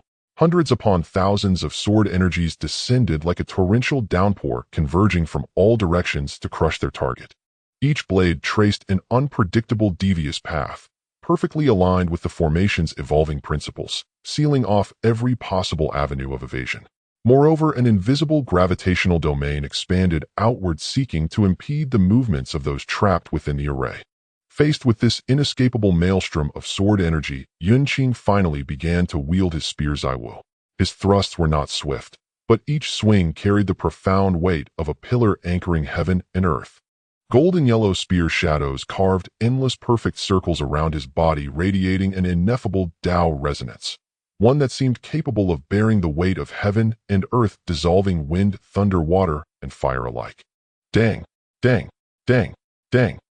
A dense, hair-raising cascade of crisp, resonant clangs echoed, like 10,000 jade beads striking unyielding black iron stone, continuous, unbroken, merging into a single deafening roar. Yet no matter how fierce or relentless the sword energies grew, not a single one pierced that seemingly languid spear rhythm. The moment any blade touched the golden yellow shadow, it was either deftly redirected or dissolved by the radiant aura and absorbed back as nourishment. Yun Qing stood at the heart of the sword formation, his dark robes fluttered gently, his steps firm and unhurried, as if strolling through a quiet garden. Only his dual pupils shimmered with shifting light, perceiving every illusion and reality, every celestial energy node within this exquisitely crafted formation. Elder brother is discerning the formation's vital node and calculating the path of salvation. With the power of the dual pupils, no formation rooted in artifice or change can remain flawless. Yun Tianluo surely knows this. Is he building momentum? Yun Huang asked calmly, turning to the Grand Elder, who had silently remanifested beside him. Yun Qing knelt respectfully beside Yun Huang and replied, "Your Majesty perceives truly. This formation appears designed to ensnare, but in truth it functions as a Qinkuan furnace ding. Tianluo uses himself as the catalyst, the sword formation as the furnace, converging battle intent and spiritual energy to temper his battle soul, heart. Once perfected, he shall shatter the furnace and emerge at the zenith of his razor-sharp might." A look of unmistakable pride and quiet resignation crossed the Grand Elder's face. This lineage's inherited seven-apertured lingering wisdom has long since been transcended by Tianluo. He now walks his own Tao. My guidance grows ever more limited. Yun Huang's gaze lingered upon the Grand Elder for a breath, penetrating across eons of time. Your lineage. Indeed, Yun, he once devoted great effort on your behalf. The primordial, pure, and ethereal qi that safeguarded your foundational essence and nurtured your spiritual acuity at birth. She journeyed beyond the 33 heavens to beg this sovereign to sever a single thread from the chaos origin sea itself. Yun Qing's form trembled almost imperceptibly. After a long silence, he bowed deeply, voice thick with reverence and quiet shame. Your Majesty's reminder humbles me profoundly. These matters, I hear of them for the first time. For shortly thereafter came the collapse of the celestial court and the weeping skies of the 10,000 realms. Many truths swallowed forever by time and war. Both fell silent, their shared understanding sealing the subject. Their eyes returned to the battlefield below. Indeed, at the very instant Yun Qing's spear shadows flowed with precision toward the formation's vital node, on the cusp of breaking it. Roar. A savage, thunderous roar, jarringly dissonant with Yun Tianluo's usual elegance, exploded from the heart of the sword formation. The soft sword hovering above the formation shattered with a sharp crack, and all the refined celestial energy the array had gathered surged backward, flooding entirely into Yun Tianluo at its center. His aura shifted violently. All traces of gentle refinement vanished from his face, his brows arched with heroic vigor, his eyes blazing like lightning, radiating a harmony so pure it seemed to return to the origin of all things. Yun Tianluo clenched his right hand tightly into empty space beside him, and with a soundless wrench seized the colossal Bagua Xianhua axe, its design extravagantly primal, brimming with raw brutal beauty. Its haft bore a grotesque demonic visage, crackling azure thunder coiled over its entire surface. Yun Qing stood motionless in ink-black robes. Zai Wu held diagonally downward, its shaft pulsing with deep golden yellow energy, the weight of boundless earth itself. His dual pupils remained calm, reflecting the moon-white figure across from him, now teetering on the edge of frenzy. "Elder brother," Yun Tianluo declared, his voice clear and bright, yet edged with undisguised exhilaration. "The third stage of the Tianyuan Linglong heart, battle soul, has awakened. Beware." In the next breath his voice soared, unleashing the wild pent-up battle intent within him like a caged beast baring its fangs. Formalities concluded. His tone lost all warmth, turning hoarse and metallic, fierce, unrestrained like the blare of a war horn charging into battle. "Boy, take grandfather's axe." At the final syllable, "axe," he stepped forward, twisted his waist, swung his arm, and brought the axe down in a single world-splitting descent. Hong Cha. Before the axe even struck, its oppressive aura descended like a collapsing sky, cracking the martial training sky discs ground beneath it, fracturing it radially. A colossal column of azure lightning, shrieking with ear-splitting force, tore through space and struck directly atop Yun Qing's head. No longer did concepts like softness overcoming hardness or responding after the opponent hold meaning. Within his present Tao, only the most primal, most tyrannical truth reigned. One supreme force subdues 10,000 arts. One axe shatters 10,000 techniques. Well met. Yun Qing raised Zai Wu vertically before him, but planted firmly on the ground. With his left hand, he formed an ancient solemn mudra and pressed it against the spear's midshaft. "Zai Wu, stabilize the mountain," he whispered 4 words. From Zai Wu's core erupted a golden yellow force field, deeper, denser, more unyielding than before. Like the boundless, immutable earth, layer upon layer, infinite and eternal. Confronted with this divine punishment lightning strike, even Yun Qing's blood stirred with fierce defiance. Zai Wu's tip pointed skyward. He abandoned subtlety entirely, meeting brute force with unflinching direct confrontation. Dong! An indescribable cataclysmic boom erupted. The instant spear tip met lightning axe. It was no clash of metal, but the heating collision of 2 utterly distinct yet equally perfected Tao principles and forces. Golden yellow gravity light and destructive azure lightning instantly intertwined, exploded, and annihilated, spawning a vortex of energy over 100 zhong wide.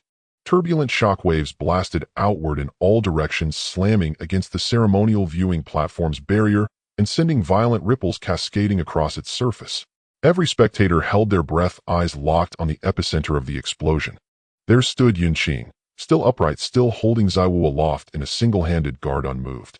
Around his feet the ground fractured like a spiderweb, but his posture remained as straight as a pine, his dark robes rippling softly untouched. At Zai Wu's tip, golden yellow energy swirled, silently absorbing and neutralizing the residual lightning force potent enough to shred a celestial king. Opposite him, Yun Tianluo hovered midair, still gripping the colossal axe in his downward swing stance, azure lightning wreathing his form, his eyes blazing with fiercer battle lust than before. The first direct exchange appeared evenly matched. Yet Yun Tianluo felt an uncanny vibration ripple up the axe's haft, like striking a wall of immense elasticity. Not only did his full force fail to discharge, but part of it rebounded subtly, causing a fleeting stagnation in his chi flow and instinctively slowing his forward momentum. Yun Qing seized that minuscule recoil, his body swaying backward like a willow branch in the wind, gracefully dissipating the counterforce. Zai Wu spun fluidly in his grip, tracing a perfect arc, its tip once again leveled at Yun Tianluo, calm, centered, unruffled. Exhilarating. Yun Tianluo wiped blood from his lips with the back of his hand and roared with unrestrained laughter, shaking the heavens. "Now try this. Tianyuan Baji, Lihua Fentian." On the giant axe, the blue light suddenly transformed into a blazing fire, the temperature alarmingly high.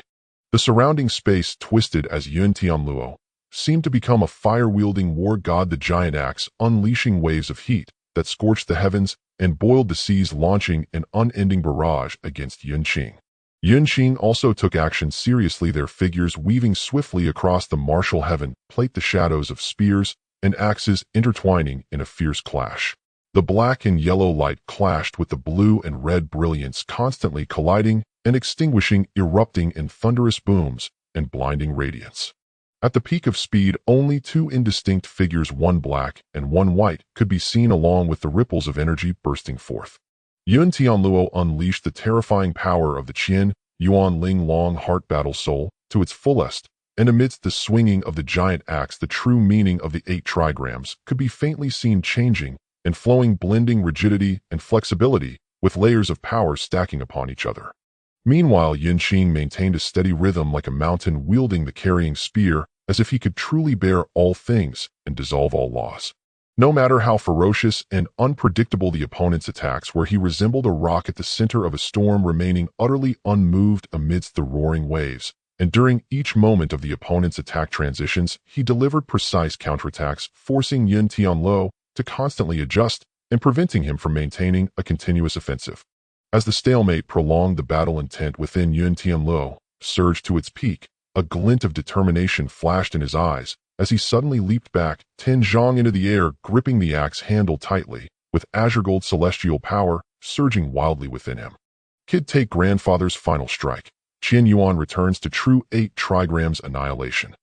Amidst the roar, the 8 trigrams patterns of Qian Kuanjin Sun, Kinli Jin, and Dui on the axe body simultaneously ignited with brilliant light. The 8 distinct primal forces of heaven, earth, thunder, wind, water, fire, mountain, and marsh actually resonated and fused within this axe, unleashing a terrifying aura, as if it were about to recreate earth, fire, water, and wind, shattering the universe to forge chaos exploding forth. The power of this strike approached the peak of the Celestial King.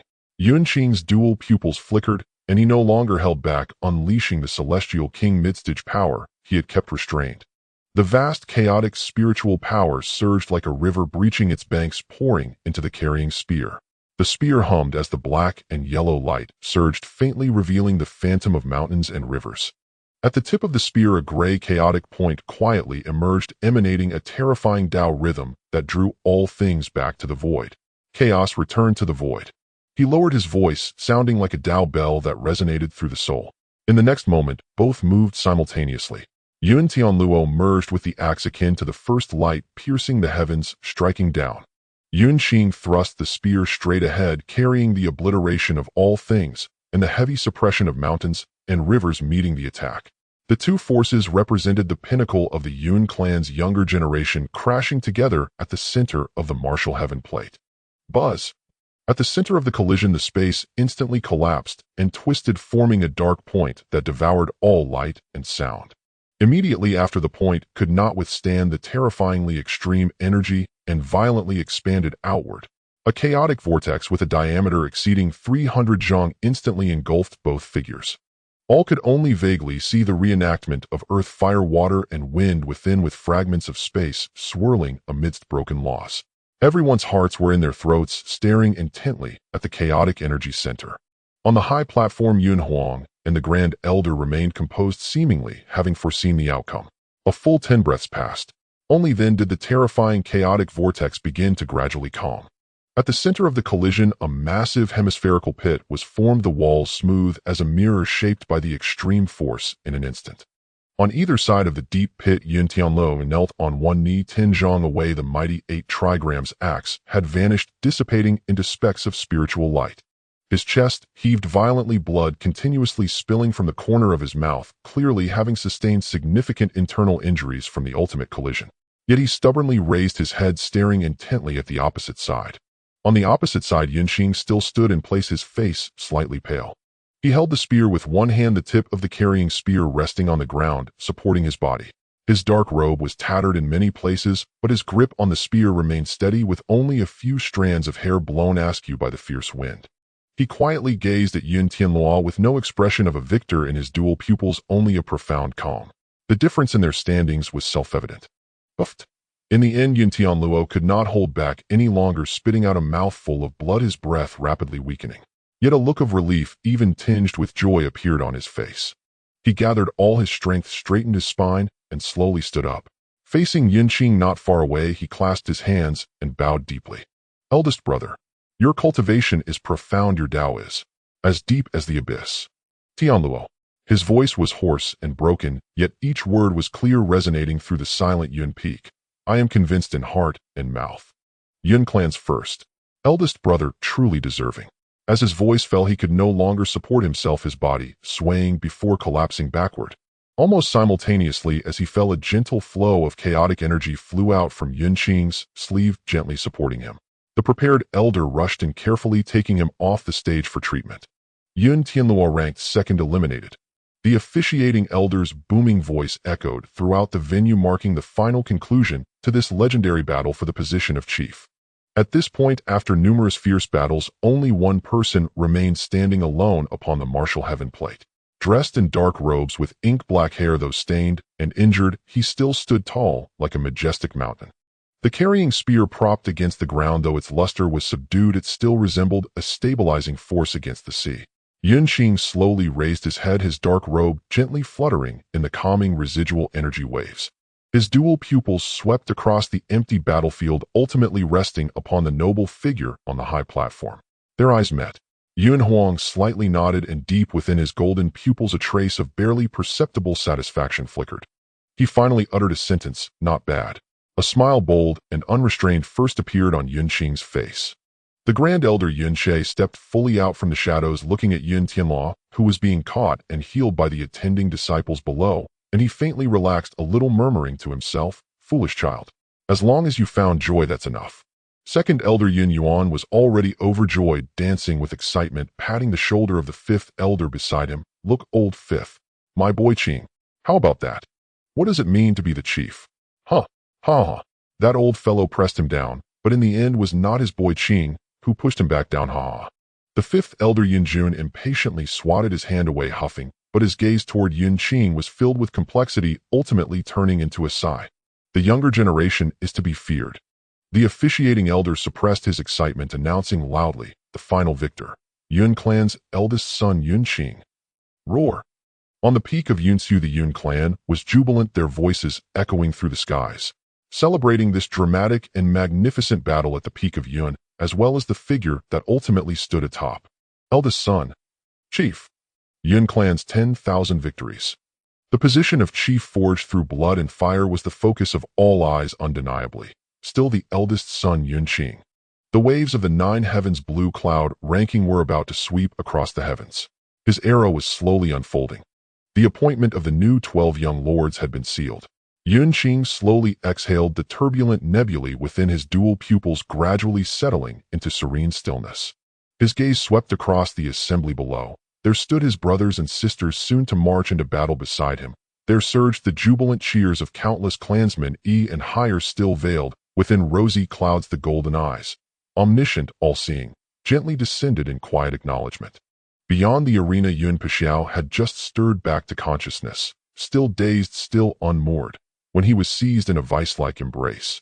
His father, the broad-bearded giant, clutched his son to his chest, weeping uncontrollably, babbling incoherently about grandfather's hard work and glory to the ancestral line, prompting both raucous laughter and heartfelt sighs from the onlookers.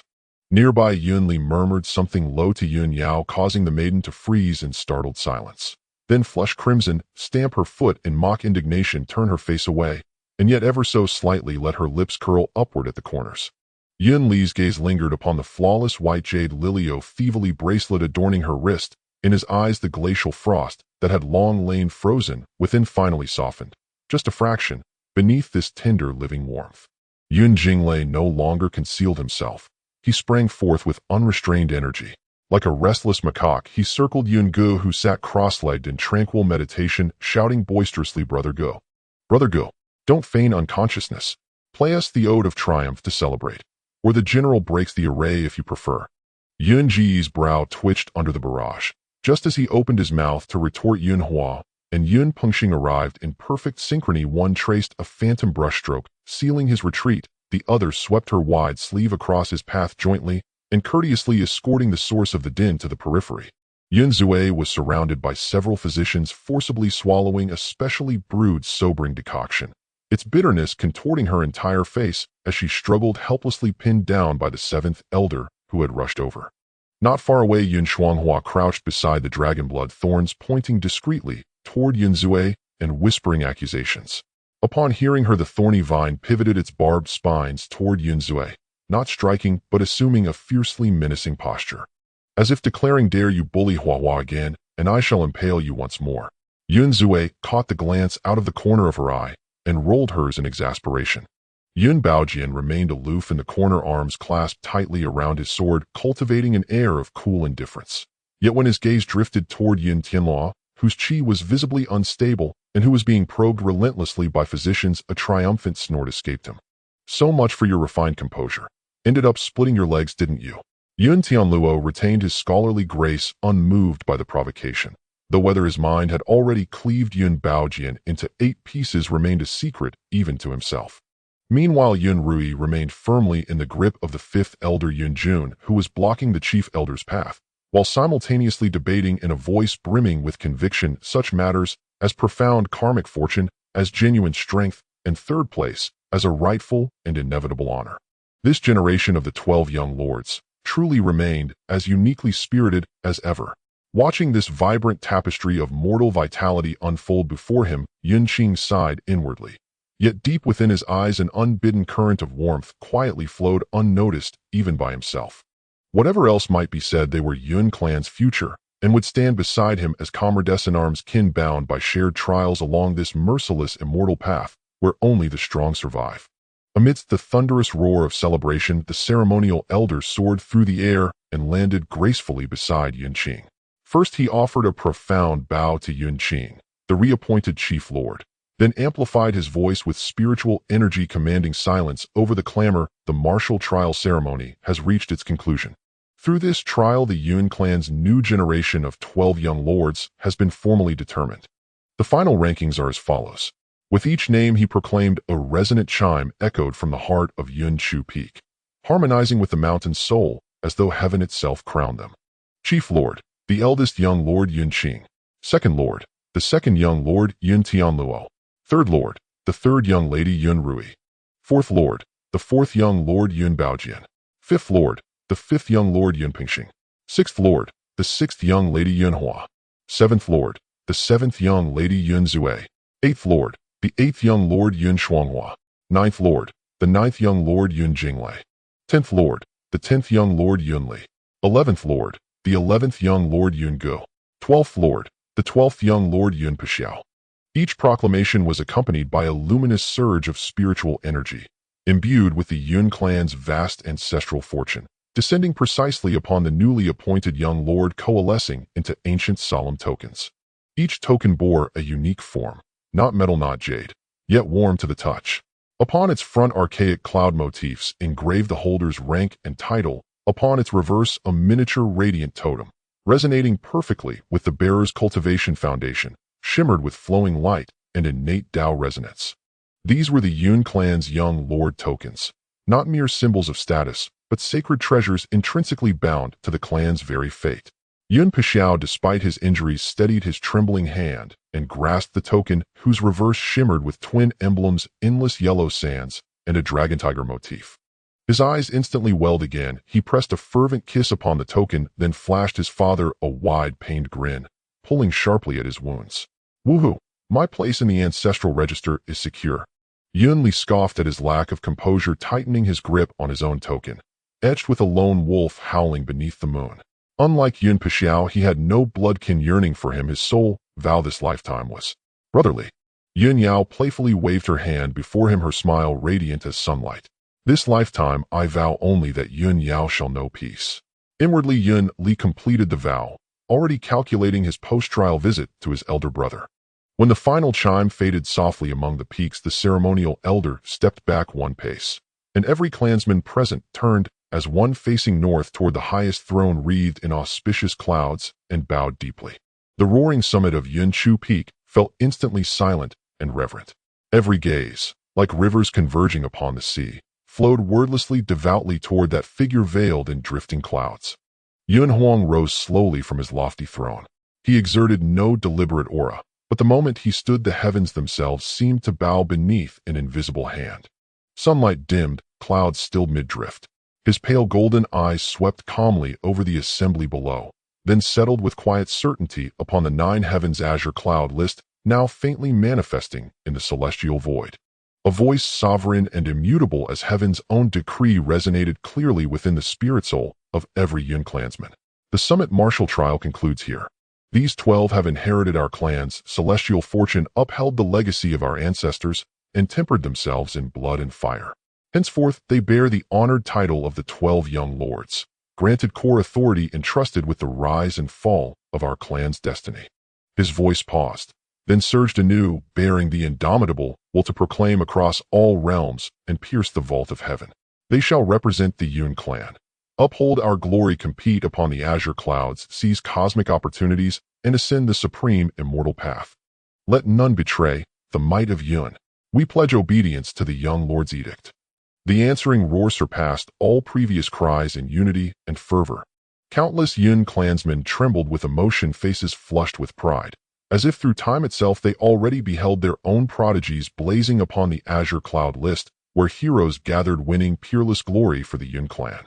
The newly appointed 12 young lords, whether wounded or whole, stoic or spirited, stood solemnly upright and bowed as one toward the high platform, declaring in unison, "We shall never fail the young lord's trust, nor shall we betray the hopes of our clansmen."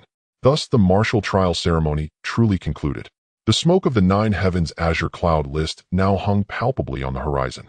None could yet foresee how the legend of the Yun clan's 12 young lords, amplified by the coming azure cloud tempest, would echo across the cosmos, inscribed forever upon the vast golden scrolls spanning all heavens. Upon the azure cloud list a verse was inscribed.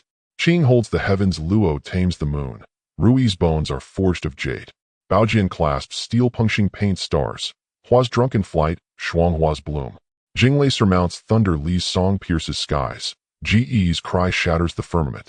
At the very zenith of jubilation and glory, a lone figure shot forward with jarring swiftness, whoosh, and materialized before Yun Qing. None other than Elder Tu Yun Yuan. His goatee bristled skyward, whether from lingering battle fervor or the sudden surge of old grudges newly reignited, none could say. He seized Yun Qing's arm with such force that even Yun Qing, a mid-tier immortal sovereign, felt a flicker of genuine threat, his heart sinking at once. "You wretched whelp. At last I've got you. Think you can slip past me unscathed? Not a chance." What truly transpired in the spirit-sealing pagoda? Oh ho, Brother Huang, elder brother. In just 3 months, how on earth did you two become so familiar? And now you're already a mid-tier immortal sovereign. Even celestial pills wouldn't act this swiftly. Elder Tu's voice pierced Yun Qing's mind like a rapid-fire barrage, his gaze sharp and unyielding, resolute to extract answers at any cost. "I've fretted myself half mad over you. My hair's gone gray in patches. Today you will recount every detail, the origins, the developments, the minutiae, exactly as they happened.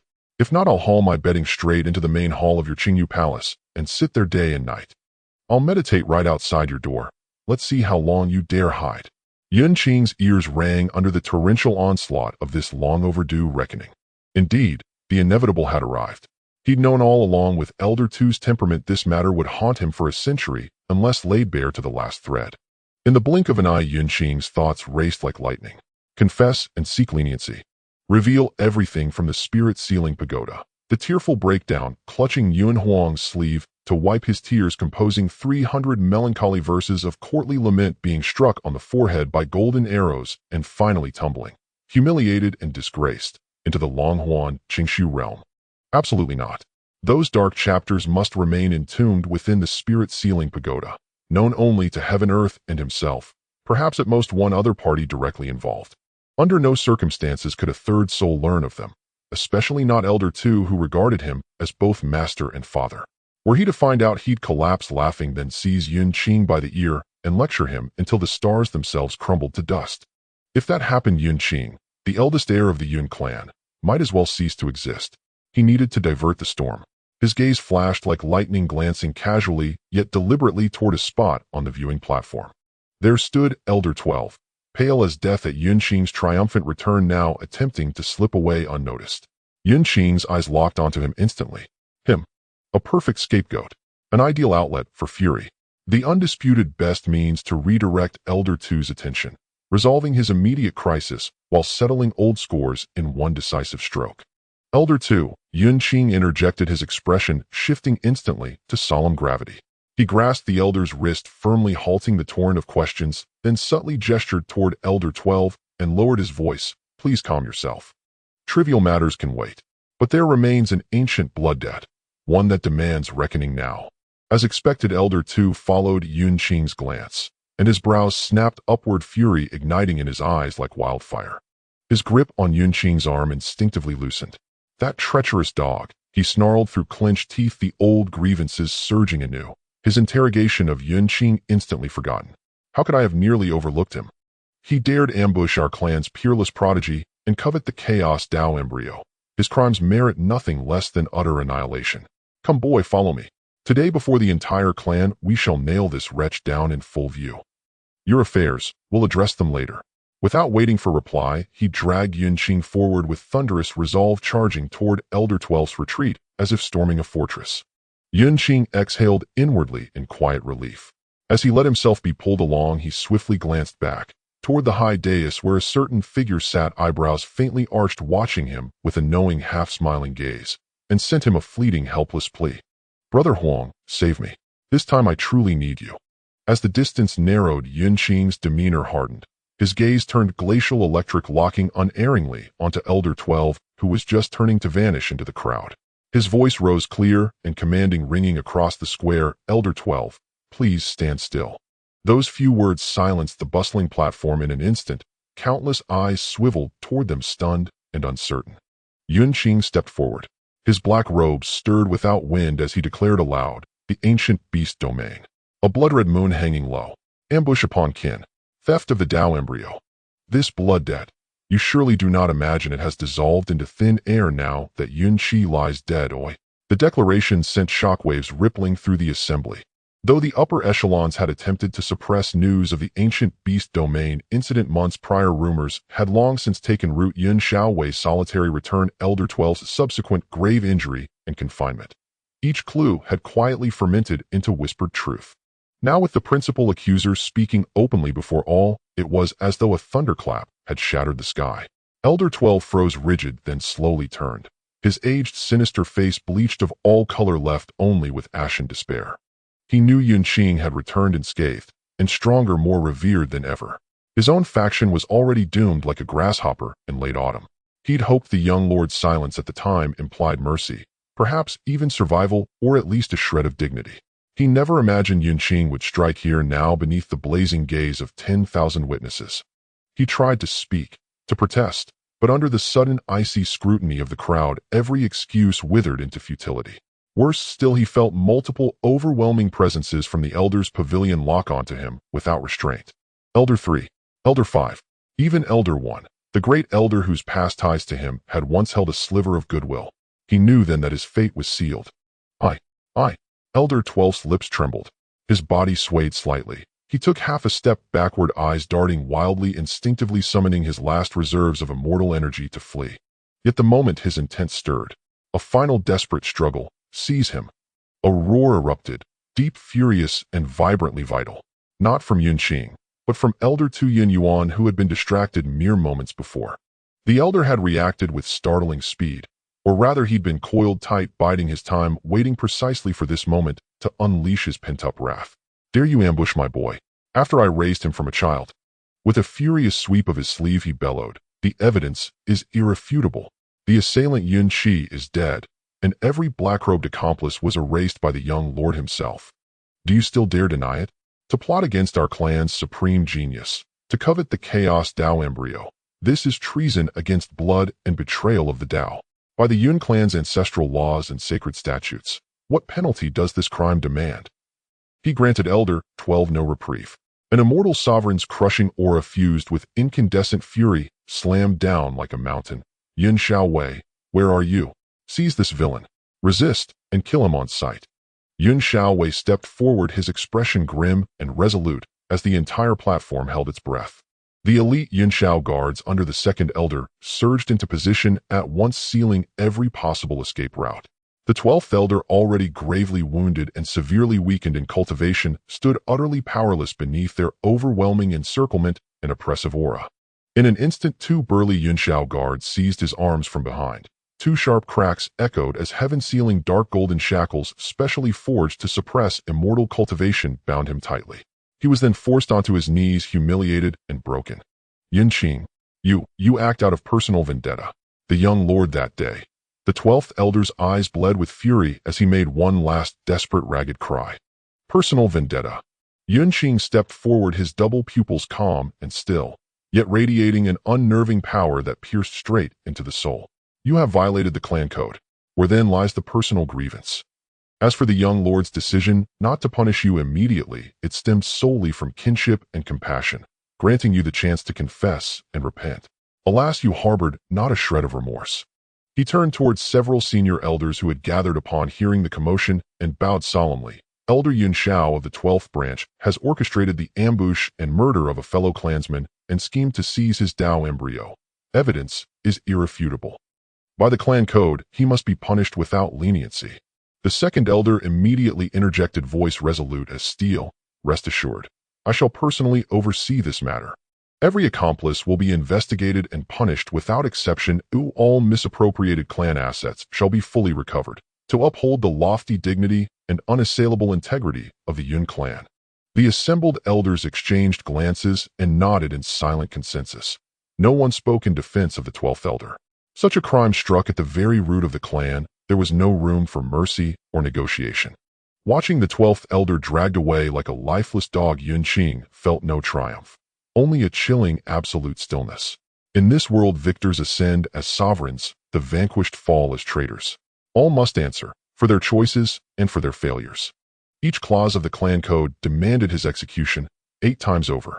His direct bloodline would be purged without mercy, his faction dismantled entirely. His branch would be erased, stripped from the Yun clan's core genealogical records forever. This was the price of attempting to strangle the clan's future.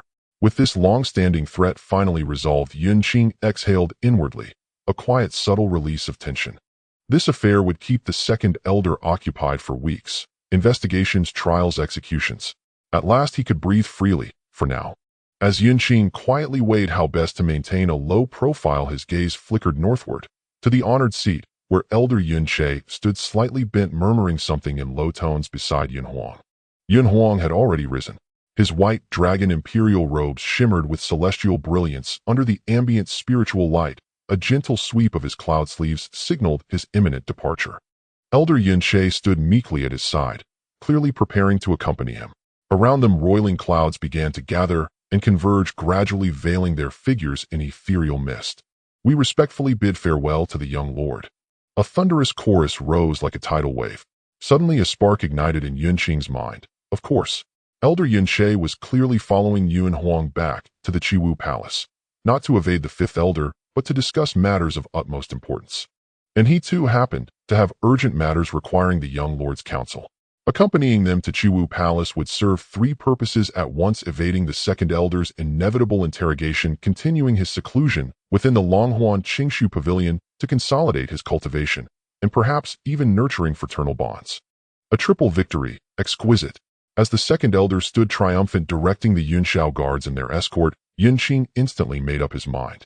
He stepped forward first, his expression shifting seamlessly into grave urgency. Second elder, the 12th elder's lineage bears profound sins.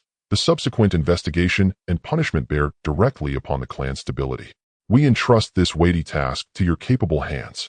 After my battle with Yun Tianyuan, I attained a sudden insight, and regarding the Jiuxiao Qingyun list, certain critical points require the young lord's final adjudication.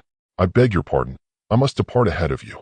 Before the second elder could even react, Yun Qing blurred, transforming into a streak of obsidian light, racing after the noble figure just as the clouds closed in around him. His speed left only a fading afterimage, like a general rushing to report a matter of life and death for the empire. Yun Huang, already turning to leave, paused almost imperceptibly, then glanced sideways, catching sight of the onrushing obsidian silhouette. Though he spoke not a word, the swirling clouds around him subtly slowed their convergence. Once Yun Qing settled steadily at his side, breathing evenly, Yun Huang gave him a slow, inscrutable once-over. Then amid the deafening salutations departed, with a faint, exasperated sigh, leading both men away. The three figures, and the exalted throne itself, slowly dissolved into the boundless sea of clouds, vanishing from sight. Only their awe-inspiring imperial majesty lingered, profound and undiminished. On the opposite side of the viewing platform, Elder Yun Jun had intended to confront Elder Yun Che. But the Elder Grandmaster had already departed with Yun Huang, far too swiftly. Nor could he possibly reproach the junior Yun Tianluo. Left with no recourse, he merely glared fuming at the direction where the trio had vanished, then yanked a reluctant Yun Rui by the sleeve and strode off in huffing silence. The newly appointed 12th princes likewise dispersed gradually, surrounded by congratulating kinsmen, mentors, and friends. The clouds rolled onto the path ahead, stretched infinitely. A new chapter had begun beneath their feet. Just as Elder Yun Yuan finished directing the guards to escort away the 12th elder and turned back, pride swelling in his chest, he found himself facing empty air. Not even a sliver of obsidian fabric remained. He froze, blinked twice, stared at the cloud sea where Yun Qing had vanished, then at the direction where Yun Shao was being taken, and instantly understood that wily pup's talk of sudden enlightenment and urgent matters concerning the Qingyun list was nothing but pretext. If he'd truly attained enlightenment, why rush away from his own secluded cavern, only to dash to Chiwu Palace? Did he expect enlightenment to bloom like a flower there? Deceitful little rascal. The second elder stroked his upturned goatee, then, swamped by the avalanche of pending investigations, huffed in resignation and stomped his foot. Oomph. The monk may flee, but the temple remains. Once I've sorted this mess, I'll march straight to Chiwu Palace and corner you myself. Turning sharply, he stormed off, ordering the Yun Shao guards to begin stripping the 12th elder's lineage bare down to its very foundations. Meanwhile, Yun Qing floated serenely within that drifting August cloud, reverently half a step behind Yun Huang and Elder Grandmaster Yun Che, as they glided effortlessly toward Chiwu Palace. The prickling sensation of that interrogating gaze had finally vanished. Yun Qing let out a quiet inward sigh. For now, he had safely reached shore. How long that safety would last depended on two things: how long the second elder required to dismantle the 12th elder's faction, and how plausibly, and for how long he could linger at Chiwu Palace. A minor concern. After all, he still had nearly a century of seclusion remaining. Perfect time to deepen his cultivation within the Longhuan Qingshu Pavilion, and his claim of occasional epiphanies. That at least held a grain of truth. Yun Qing lifted his eyes, stealing a glance at Yun Huang's solitary aloof back, then at Elder Grandmaster Yun Che beside him, eyes lowered, breath steady, feigning utter obliviousness, and found to his own surprise a strange lightness, and even a quiet anticipation for what lay ahead. How swiftly the tides of fate turn, how profoundly different things have become. Perhaps he might even coax another rendition of the Shi Huang zither melody. Inside the Chiwu Hall, the bright pearl hung quietly, casting a serene glow like flowing silk. The hall door silently closed behind, completely isolating the lingering clamor of Yunxiu Peak, leaving only the unique tranquility and majesty of the deep hall. Yun Huang walked straight towards the highest Xuanyu throne, the wide sleeves of his ceremonial robe brushing against the cold jade steps, exuding an innate majesty. The Grand Elder Yun Che followed closely like a shadow, stopping half a step behind, bowing his head and lowering his gaze in a respectful posture. Yun Qing instinctively paused at the inner side of the table, standing tall, like a solitary peak covered in snow. He deliberately chose a position that was neither too close nor too far, allowing him to hear the commands clearly without being intrusive, standing with his hands down, striving to minimize his presence. Yet his mind raced with plans on how to naturally and casually slip into the Longhuan Qingshu, his perfect refuge and training ground. The Grand Elder Yun Qi's voice broke the silence of the hall as he cupped his hands and said, "Report to your majesty, the Jiuxiao Qingyun list has opened and the destiny of this world is in a boiling state. The competition has already begun. According to past practices, the formal list competition will commence in about half a year." He added, "At that time the heavens will descend the Qingyun road connecting various domains. The talented individuals listed must personally venture to the Qingyun road, facing numerous trials to compete for supreme opportunities." He paused slightly and continued, "Although our Jiutian Shinkei has an agreement with the heavens to select only 12 representatives from the Yun clan, the only one on the immortal list is the eldest young master. However, among the 4 lists of heaven and earth, our clan also has several disciples selected. Such a grand event, even if not for family representation, is an excellent opportunity for tempering and must not be missed. As for the specific affairs of resource allocation, personnel, escort, and residence support, the juniors have preliminarily drafted regulations in collaboration with the three elders and do not wish to trouble your majesty. However, there is one matter. Yun Qing, standing nearby, raised an eyebrow slightly. The Grand Elder had gone in circles for quite a while, and he was finally getting to the main issue. Moreover, your majesty, the titles of your majesty and junior are indeed interesting, could it be? The Grand Elder bowed deeply, his voice becoming more serious. The Jiutian Shinkai and various top forces all have their own schemes, especially with the presence of the Tianji Pavilion and the North Pole Ice God Palace, both of which touch upon the heavenly order. To ensure the safety of our clan's talents, please allow the young master to take some action as a deterrent to prevent unforeseen circumstances. The Grand Elder spoke clearly, explaining the matters at hand, evidently having made prior preparations. Yun Huang sat high on the jade throne, his golden eyes half closed, lightly tapping his fingertips on the armrest, as if listening casually. Yet the increasingly oppressive aura in the hall indicated that he absorbed every word, and those tapping fingers perhaps signified the future plans of destiny. Yun Qing nodded quietly to himself. The Grand Elder's considerations were thorough. The Qingyun Road was far from a smooth path, especially with ancient monsters lurking within, and without Yun Huang, another ancient monster overseeing even the most outstanding young talents might face peril. He had not forgotten that his chaotic Tao fetus was considered a significant treasure in the eyes of those long-standing, terrifying existences. Moreover, Yun Tianluo's 7 orifices, Linglong heart, and Yun Rui's innate fortune were likely the same delicacies for them. However, as he listened, Yun Qing's gaze unintentionally drifted towards Yun Huang's luxurious and majestic ceremonial robe, his thoughts already soaring to that realm filled with celestial energy. In the Longhuan Qingshu, several star mist vermilion fruits he had been eyeing for a long time were about to ripen, and consuming them would greatly benefit stabilizing his cultivation. There was also the Biluoling spring, whose water contained innate pure spiritual energy. Bathing in it would alleviate the fatigue from recent intense battles. More importantly, hiding inside the second elder would never find him again. Seizing the moment when the Grand Elder had just finished reporting and paused slightly, Yun Qing held his breath and silently took a small step forward. Then, with utmost caution, he extended a finger and gently tugged at the corner of Yun Huang's white ceremonial robe that hung by his side. The fabric was cold and smooth, carrying the unique, crisp fragrance of Yun Huang. Yun Qing dared not pull hard, only lightly tugging with his fingertip, a motion so subtle it was nearly imperceptible. It was almost a strange kind of "I am being considerate and not disturbing your serious matters." Obedient. At the same time, he quickly transmitted, his voice tinged with a barely perceptible blend of flattery and urgency. "Brother Huang, I just had a moment of insight during the battle strategy and urgently need a quiet place to meditate and consolidate my cultivation. You see the Longhuan Qingshu." His words were left unfinished, yet the implication was as naked as could be. "Let me in. I want to close off vacation." Yun Huang's fingers resting on the armrest paused almost imperceptibly. He did not turn his head, nor did his eyelashes quiver, fully focused on the Grand Elder's report, seemingly oblivious to the barely noticeable tug at his sleeve and the buzzing disturbance in his consciousness. Yun She seemed unaware of the bold little action from a certain young master, suddenly bowing his head and continuing to report steadily regarding the selection of elders for escorting. "I have preliminarily proposed that the 3rd elder and the 7th elder each lead a team, supplemented by..." At that moment, Yun Huang suddenly raised his other hand and casually waved his robe sleeve towards the empty space beside him.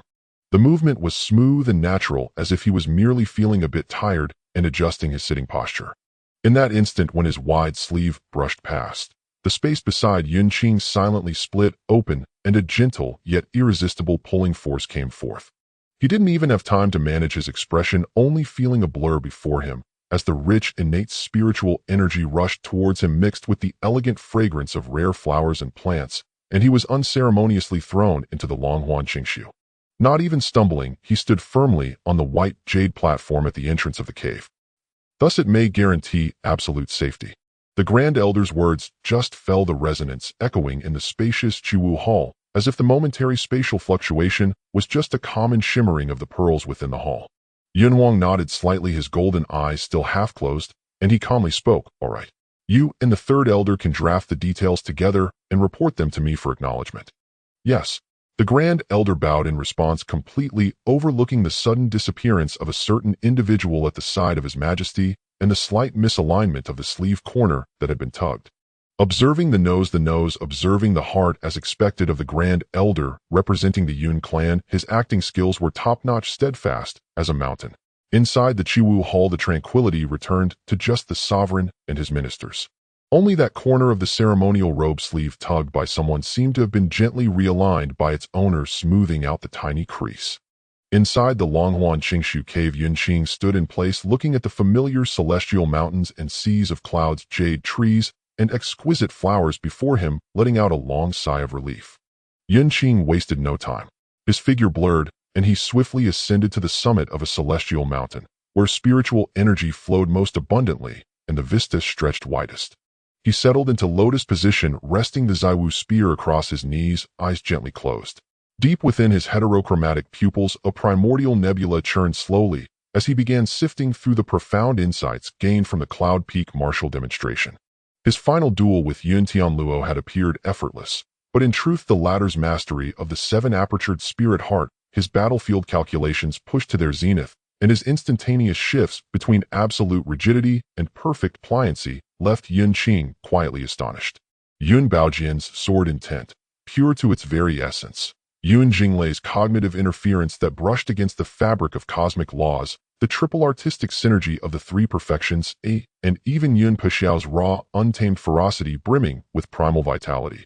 All these clashing Dao paths ignited within him entirely new realizations. It was as if casting stones of myriad hues into a sea of chaos, each ripple refracting a kaleidoscope of 10,000 dermis. The chaos Dao embryo embraces all things, gives rise to myriad paths, and may also reduce them all back to stillness, to void.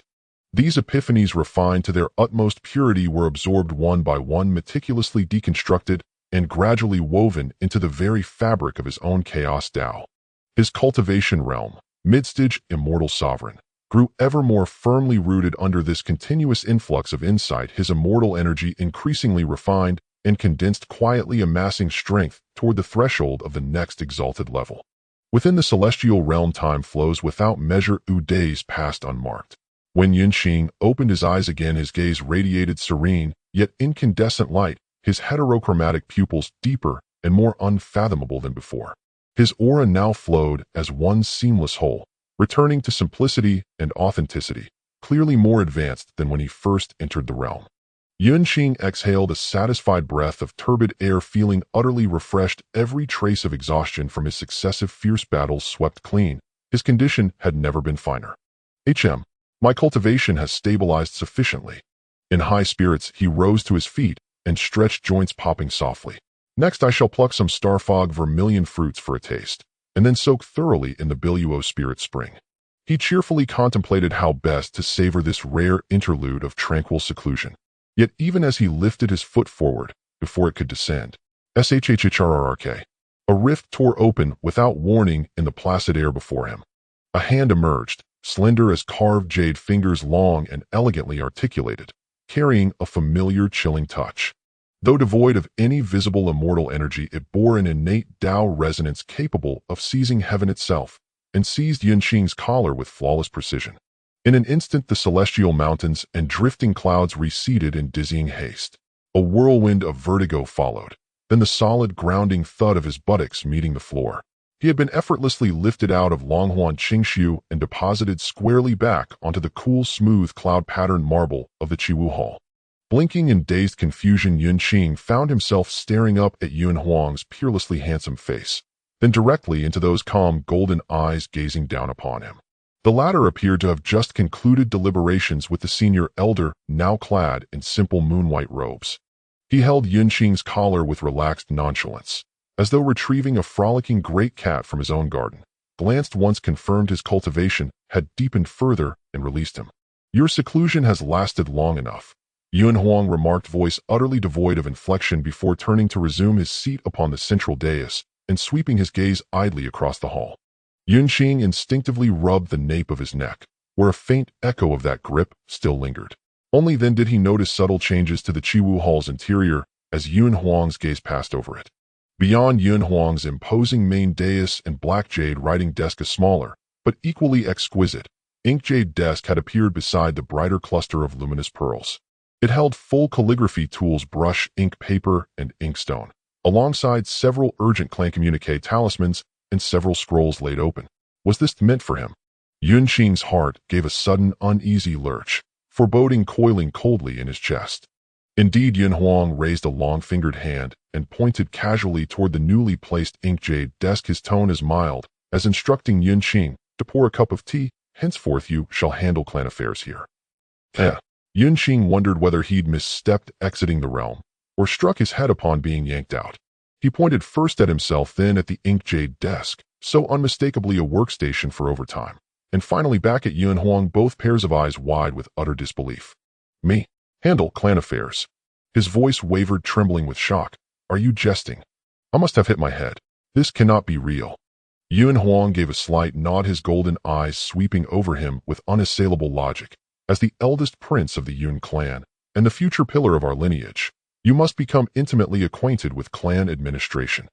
In the past, your foundation remained unsteady and your cultivation insufficient. Thus, you were permitted to focus solely on cultivation, free from mundane concerns. Now that you have ascended to immortal sovereign and assumed the rank of chief disciple, duty calls. You must shoulder responsibility and ease the burden upon our clan. Yun Qing stood frozen, incredulous. Had he not already been an immortal sovereign upon his return? Yet then no labor had been demanded. Yun Huang paused, then added, the matters discussed earlier with the senior elder require detailed implementation and authoritative adjudication. Resource allocation and role assignments for the newly appointed 12 princes, as well as diplomatic correspondence with external clans, must be processed promptly without delay. With a casual flick of his broad sleeve, the towering stacks of scrolls and communique talismans beside the dais surged upward like a migrating flock of birds, soaring across the hall with uncanny precision, before cascading down in a soft rhythmic rustle onto Yun Qing's ink-jade desk. They piled high layer upon layer, teetering precariously, the topmost scrolls swaying slightly from sheer height. These, Yun Huang tilted his chin toward the teetering mound, his voice unruffled, must be reviewed and finalized today. Should anything remain unclear, consult the senior elder, or, he paused briefly, golden eyes glancing sidelong at Yun Qing, exercise your own discretion and judgment. Then beneath Yun Qing's stunned, wide-eyed, soul-shaking gaze, Yun Huang rose with unhurried grace, smoothed his immaculate sleeves, and dropped a thunderclap of a declaration. This sovereign has recently sensed a profound Tao resonance. Oh, I shall enter seclusion for quiet cultivation for a period. All clan matters shall fall to your discretion. Do not disturb me unless the very survival of our lineage hangs in the balance. And with that he truly turned and strode calmly toward the inner meditation chamber of the Chiwu Hall, the hem of his moon-white robe tracing a cold, decisive arc, leaving Yun Qing utterly petrified and paralyzed amid the echoing vastness of the hall, staring helplessly at the avalanche of administrative duties before him. Yun Qing stood motionless, rooted to the spot. A chill wind, blowing straight from an unscrupulous Immortal Emperor boss, swept across his heart, freezing his very soul into tremulous stillness. Just then a voice resonated softly within his mind. Elder brother, did I not tell you your inner thoughts are rather excessively animated? Yun Qing couldn't help but shiver, then forced a strained, apologetic smile. How could that be? Brother Huang, rest assured. Seal yourself away in cultivation. All trivial matters shall be handled flawlessly by me, Yun Qing. Ha ha ha. Silence lingered deep within the hall. Yun Qing quietly exhaled in relief. He glanced at the towering stack of scrolls and jade slips, nearly as tall as a man. Then at the entrance to the meditation chamber, where Yun Huang had vanished, and finally down at his own hands, which ought to have been plucking vermilion fruits and soaking in spirit springs. Yun Qing tilted his head upward 45 degrees, gazing wordlessly at the heavens. So, he had endured untold hardship to flee into the Chiwu Hall, only to walk straight into a trap, condemned to manage these maddeningly tedious clan affairs. Chief eldest young master, the clan's future pillar. He scoffed, clearly nothing more than unpaid labor for an unscrupulous celestial emperor boss. In that moment, the warm rose-tinted illusions Yun Qing had once held about his younger brother, the awkward tenderness, the indulgent protection, shattered with a sharp crystalline crack. Yet shattered or not, the work remained. Dare he disobey Yun Huang's command? Not only would outright refusal be unthinkable, he dared not even delay. Who knew what sparring session this ancestral sovereign might demand upon emerging from seclusion? Yun Qing drew a slow, steadying breath and resignedly seated himself behind the writing desk. Its surface was cool to the touch, and remarkably quite comfortable. He picked up the topmost scroll, a report on escalating tensions between the northern border's 3 cities and the neighboring Qiang sect over a newly discovered deposit of solar flame essence, ore, complete with skirmishes among junior disciples, an investigation summary by the supervising elder, and 3 proposed resolutions. Yun Qing massaged his throbbing temples, lifted the spirit-calming vermilion brush, evidently a refined artifact, and narrowed his dual pupils, swiftly weighing advantages and drawbacks before inscribing incisive annotations. Fortunately, though devoted to cultivation in this life, his broad vision and accumulated wisdom, absorbed through years of observation, meant he was far from helpless. Time slipped away, measured only by the soft, rustling whisper of brush against parchment. Soon Yun Qing immersed himself fully, reviewing each document in turn, sometimes lost in deep contemplation, fingertips unconsciously tapping the desk, sometimes writing with swift, decisive strokes, issuing clear, resolute edicts. His judgments struck precisely at the heart of each matter, yet never lacked grace or flexibility. A quiet authority, a nascent mastery of grand strategy already shimmered beneath his calm demeanor. Even the plain black robe he wore seemed unexpectedly fitting as he sat upon the Chuwu Hall's seat of honor. No one knew how long had passed, only that the sky beyond the hall had grown noticeably dimmer. Just after finalizing an adjustment proposal titled Annual Evaluation and Resource Allocation for Young Clan Disciples, Yun Qing reached for the next scroll, only to find it was a preliminary draft outlining preparations for the Shengxian ceremony. Yun Qing raised a knowing eyebrow. With the Jiuxiao Qingyuan rankings imminent, all 12 branches of the Yun clan were required to dispatch representatives. Yet now, with 12 elders either crippled or imprisoned, their respective branches stood leaderless and gravely weakened. To allow them to represent the Yun clan at such a prestigious event would surely tarnish its prestige and jeopardize its share of celestial fortune. Activating the Shengxian ceremony ahead of schedule to select new branch leaders and elite cultivators from across the clan had thus become imperative. This draft, spearheaded by Elder Chief Yun Che and co-signed by several core elders, awaited only the young lord's final approval before implementation. Yun Qing studied it carefully, lifting his brush to mark key points for clarification, when a light, precise knock sounded at the hall's entrance. "Enter." Yun Qing didn't look up, instinctively replying as his brush hovered above the draft, a drop of vermilion ink trembling at its tip. Elder 2 Yun Yuan strode in with hurried urgency, clutching a luminous jade slip tightly in his hand. Lingering fury still tightened the lines around his eyes, evidence he'd just concluded the purge of Elder 12's faction and perhaps had also come to discuss the Shengxian ceremony. "Greetings, young lord. Urgent matters to report." Elder 2 bowed deeply toward the central dais, without glancing up, his voice booming resonantly through the vast hall. Yet mid-sentence he sensed something amiss. The dais stood utterly empty, bathed only in the lonely silvery glow of enchanted pearls. And beside the black jade writing desk, newly placed beside the dark jade ceremonial table where the young lord customarily conducted state affairs, sat none other than his own long-missing little rascal. There sat Yun Qing, impeccably clad in solemn black robes, brows faintly furrowed, gripping the spirit-calming vermilion brush with intense, unwavering focus as he reviewed the mountain of clan documents before him. That posture, that position, Elder 2's mind roared, a thunderclap surging straight to his crown. So that was it. No wonder they'd searched high and low in vain. He'd hidden himself right here. Well, he'd even wormed his way onto the young lord's side desk. "Yun Qing."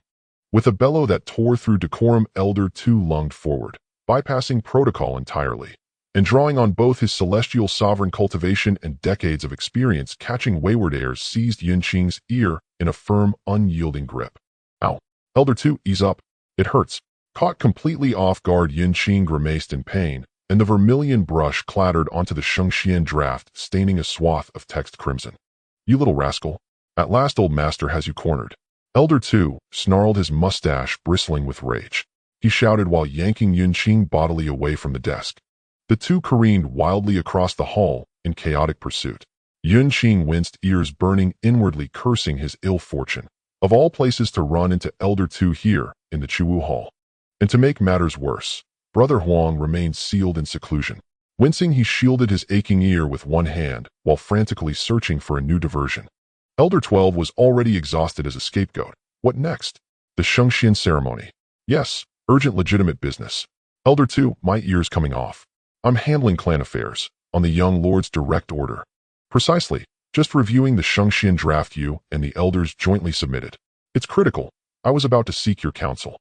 Yun Qing blurted, desperately steering Elder 2's attention back to the matter at hand. The young lord's order.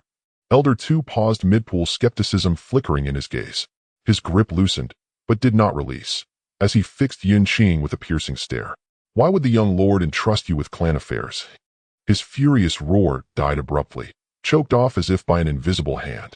For deep within the Chiwu Hall, the door to the secluded meditation chamber, long shut, had opened silently and without warning. A figure in moon-white robes stepped calmly forth.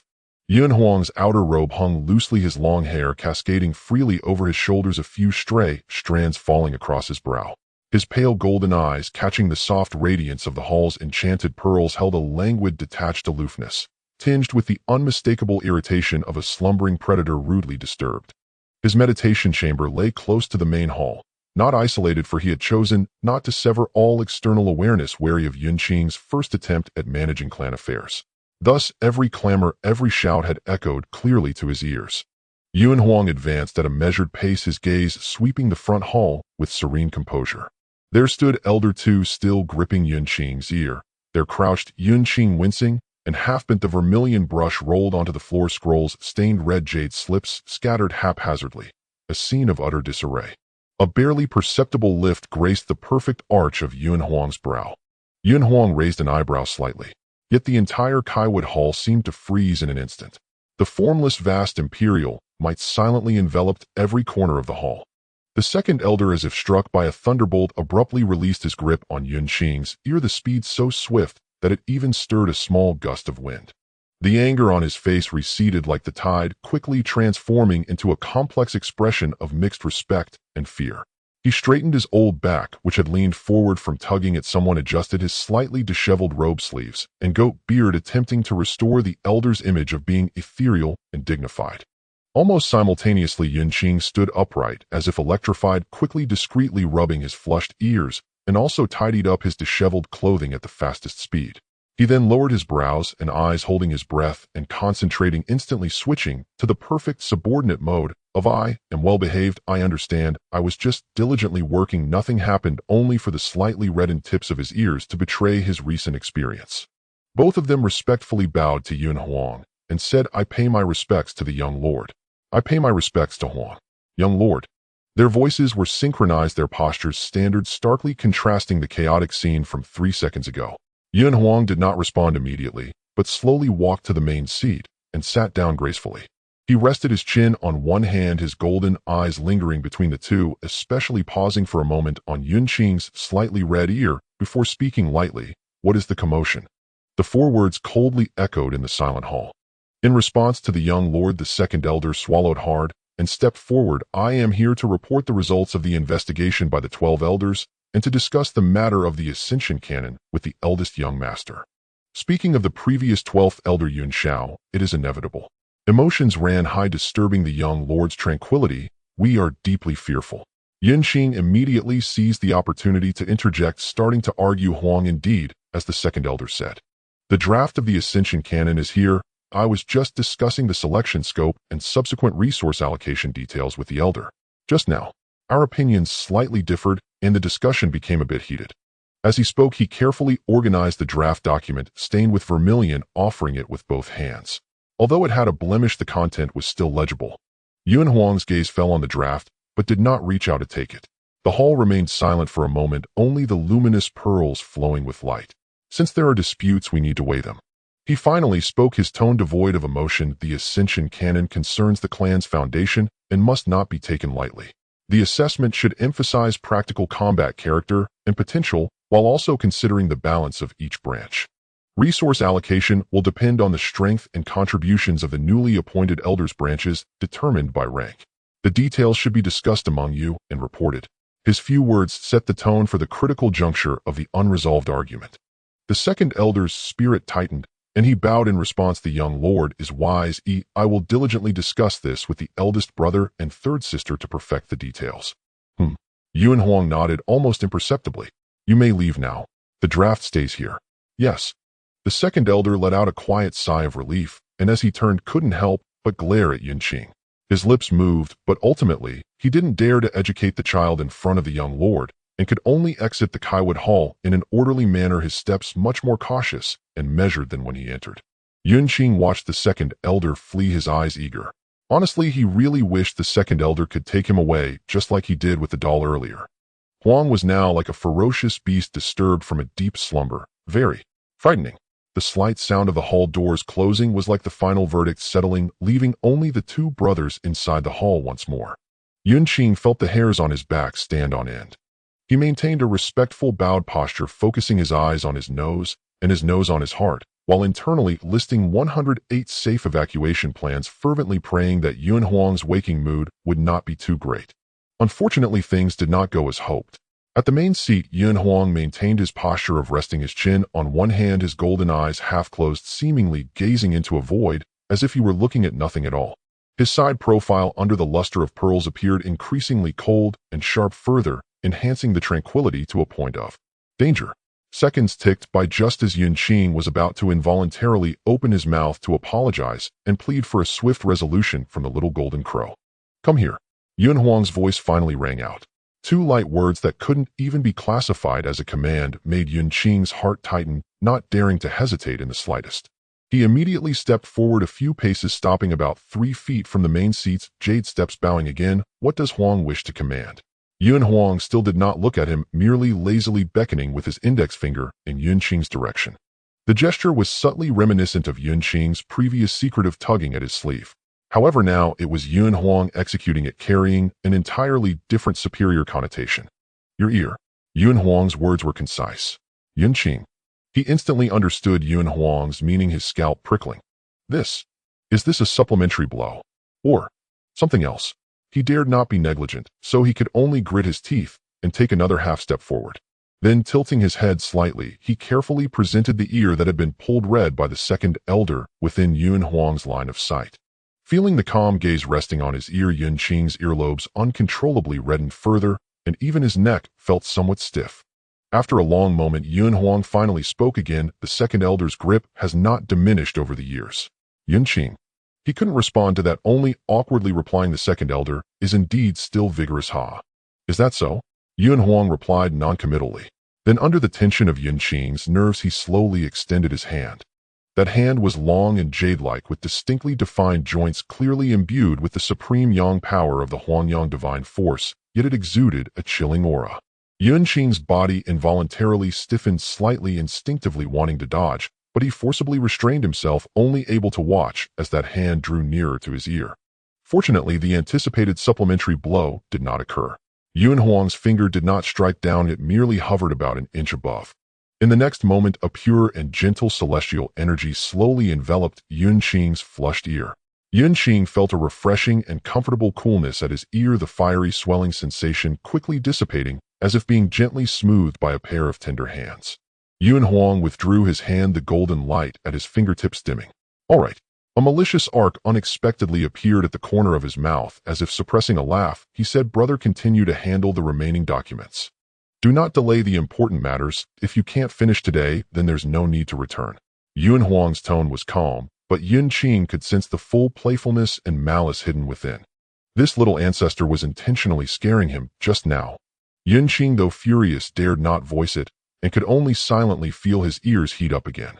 This time it was out of anger. "Red. Hot. Yes." Yun Qing gritted his teeth in response, realizing how difficult it was to fathom the convoluted thoughts of his brother and superior. Fuming, he carelessly tossed the draft of the ascending Xian code into a corner of Yun Huang's desk, then prepared to retreat back to his overwhelmed workspace to continue battling that pile of little mountains. "Wait." Yun Huang's voice echoed once more. Yun Qing paused, his heart racing. Ooh, what more could this ancestor want? Yun Huang's gaze fell upon the mountain of documents, a fleeting, elusive glimmer passing through his golden eyes. He casually pulled out a distinctly higher-grade blue jade slip from the main desk, flicking his wrist, causing the slip to fly precisely to the peak of Yun Qing's little mountain. "This is a summary of the ancient scrolls from the Nine Heavens blue cloud ranking, filtered and verified by this Lord." Yun Huang's tone remained calm. "Read it in your leisure time, it may prove beneficial. Yun Qing's eyes brightened slightly. Internal information from the Nine Heavens Blue Cloud ranking, and it had been screened and verified by Yun Huang. Family members, the Immortal Emperor himself has provided you with key points for the upcoming exam. Yes, I will study it carefully. Yun Qing solemnly replied, his earlier frustrations instantly alleviated by this unexpected joy, even making the towering pile of documents seem a bit more agreeable. Yun Huang no longer looked at him, turning to return to his quiet chamber, but as he moved, he seemed to recall something, glancing sideways and saying, "It will be difficult to find peace here in the coming days. I shall go into seclusion at the Longhuan Pure Void." As he spoke, he casually waved his hand towards the empty space beside him. Swish! A silent spatial portal opened, and an overwhelming wave of primordial spiritual energy rushed forth. Just as Yun Huang stepped into the portal, he turned back and flicked his finger, causing a blue feather shimmering with divine light to materialize, slowly drifting toward Yun Qing. This is the key to the Longhuan Pure Void, capable of opening the portal at any time. His voice carried through the misty spiritual energy, seemingly considering someone's past conduct, and ultimately added, "Recently, do not enter without reason to disturb this lord." Yun Qing's eyes lit up brighter than when he first saw the ancient scroll. The key to the vacation paradise, oh no, the cultivation sanctuary. The feeling of being overworked was instantly washed away. Though he had been explicitly instructed not to disturb without reason, Yun Qing automatically interpreted the latter part as an invitation to enter if there was a matter. Would soaking in the Bailuo spirit spring to stabilize his cultivation count as a legitimate reason? Would picking the star mist Zhu fruit to enhance his strength count as a legitimate reason?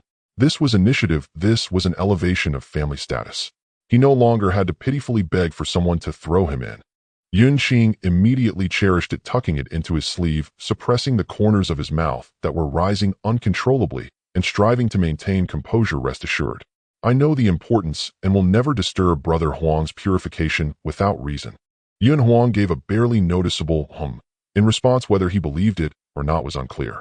With that, he stepped directly into the portal filled with the aura of celestial spirits, his figure quickly consumed by the radiance of the cave. The Chiwu Hall returned to its empty silence, leaving only Yun Qing and the mountain of documents before him, which seemed to mockingly whisper, "Fortune and misfortune go hand in hand." Well then, time to get to work. Yun Qing sat back at the black jade desk, rubbed his intact ear, and resignedly picked up the vermilion brush anew. As he opened the lengthy report regarding the trade disputes between the Nanhai Archipelago and the Sea Tribe, he consoled himself. Fortunately, this labor wasn't in vain. The occasional perks from the unscrupulous boss were indeed top-tier goods that were unmatched in the market. Could this be what they called hitting with a stick, then giving a sweet date? Yun Qing's mood shifted from cloudy to clear, and processing the documents became much smoother.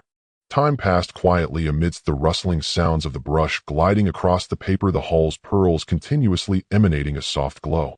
Unbeknownst to how long had passed, Yun Qing had just finished reviewing a complex proposal on the budget for the allocation and training of family spirit beasts, when he rubbed his brow, habitually reaching for the cooling spirit tea beside him, absent-mindedly taking a sip, while his divine sense instinctively extended outward.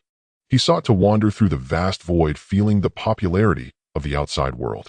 However, this sensation instantly made the cold tea he had just sipped nearly impossible to swallow. From a great distance outside the hall, a clear, cheerful, and even slightly arrogant humming voice drifted over. That lively laughter, full of youthful vigor, ebbed and flowed from far to near, then from near to far. The rhythm was lively, the pitch soared, as if announcing his joy to the world. Life should be enjoyed to the fullest. Everywhere is a good view. Hey, winning is exhilarating. I'm heading back to soak in my warm jade hot spring, and to open a jar of the treasured drunken immortal worry-free from 800 years ago to celebrate. Huh. That rippling voice passed right by Yun Qing, and even though it was somewhat blurred by the restrictions, he instantly recognized who it was. Who else could it be but Yun Lei with his fiery orange hair? Judging by his boisterous demeanor, it was clear that the injuries had sustained from being sent out by Yun Qing on the martial stage had healed completely. Crack. A crisp sound rang out. In Yun Qing's hand, the solid spirit jade teacup engraved with a spirit-gathering formation suddenly developed a crack along its surface. Cold tea seeped out along the crack, spreading a small patch of dark water stains. Expressionless, he set the teacup down, raised his head, and gazed deeply towards the hall's entrance. An indescribable wicked fire surged up from the depths of Yun Qing's heart, instantly igniting into a blaze. He, the eldest son of the Yun family in this cold and empty Chiwu hall, from dawn to dusk diligently dealt with the myriad trivial matters of the clan, ranging from major disputes over mining veins to minor allocations of spiritual herbs. Being used as an omnipotent laborer by the Immortal Emperor boss, nearly having his ears torn off. Even wanting to soak in his family's cave paradise or pick a fruit required careful consideration of others' expressions. And what about that group of fellows outside? Having just finished the Yun Summit martial competition and ranking among the 12 young masters, what were they doing now? Soaking in the warm jade spirit spring. Drinking 800-year-old vintage. Being as happy as Yun Qing lay soaring to the skies. Why should they?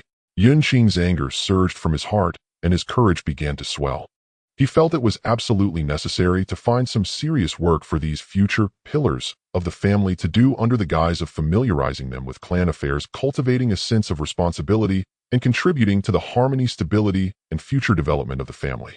Yun Qing slowly set down the cracked teacup, his fingertips rhythmically tapping lightly on the cold black jade desk. Tap, tap. Within his deep-set eyes, the usual warmth and steadiness receded like the tide, replaced by a shadowy glow that seemed almost darkened. Suffering alone is worse than suffering together, dear siblings. Yun Qing's mind stirred slightly, and his formidable divine sense instantaneously pierced through layers of restrictions, wrapping around the distant, carefree, humming figure with orange hair that was about to slip away. Jing Lei Tang Di. A frigid voice rang out suddenly within Yun Jinglei's unguarded divine sense, startling him so violently that he stumbled, nearly toppling headlong over the corridor railing. Leave. No, come immediately to the Chiwu Hall. I have urgent matters to discuss with you. Yun Jinglei shuddered inexplicably. That voice, was it his elder brother? How bitterly cold, and laced with killing intent. Moments later, the side door of the Chiwu Hall slid open soundlessly, a subtle, irresistible force drawing the hesitant Yun Jinglei inward, as if he were being formally invited in. Before he could even take in the hall's interior, he saw Yun Qing seated behind a side desk, his aura as still and profound as deep water. Bathed in the soft, luminous glow of spirit pearls, Yun Qing did not glance up. Yet with a single effortless motion, he tossed a distinctive token into Yun Jinglei's arms. By decree of the young lord, he spoke, voice low yet suffused with an unnerving, palpable pressure. Utterly unlike the gentle, composed elder brother Yun Jinglei knew. Instead, it bore an uncanny resemblance to the haughty, commanding presence of Yun Huang himself. All 12 princes who are physically sound and not formally sealed in cultivation shall assemble at the Chiwu Hall without delay. Those who fail to appear on time. Yun Qing paused, and a chilling, faint smile curled the corner of his lips, sending a shiver down Yun Jinglei's spine. Shall bear the consequences themselves. Yun Jinglei caught the young lord's token, its latent authority humming with quiet menace. He stared at Yun Qing's handsome face, now veiled by a faint, ominous haze of black qi, then glanced sidelong at the towering stack of archival scrolls beside him and the cracked teacup on the desk. His throat tightened, he swallowed hard. Elder brother, I go at once.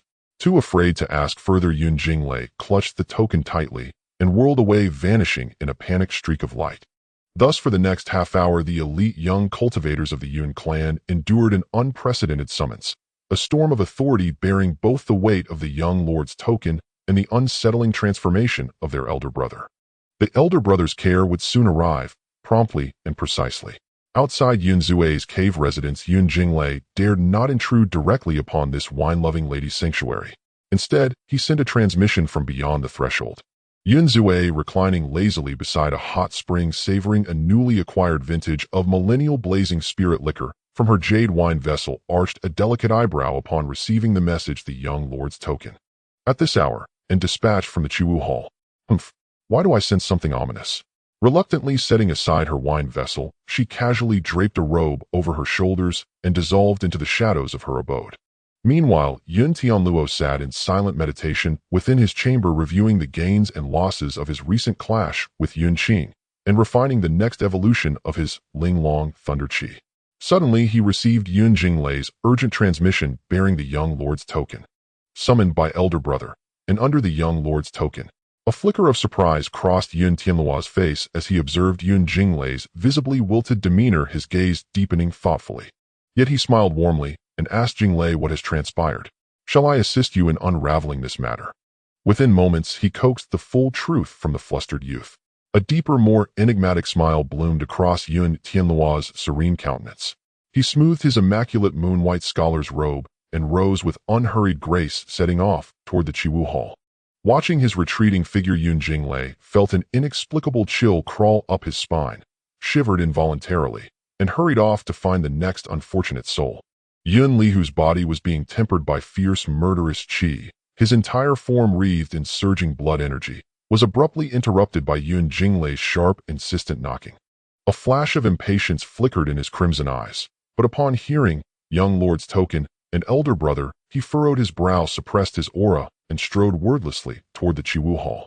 The final unfortunate soul, Yun Huang, was apprehended by Yun Qing amid the clan's floral fields. She had been delicately administering spirit due to a moonlight datura blossom, when Yun Qing, having dispelled a concealment formation, materialized before her, startling her thoroughly. Upon hearing the summons, Yun Huang's hand trembled, nearly spilling the precious dew. Clutching the nearby blood dragon thorn vine, her voice quavered, "Xiao Jing, what do we do? Is it possible we misinterpreted the earlier get out? Are we now to be punished?" The blood dragon thorn nuzzled her reassuringly, then gently tugged its reluctant master forward, dragging her step by hesitant step out the gate. Thus, save for the failed attempt to locate Yun Rui, blocked at the threshold by the fifth elder, all else proceeded smoothly. Every one of the 12 princes still available had been gathered and delivered to the Chiwu Hall by Yun Qing. Inside the hall, the gentle radiance of spirit pearls flowed like liquid silver, illuminating several youthful faces, each strikingly distinct, yet equally exceptional. They exchanged wary glances, utterly bewildered. Excluded were only Yun Baojin, deeply immersed in seclusion, to break through to immortal kinghood, the three perfections trio jointly traveling abroad to gather artistic inspiration, Yun Pixiao, still recuperating from grievous injuries, and Yun Rui, who for reasons unknown had likewise entered solitary cultivation. Rarely had the Chiwu Hall known such an assembly. Yun Zue leaned languidly against a pillar, somehow producing yet another small wine vessel from nowhere, sipping idly, with eyes hazy and unfocused. Yun Li stood grim-faced in a shadowed corner, his eyes half-flitted, lost in silent contemplation. Yun Huang pressed herself close to the entrance, shrinking as if into the very shadows, unconsciously plucking at the leaves of the blood dragon thorn beside her. The fearsome vine, unusually subdued, merely coiled gently around her sleeve. Yun Qing stood farther back, still breathless from his errand, looking slightly deflated and faintly guilty, his gaze darting evasively. Only Yun Tianluo stood apart, clad in a pristine white scholar's robe, his expression warm and composed as though attending nothing more than a casual gathering among friends. All their gazes converged upon the upper dais, specifically the seat beside the central throne. There sat Yun Qing, his dual pupils calm and fathomless, his figure rendered even more imposing by the austere black robes he wore. He held a jade tablet in one hand. The young lord's token emblem of supreme authority shimmered faintly at his fingertips. As his gaze swept over those assembled below, it carried a quiet, unmistakable weight of command. This posture, this atmosphere, why did it feel so eerily familiar? It bore an uncanny resemblance to the mannerisms of a certain revered ancestor. Yun Qing observed their reactions with quiet satisfaction. The inner fire that had raged within him had now settled into a subtle, exquisite equilibrium, tinged with the secret thrill of impending mischief. Clearing his throat, he began, his tone grave and sincere, as though shouldering the weight of heaven itself. "Brothers and sisters, I have summoned you all today out of dire necessity, reluctant yet unavoidable." He paused, savoring the dawning confusion and unease in their eyes before continuing. "The young lord has entered secluded cultivation, pursuing the ultimate Tao. This is our clan's greatest fortune. Yet clan affairs must never falter. At present, responsibilities mount endlessly. As the 12 princes and future pillars of our lineage, we bear the young lord's profound trust and draw upon the clan's abundant resources. In this critical hour, when our family urgently requires capable hands, how can we retreat solely into personal cultivation, indulging in ease and comfort? We must shoulder burdens, serve our kin, and hone ourselves through real-world trials." Were Yun Huang present, he would surely recognize these words instantly. They were a near-perfect echo of his own recent earnest admonishment to a certain elder prince. Sensing his groundwork complete, Yun Qing's voice surged with sudden intensity. "Today's summons is precisely to entrust you, each of you, with vital responsibility. This is your unparalleled opportunity to repay the clan." No sooner had the words left his lips than he seized the young lord's token and began assigning tasks, leaving no room for hesitation, protest, or question. Tianluo. Yun Qing first turned his gaze toward the elegant and poised Yun Tianluo, a look of profound trust blooming across his face. You possess the sharpest mind and the most discerning heart. Although the mineral rights disputes between the three northern cities and the Qiyang sect have been provisionally settled through mediation, the subsequent resource allocation still requires meticulous negotiation and accounting. You shall assume full responsibility for this matter. He deliberately emphasized the words, full responsibility, then sent a thick dossier floating across the space toward Yun Tianluo with a radiant smile. Within 7 days I expect a comprehensive finalized report on the case. Your capabilities are beyond reproach. I place absolute faith in you. In that final sentence, Yun Qing's gaze grew subtly weighted, laden with unspoken meaning. A heart of 7 apertures, surely born for diplomacy and ledger-keeping, and should negotiations falter, one may always cleave the negotiation table in half to enforce reason by sheer force. A truly ideal appointment. Yun Tianluo respectfully accepted the dossier with both hands and replied earnestly, "Elder brother may rest assured.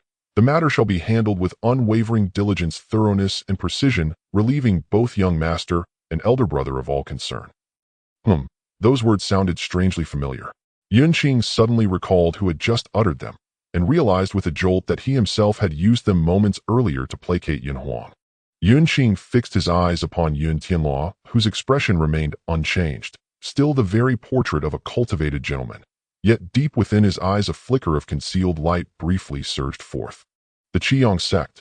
Rumor has it their sect master is a hot-tempered old fire crow. Perhaps a scholarly exchange on fire affinity techniques would prove most illuminating. Yun Qing narrowed his eyes, shifting his gaze from Yun Tianluo's practiced smile toward the true instigator of today's drama. Yun Jinglei. Yun Jinglei's scalp prickled instantly. He snapped upright, spine rigid. Your speed and movement is unmatched among our clan. Coincidentally, the Shengxian canon is imminent. Dispatching you to notify all eligible branch lineages is fitting both in status and capability. Yun Qing spoke once more with a gentle smile. He raised the young master's token in his hand. Its surface gleamed coldly under the luster of the luminous pearls. This matter concerns the fairness of the selection process and the dignity of our entire family. There must be no delay. Jinglei, you shall depart immediately. Let your boundless energy carry you far and wide. Run until you collapse. Yun Jinglei grimaced, staring at the token nearly pressed against his nose. He opened his mouth, then closed it again, bowing his head meekly. Jinglei accepts the charge. His voice was listless, as though already envisioning the wretched, dust-choked exhaustion awaiting him over the coming days. Observing his dejected posture, Yun Qing finally felt a wave of deep, visceral satisfaction. Indeed, joy multiplies when shared, burdens lighten when borne together. Solitary suffering pales beside collective endurance. A Zue Shuanghua. Yun Qing turned toward the two figures, one slumped in drunken languor, the other shrinking like a startled quail. Yun Zue lazily lifted a drooping eyelid. Yun Shuanghua flinched visibly. The Jiuxiao Qingyun list approaches. The era of great contention stirs.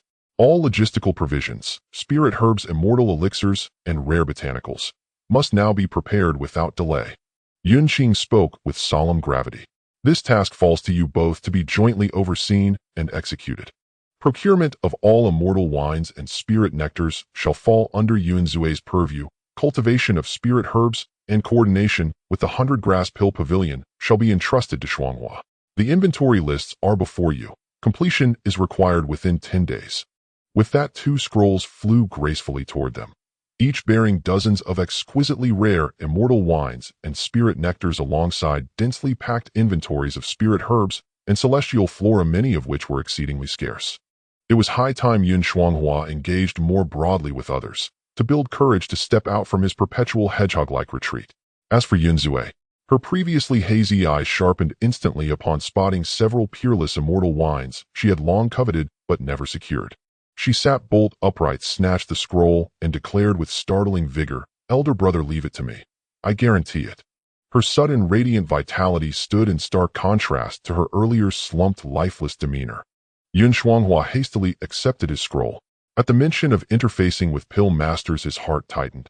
He remembered how those stern elders at the pill pavilion always smiled too widely whenever they saw his bloodvine thorns, sending chills down his spine. Fortunately, though the list was voluminous, every herb was one he knew well. His nerves eased, and he nodded rapidly. "I will handle it, elder brother." Absolutely. I'll see it done. Cultivating flowers and herbs was his greatest strength. As for Yun Zue and the pill masters, well, best to keep a wide, prudent distance from both.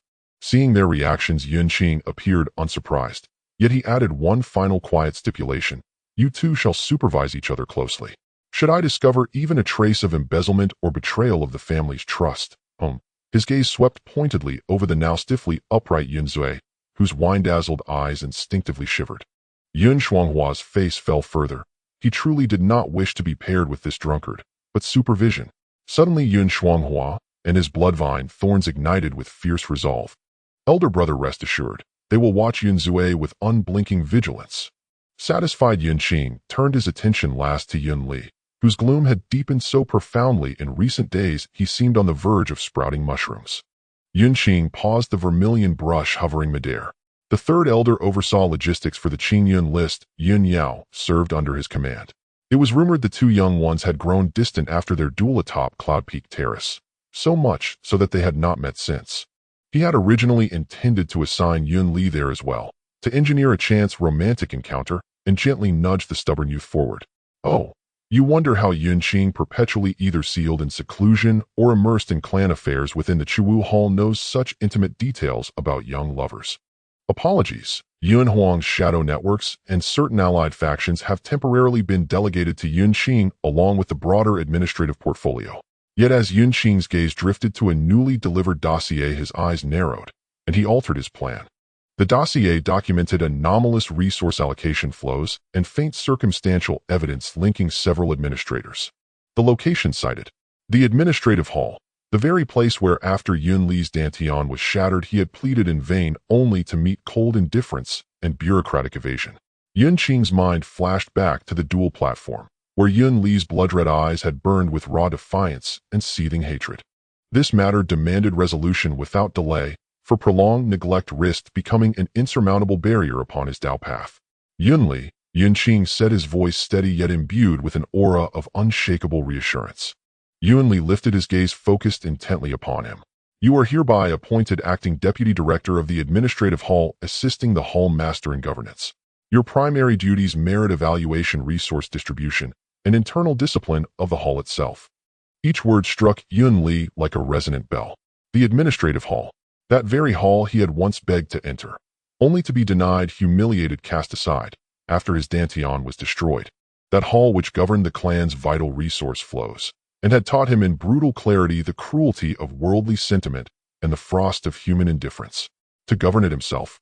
Memories surged. Yun Li's icy countenance finally fractured, revealing turbulent waves of complex emotion beneath. Stunned disbelief, disorientation, instinctive resistance, and deeper still, something long frozen, now cracking open, fissuring at its core. He held Yun Qing's gaze, meeting those calm, twin-pupiled eyes that seemed to pierce through all illusion and know all things. Yun Qing did not flinch. His gaze remained unwavering, deep, resolute. Then, lifting his vermilion brush, he inscribed Yun Li's new appointment with crisp, decisive strokes onto the jade tablet reserved for temporary assignments of the 12 princes. On the path of cultivation, some barriers must be crossed, not around, not over, but straight through with one's own feet. By assigning Yun Li to lead, Yun Qing placed him atop the very institution he once looked up to in despair, or loathed in fury, so he might examine it, judge it, and ultimately reshape it. To confront past humiliations and injustices directly, to dismantle or reconstruct the suffocating rules that once choked his spirit, was the only way to achieve true liberation and breakthrough in his Dao heart. Moreover, a flash of steely resolve hardened Yun Qing's gaze. While Brother Huang remained sealed in cultivation, it was time to root out long-festering maladies and corrupt customs festering within the clan. Yun Li was without question the perfect choice. After completing all the arrangements, Yun Qing reviewed them and felt quite satisfied. Not only could this keep these overly energetic individuals occupied, but it would also effectively hone their abilities while alleviating some pressure from clan affairs, achieving multiple goals at once. He nodded in satisfaction. With the tasks assigned, everyone held a thick or thin dossier and a token in hand. Yun Qing set down his pen, leaned back slightly, and glanced again at his colleagues below, each displaying a different expression, a subtle smile gracing his lips. Dear junior brothers and sisters, a heavy responsibility lies ahead, so let us encourage one another. If you encounter difficulties, feel free to seek me out. However, I expect results within the deadline. The hall fell into a profound silence. The expressions on the young masters' faces were truly vivid. Yun Tanluo's smile stiffened slightly, a trace of helplessness flickering in his eyes. Yun Zhe rolled his eyes secretly, silently mouthing words. Yun Jinglai's mouth gaped in shock, as if bereaved. Yun Huang's small face was so distressed, she looked like she might cry. Yun Li frowned tightly, but did not speak against it. Are there any objections? Yun Qing sat upright, his calm gaze sweeping over the assembly, mimicking Yun Huang. He gently tapped his fingers on the table. Bang! The sound was not loud, yet it startled everyone. With no tiger in the mountain, the monkey claims kingship. No, this is called an elder brother as a father. With the boss absent, the acting boss word is law. Objections? Who would dare to object? Daring to challenge the elder brother who holds the command of the clan affairs with the decree of the young lord. We will obey the elder brother's orders. Everyone replied weakly in unison. You may disperse. Yun Qing waved his hand, lifted the cracked teacup, repaired it with spiritual energy, and leisurely took a sip. Slightly astringent, yet sweet, leaving a fragrant aftertaste. Indeed, joy does not vanish, it merely shifts. The group of young masters left the side hall of the Chiwu Hall dejected. Just as they stepped out of the hall, this group of young masters and ladies who had just been forcefully assigned to enrich their lives suddenly halted in their tracks. In unison, they all turned their gazes to the catalyst that had first drawn the elder brother's attention. Yun Jinglai, who was hanging his head and trying to diminish his presence with secret techniques. Yun Tianluo had somehow walked over to Yun Jinglai's side, still wearing that jade-like, gentle smile, casually saying, Jinglai, if not for your earlier melodious singing that caught the elder brother's attention, we might still be in our respective caves cultivating and comprehending our martial practices. We didn't know that the elder brother with so many responsibilities would still think of us, assigning us practical tasks to sharpen our skills with such good intentions. He paused, the smile deepening. Truly all this is thanks to you, Jinglai. Every word was a compliment filled with the affection of fellow disciples, yet each word reminded everyone it was this kid who stirred up trouble.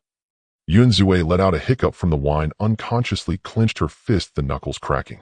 She smiled dangerously, saying, Sister, I just immersed myself in the hot springs, and I only took my first sip of wine feeling completely relaxed. Hua. She turned to Yun Huang, who was still dazed by the logistics in her hands. Can I borrow your thorns for a bit? Sister, help it stretch its muscles and bones.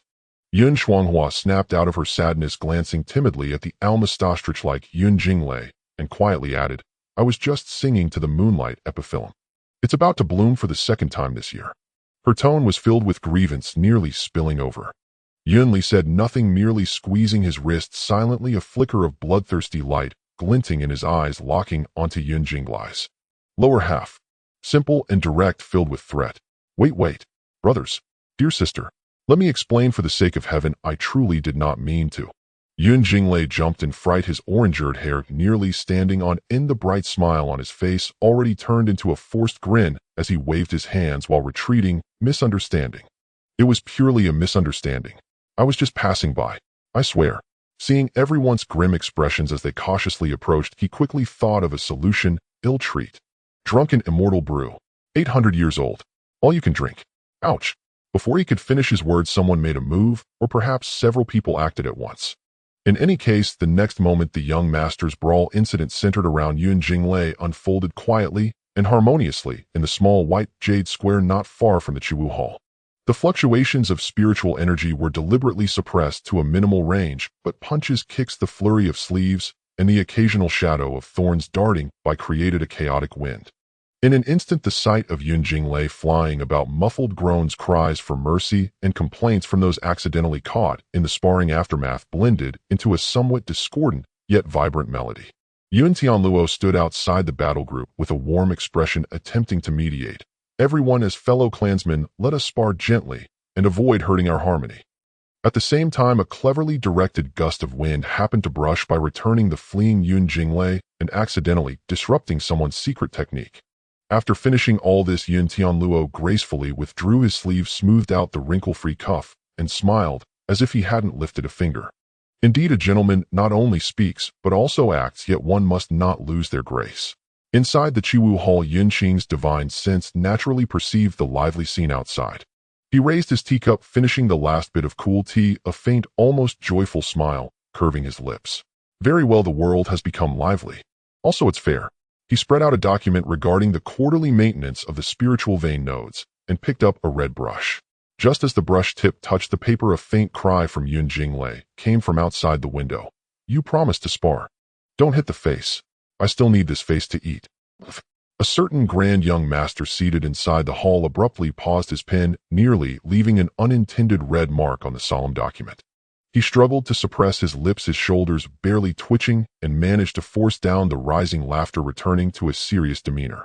Accompanied by Yun Qing's powerful voice, Yun Qing wrote with delight. Fortunately, the commotion did not last long. Soon the young masters left, each with varying degrees of refreshed spirits and existential despair. After all, the elder brother's deadline was not lenient. The work that needed to be done still had to be done. Thankfully, Yun Qing had the secret techniques at his disposal. Even if he was bruised and battered, others would not notice, right? Who could tell that he had just undergone a lesson in tough love? Inside the Chiwu Hall, Yun Qing, having reviewed most of the documents for the day, let out a long sigh. He set down the red brush, rubbed his slightly swollen brow, and extended his divine sense, sensing the fluctuations of spiritual energy from various places. He brewed himself another cup of spiritual tea, a faint smile passing through his dual-colored pupils. Very well, everyone is active now. This is the vigor that the younger generation of the Yun family should possess. As for himself, he glanced at the last few documents waiting for review by his side, and then looked up at the empty main seat of Yun Huang. The responsibility is heavy and the road is long. Yun, chief acting boss, free labor, family beast of burden Qing. He silently added several titles for himself in his mind, chuckling helplessly, yet feeling not much burden, but rather a strange sense of fulfillment. At least he was no longer fighting alone, although the means of achieving his goals were a bit unusual. Picking up the brush again, Yun Qing decided to brew himself a cup of hot tea before completely finishing his work for the day. Alas, the champagne was half opened, and just as the data was flaunted, it crashed. "Help me, dear ones, help me, QAQ. With a wail, my tears started to flow. Hey. Flow down. No, this isn't a joke. I'm really crying, woohoo." The Executive Hall, the central institution overseeing the Yun clan's vast resource allocation and merit-based rewards, had long been a lucrative post entangled in layers of intricate relationships. For decades, the lineage of the former 12 elders had cultivated this domain, weaving an impenetrable web of vested interests. Though their patron had fallen, his toxic legacy lingered, a tangled mess of falsified accounts and parasitic officials. After jointly sparring with Yun Qing, Yun Li led the group straight to the Executive Hall. His uncurbed aura of bloodlust and ferocity sent clan members scattering along the way, casting wary, unsettled glances. Though the hall's architecture soared with solemn grandeur, its atmosphere turned abruptly funereal at his arrival. Within, numerous clerks froze mid-task, expressions shifting across suspicion, apprehension, and guarded neutrality. "His Grace the 10th Young Master, our deepest apologies for failing to greet you properly."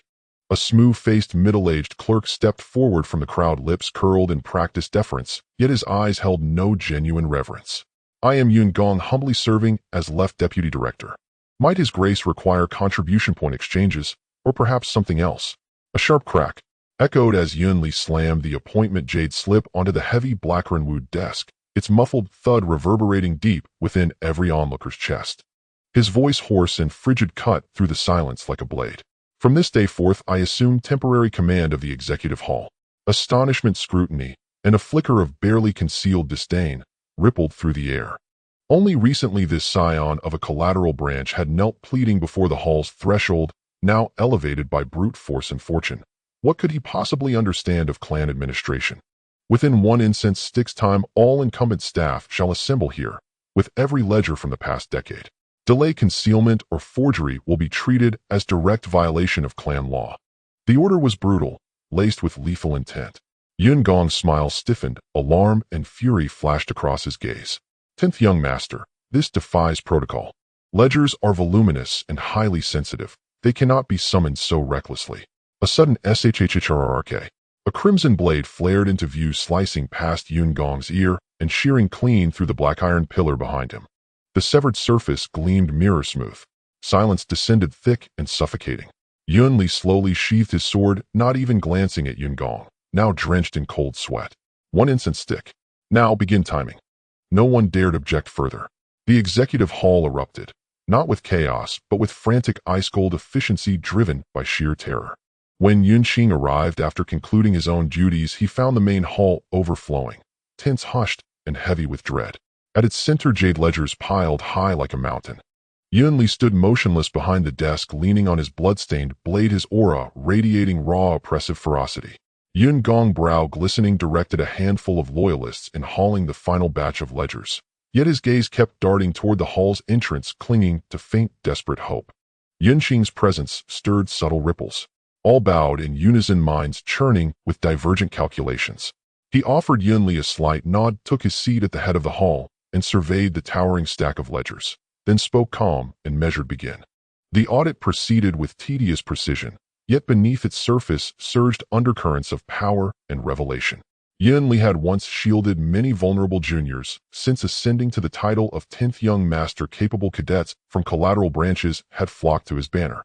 Now divided into teams, they worked with astonishing speed.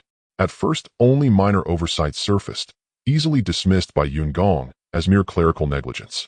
But soon damning discrepancies emerged one after another. The procurement record for century-old Azure Jade Marrow lists 100 gene, but only 70 gene were actually received. The stated loss remains vague and unsubstantiated. A junior auditor reported coldly the supplier Jade Brilliance Pavilion is owned by the younger brother of Deputy Director Yun Gong. Another added in the Ding region mine contribution register 17 individuals are marked as having collected their points, but their thumbprints do not match archival records. Fraudulent claims are strongly suspected. These 17 individuals were all closely tied to the late manager Huang. A second auditor continued, 3 years ago the Class A mission purge of the 10,000 Blood Cavern was officially credited to Deputy Director Yun Gong's leadership. Yet peripheral records and testimony from freelance cultivators confirmed that the Demon Lord was slain not by Yun Gong's team, but by an ad hoc squad of wandering cultivators. That squad vanished without trace shortly thereafter. Their reward bounty remains unclaimed and unaccounted for. Yun Qing did not personally inspect the ledgers. He simply sat observing, his dual pupils occasionally sweeping over the assembly, absorbing each tremor of guilt, each flicker of panic, as Yun Li's subordinates recited flaw after flaw. Each revelation compounded into a torrent of undeniable corruption. Many clerks paled, limbs trembling. Yun Gong and his faction shifted from forced composure to ashen despair. They had never imagined Yun Qing and Yun Li would abandon precedent entirely. No gradual probing, no fear of wide-reaching consequences. Only a swift, decisive overturning of the entire foundation. Slander. Baseless slander. Yun Gong finally exploded, leaping up, voice shrill. 10th young master. Eldest young master. These records span decades. Oversights are inevitable. How can such flimsy evidence warrant conviction? These auditors are novices, ignorant of tradition. They've clearly been manipulated to frame loyal servants. I demand an audience with the elders. Enough. Yun Qing spoke, softly yet with a gravity that instantly silenced Yun Gong's shriek. Rising, he walked to the pile of incriminating ledgers and picked up one at random. Tell me, esteemed elders and clerks, what has sustained our Yun clan for 10,000 years? His gaze locked onto Yun Gong, his dual pupils fathomless. Not wealth, not even power, but the quiet collective belief among most clan members that justice, however imperfect, remains attainable. For that belief they strive. For that belief they sacrifice.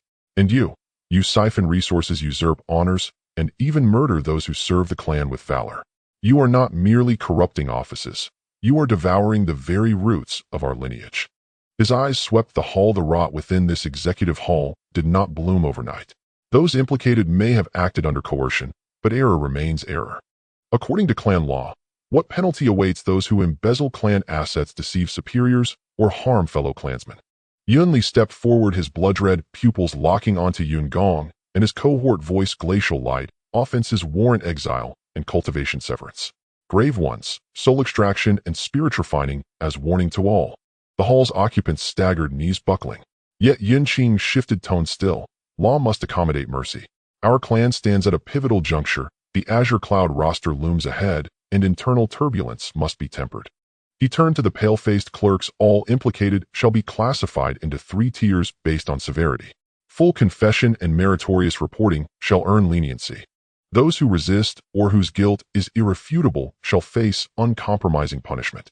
And those coerced or guilty of only minor infractions shall be granted probationary retention.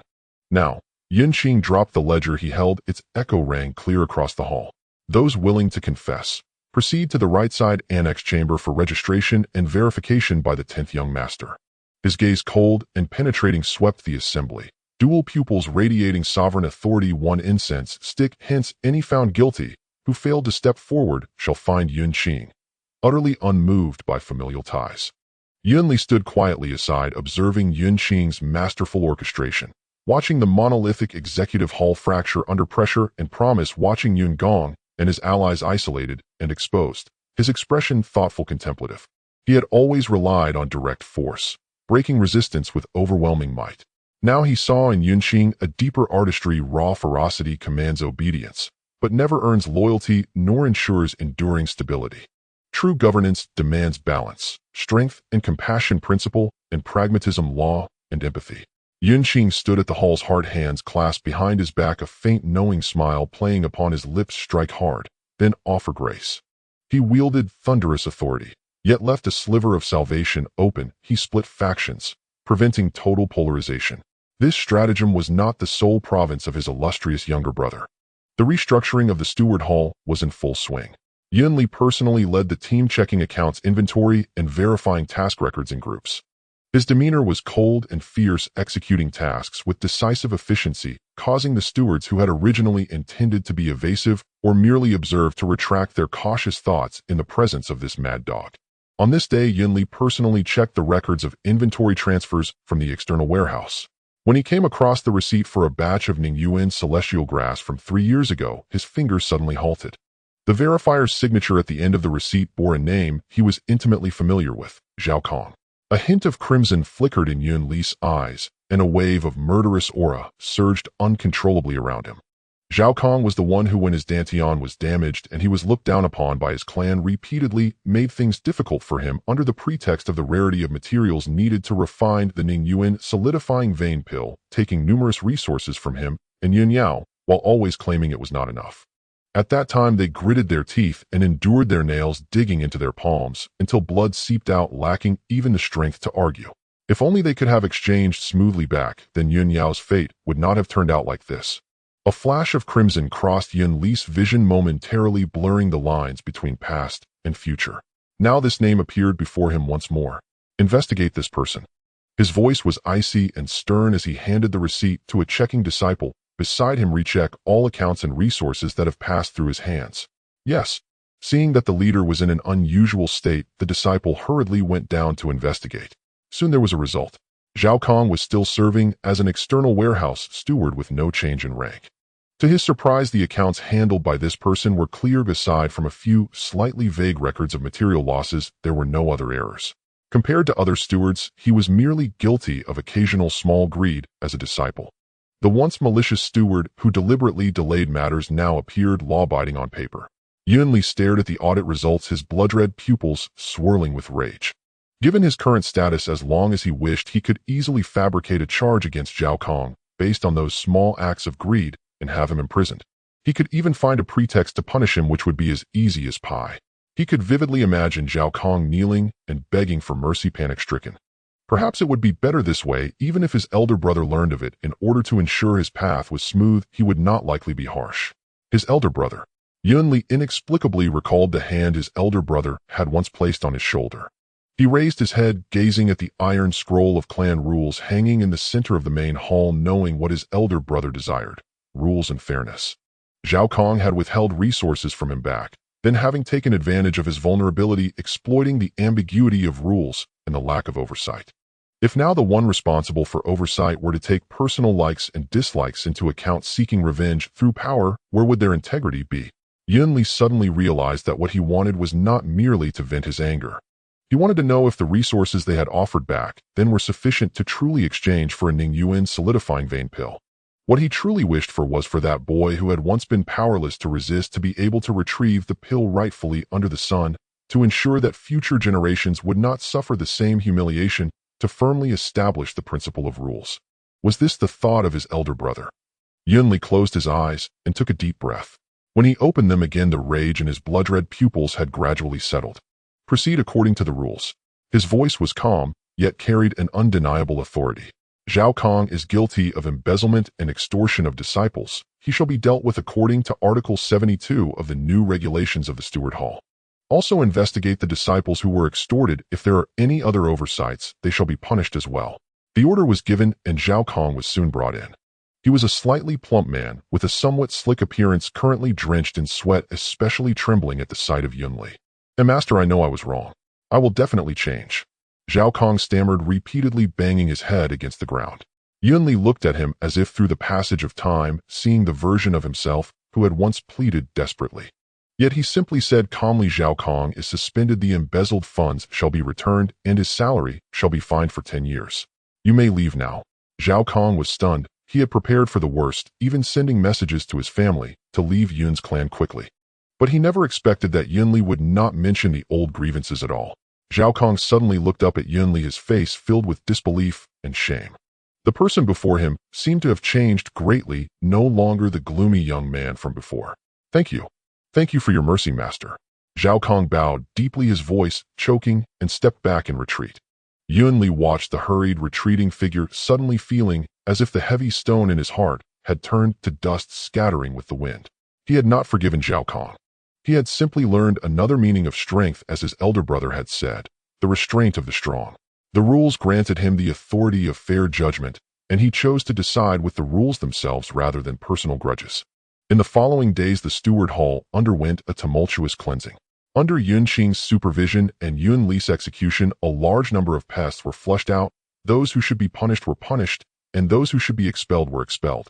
For the vacant positions, Yun Qing did not hastily arrange his own people, but prioritized promoting a group of middle and lower-level stewards who had long been suppressed, were familiar with the business, and had good reputations, and supplemented them with capable youths from the clan with clean backgrounds, rapidly establishing a new team. At the same time, seizing the opportunity of the restructuring, a series of new regulations were swiftly pushed forward before various parties could react. The direction was set, although there would be resistance in the initial phase, it garnered the quiet support of countless ordinary disciples. During this process, Yun Li rapidly grew. He seemed to gradually develop the heart to support the future generations. Days later, the main framework of the Steward Hall was initially clarified, and operations gradually entered the right track. Yun Li found an opportunity and came to the Chiwu Hall, where Yun Qing was handling official business.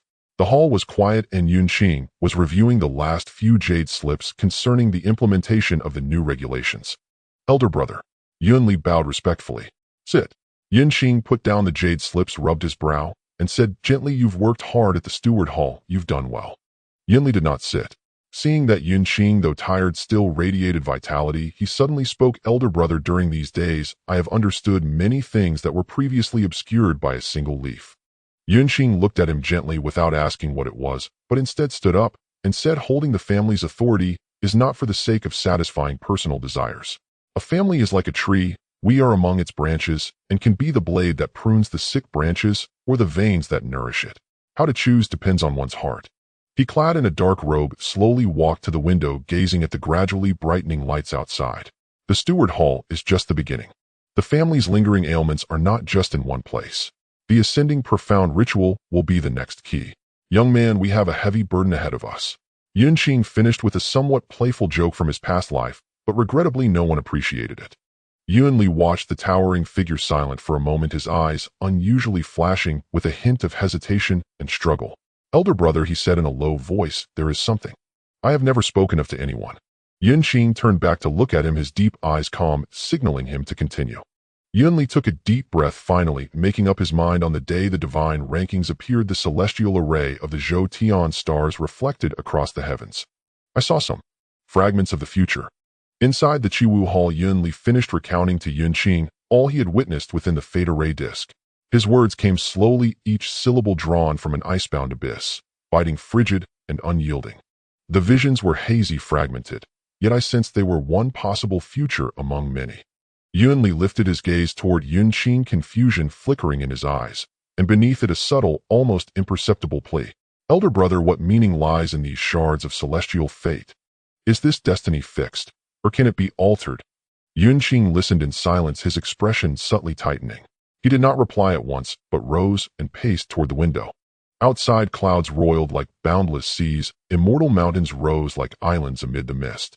The Tao is vast beyond measure, fate flows like a river. Yun Qing spoke at last, his voice calm, seasoned with profound worldly insight. Celestial omens are not verdicts upon a foreordained end.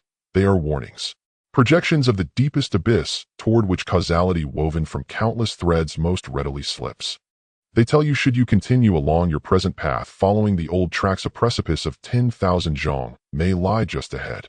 He turned his dual pupils, locking onto Yun Li's gaze. Yet they never say that cliff cannot be circumvented. A river of fate forks 1,000 times, branches 100 ways. A single thought may divert its course entirely. What you saw was possibility, not inevitability. What matters most is not the vision itself, but the path you choose after seeing it. Yun Li's eyes brightened faintly, as if grasping a slender thread of light through thick fog. So it can be changed. Matters rest in human hands, Yun Qing affirmed with a nod as he returned to the writing desk. Every act you undertake now reshapes the threads of causality. By reorganizing the disciplinary hall, you severed a future line where corruption would fester. By restraining personal grudges and acting strictly by law, you reinforced the very foundations of order and fairness, thus strengthening the clan's cohesion. When such minute changes accumulate, that future may never come to pass. A weight lifted from Yun Li's chest, yet doubt lingered. Then why did the divine list reveal itself solely to me? How may these fragments be interpreted more clearly? How might we avoid the gravest peril? At this, Yun Qing offered a faint, enigmatic smile. As for questions concerning celestial fate, predestination, and causality, mysteries so profound they defy ordinary comprehension. He paused, holding Yun Li's gaze before delivering his answer with crystalline clarity. The one who understands them best is likely still the person you must consult. Who? Yun Li asked instinctively.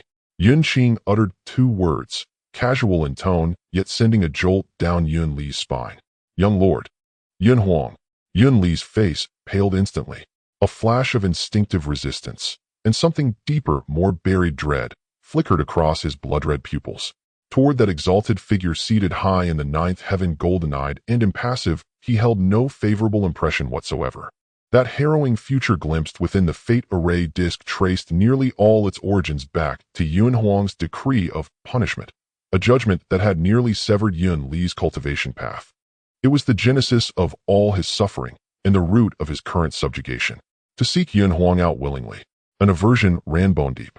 Elder brother, Yun Li's throat tightened. He tried to refuse, but Yun Qing cut him off without hesitation. This concerns your own Dao path, and implicates Yun Yao's safety as well. What young lord perceives and knows far surpasses our comprehension. Rather than grope blindly in ignorance, it is wiser to seek clarity from one who truly understands. His gaze settled upon Yun Li's blood-red eyes brimming with resistance. Yet his tone remained gentle, unyielding. Very well. When young lord emerges from seclusion, I shall accompany you to pay him homage. Besides, the follow-up report on the disciplinary hall's reorganization requires direct presentation. Yun Li opened his mouth, but every objection dissolved beneath Yun Qing's serene, unwavering gaze and beneath his own urgent, gnawing hunger for answers. He recalled the disciplinary hall matter indeed demanded resolution, and if elder brother bore the brunt of young lord's displeasure, better that he himself deliver the report, since he had executed it. His eyes hardened suddenly, his fists clenched tight. Yun Qing watched this brooding young man, suddenly stiffening, as if conjuring some grim inner vow of solitary accountability, and shook his head, smiling softly. He stepped forward and lightly clapped Yun Li's taut shoulders. Some knots of the heart must be faced. Some truths only young lord can impart. Yun Li knew Yun Qing spoke truth. At the level of fate and celestial mechanics across the entire Yun clan, perhaps only that enigmatic young lord, whose origins remained shrouded, could offer definitive guidance. For Yun Yao, and for the stubborn refusal deep in his soul to be puppeteered by some arbitrary destiny. Yes. Yun Li lowered his eyelids, uttering the word with painful effort. His hand hanging limply at his side clenched into a fist so tight the knuckles whitened. He had no idea how he would ever stand face-to-face with the one whose name stirred tangled currents of resentment and fear within him. With the serious matter concluded, the atmosphere in the hall softened perceptibly. Yun Qing's tone too grew lighter. Today's affairs are done. Rare indeed is this moment of quiet respite. His gaze drifted toward a set of Go equipment placed discreetly in the corner, stars and pieces resting upon a warm jade board. A whimsical notion struck him. Since we have time to spare, younger brother, would you care for a game? Yun Li visibly stiffened, even his stern features flushed with rare, unmistakable embarrassment. Elder brother, my skill in the way of Go is truly rudimentary. His voice carried mild awkwardness. Though born of a cadet branch, he had received the full education of a noble scion. Music, poetry, calligraphy, painting, all were part of his upbringing. Yet the intricate geometry of the Go board remained profoundly alien to him. Seeing his discomfort, Yun Qing chuckled gently. No matter. Place your stones freely. There is no need for perfection. Go reveals the heart, not victory or defeat, but communion. With those words, Yun Li had no choice but to sit upright and composed across from Yun Qing, steeling himself for battle. His gaze locked onto the lustrous ancient jade board, intense and grave, as if confronting not a game but an ancient killing formation. Yun Qing took black and made the first move, the stone clicking crisply onto the board. After long hesitation, Yun Li picked up a cool, smooth white stone, and with pure instinct slammed it down near the center point, the Tenjin, wild, unrefined, utterly reckless. A faint lift of Yun Qing's brow betrayed no comment, only calm, deliberate response. For the first dozen moves, Yun Li played swiftly, almost impulsively, his style bold, untamed, charging headlong, mirroring his battlefield ferocity. Yun Qing, by contrast, moved with unhurried grace, each piece placed with seamless precision, weaving an invisible supple net that absorbed and deflected every violent surge of white. Soon Yun Li's brow furrowed deeper, his pace slowed dramatically. His eyes, fixed on the board, burned with bewilderment and inner struggle, more strained even than when facing mortal foes. Yun Qing placed a black stone with tranquil ease, then remarked casually, "By the way, what is your view of Huang to die now?" Though not the first time he'd heard his elder brother address Yun Huang thus, Yun Li still felt a ripple of unease. He weighed his words carefully. Young Lord embodies supreme authority and boundless cultivation power. His tone was reverent, yet edged with unmistakable stiffness and distance. Yun Qing's black stone landed lightly, capturing a cluster of scattered, isolated white stones. With casual poise, he added, "Huang Dadai's temperament is cold, his thoughts profound, yet his actions follow immutable principles. Let us set aside past events, for now. Now that you stand at the clan's core, try viewing things from another angle." With a teasing glint in his eye, he ventured a daring observation, that one recognizes no distinction of lineage or status. He sees only raw potential, and extraordinary talent upon his throne admits only the exceptional to his presence. An ordinary scion, however noble their birth, would kneel low before him, receiving not even a glance of favor. Yun Li, feeling a sense of unresolved grievance, said to his elder brother, "We as ordinary offsprings have shallow foundations, so naturally we cannot catch the attention of the young lord." Yun Qing suddenly flicked a black jade chess piece with his fingers, which struck Yun Li's forehead with a soft thud, interrupting his words. "What happened to your usual cleverness?" After speaking, Yun Qing paused for a moment, realizing that he had forgotten that this kid wasn't particularly clever, often sticking to his own opinions and being combative. Yun Li covered his forehead, silently pouting, assuming Yun Qing was defending the young lord. Seeing Yun Li lost in his own thoughts, Yun Qing threw two more chess pieces at him, explaining as he did, "Not being favored back, then doesn't mean you won't be favored now." Thud. A chess piece fell on the board, spinning. "As your elder brother, I'm telling you, take the opportunity while you can and rush in. If you have questions, ask quickly. If there are benefits to be gained, seize them now. Once this village is passed, where will you find this in?" Yun Qing was almost exasperated. Yun Li, with his hair slightly disheveled from the blows, dropped the pieces with a thud, and upon hearing this, he couldn't care less about looking disheveled. He suddenly looked up, staring at Yun Qing with uncertainty. He was taken aback. If he understood his elder brother's meaning correctly, is the young lord suffering from a soul division, or has there been a mishap in his cultivation? Yun Li couldn't help but murmur, his pupils trembling. Half a year ago he was treated as an ant and heavily punished, and now they think that nurturing could work. This change was too abrupt. The world is strange, the little dog, puzzled, confused, and greatly shocked. Yun Qing choked for a moment, although he wanted to agree and add, "Don't guess the thoughts of the little golden crow." Feeling the secret feather of the Lanhua Qingshu in his sleeve subtly heating up, he swallowed the words back. Clearing his throat, he lowered his voice to Yun Li, saying, "Cough, just keep this in mind, don't mention it again. After all, the young lord's divine sense covers a vast area." Yun Qing truly dared not guarantee that their elder, who was in closed-door cultivation in Lanhua Qingshu, would not hear this discussion. The methods of the Immortal Emperor are unfathomable, better safe than sorry. Yun Li naturally understood the seriousness of the situation, his expression turning solemn as he slowly nodded forcefully, suppressing his surging doubts. Yun Qing nodded in relief and took a sip of the warm spiritual tea nearby. Very good, the mediation is complete. The younger brother's small potted plant is now in hand. Yun Li's golden thigh is also in place. Excellent. Yun Li bowed his head, silently picking up the chess pieces that Yun Qing had just knocked down one by one from his clothes and seriously placing them back into the chess basket beside him, focusing again on the predicament in front of him. On the board, the white pieces already showed signs of defeat. The entanglement on the chessboard was intricate and complex, leaving Yun Li with no power to exert. Yun Qing watched him with a serious expression, his eyes filled with deeper amusement. Not in a hurry to conclude, he subtly allowed a few moves to ease the pace of the game, giving Yun Li some breathing room to contemplate. After all, it was hard to find someone to accompany him for some distraction. He shouldn't let the person run away. This gloomy little dog was quite interesting when teased. Yun Qing gently placed a black piece on the edge of the board, and then turned to the serious matter. The Deacon Hall is preliminarily decided. The next important thing is the Shengxian Cannon. The position of the 12 elders is vacant, and many are watching. He stroked the warm chess piece with his fingertips, seemingly speaking to himself. The Nanshan lineage is good at business. The BEIs has many talented craftsmen, and the relationships in the shieling are intricate. It's difficult to decide which lineage can gain the support of the people and bring new vitality to the family. While Yun Qing was annihilating Yun Li's pieces without leaving a trace, he sighed and lamented, "Recently I've been reviewing the records of each lineage to sort out candidates, and it's truly exhausting."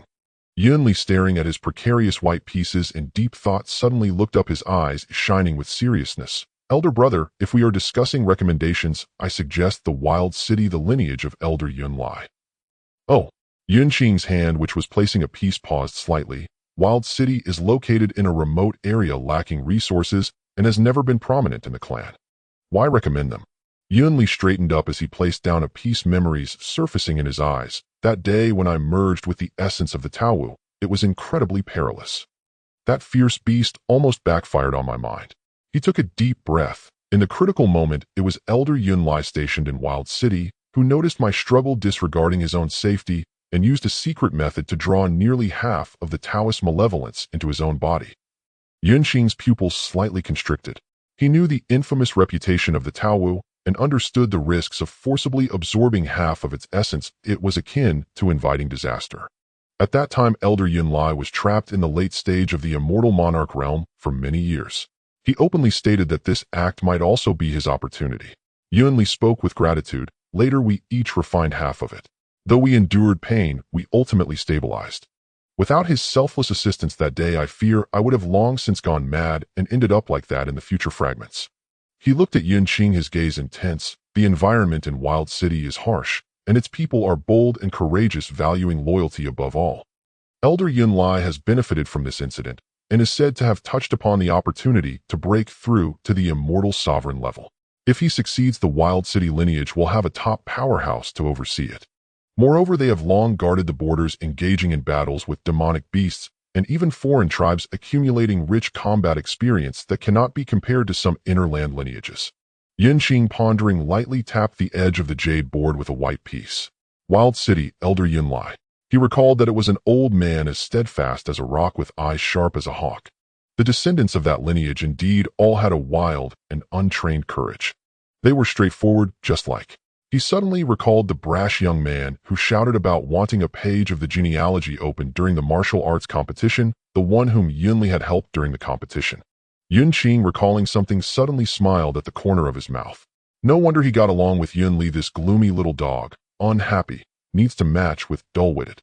At this moment, Yun Li added, "Moreover, the 12 young lords have already emerged from the Wild City lineage. If they take over the authority of the 12 elders, it would be both reasonable and justified." Upon hearing this, Yun Qing's drifting thoughts were pulled back. His hand holding the piece paused midair, and a rare expression of astonishment appeared on his face. The 12 young lords. Which of their lineage? He quickly recalled the list of the new 12 young lords, and there were only 2 who successfully ascended this time. One was Yun Li, and the other was. Yun Li, seeing his astonishment, grinned, slightly confirming, "Yun Pashao. He is Elder Yun Li's grandson." Yun Qing. His mind instantly conjured the image of that tall young man who fought fearlessly on the martial arts platform, who had eliminated Yun Quan with injuries, and when Yun Li kicked him out, he was still howling about wanting a page of the genealogy opened. This is actually the son and grandson of Yun Li. Yun Qing couldn't help but shake his head and chuckle. The connections and coincidences in this world are truly marvelous. After the martial exhibition at Tianyuan Pashao, with his neck wound, not yet fully healed, forced himself to come find him scratching his head, feeling both embarrassed and eager as he directly asked for 2 autographs, saying one for my little brother and one for myself. At that moment, he thought this young man was indeed interesting. So Yun Qing looked at Yun Li, who was the little brother he mentioned. Yun Pashur. We all call him Little Stone. He is Pashao's younger brother, just turned 10 this year, and he greatly admires his elder brother. Thinking of that chubby little boy who supposedly squealed with excitement upon receiving his brother's autograph, Yun Li couldn't help but laugh. That intuitive child from the wasteland. Yun Qing's family turned out to be a whole group of intuitives. No wonder, when he last met Yun Li, he only saw one of his little grandsons. Yun Pashao and his father were probably busy preparing for the martial exhibition at Yundian. In this way, the importance of the wasteland lineage in his mind has invisibly increased a lot. With a pillar like Yun Li, a rising star like Yun Pashao, and promising future talents. More importantly, this lineage currently appears to possess both loyalty and courage, so there is no need to worry about repeating the mistakes of the original 12 elders in the short term. I will seriously consider your suggestion, brother. Yun Qing placed a black piece down. The white pieces on the board were already in dire straits. The wasteland lineage indeed has its advantages.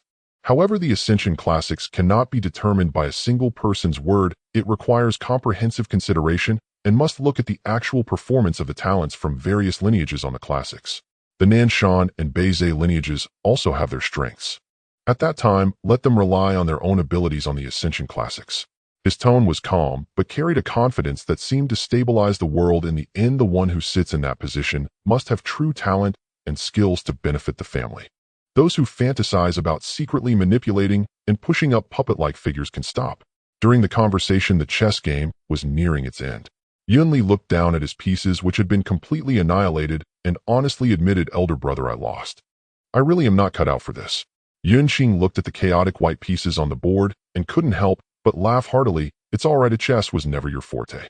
Today's discussion far surpasses the outcome of a game.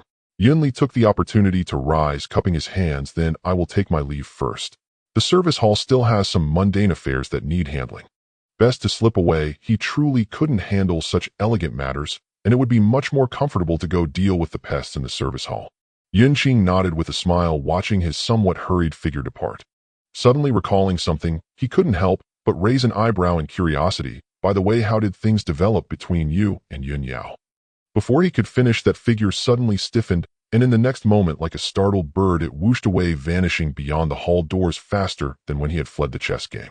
Yun Qing couldn't help but shake his head and chuckle. He truly couldn't understand these young people in love.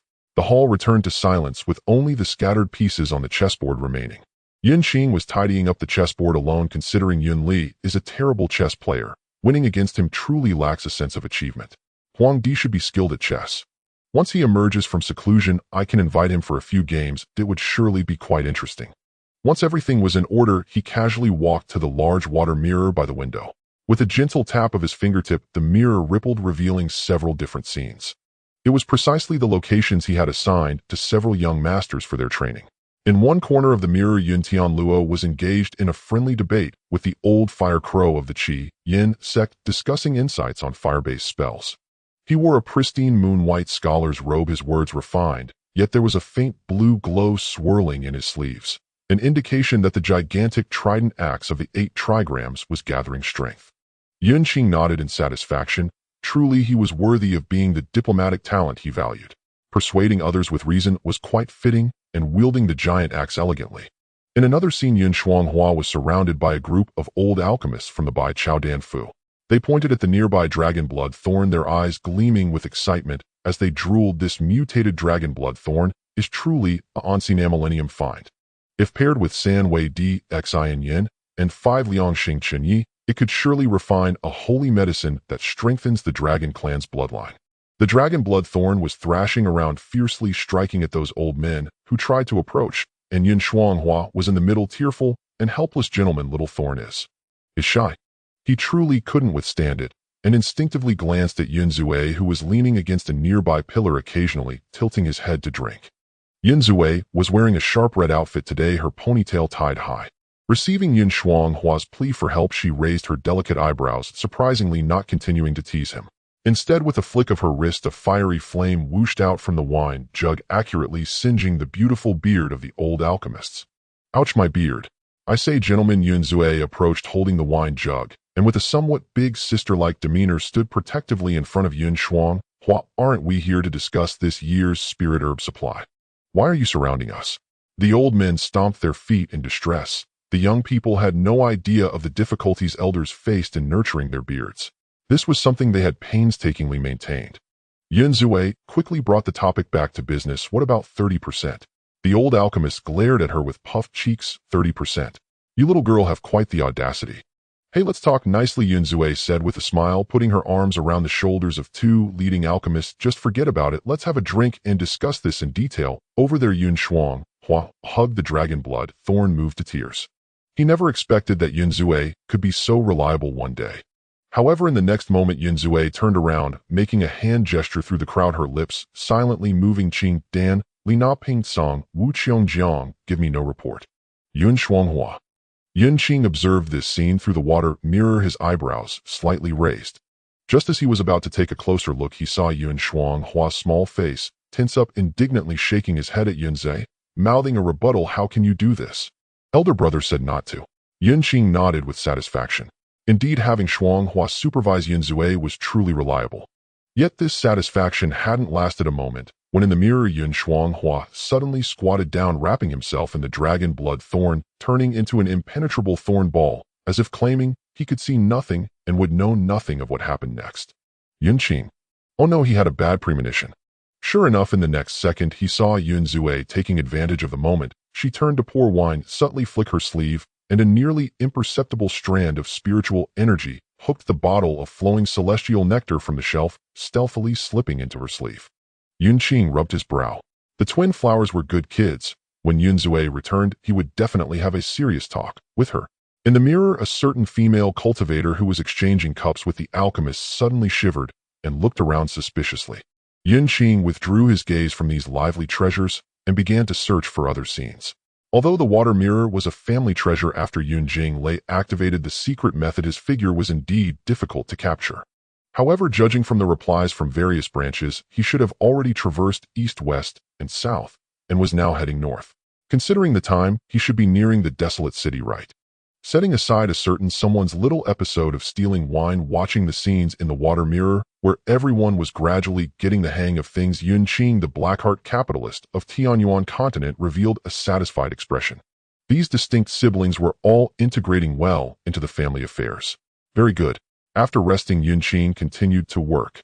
The Chiwu Hall was brightly lit, nearing the end of the high hour. He held a red brush, fiercely rejecting the last application for establishing a betting scheme during the Ascension ceremony. Goodness, everyone wants to open betting. They even made odds tables, with some wanting to bet on whether the master of Nanshan Ridge or the master of Shilling Ridge would be the first to be knocked off the martial stage. What's wrong with this generation of young people? While he was inwardly complaining, there suddenly came hurried footsteps from outside the hall. It was that kid Yunli returning. Elder brother.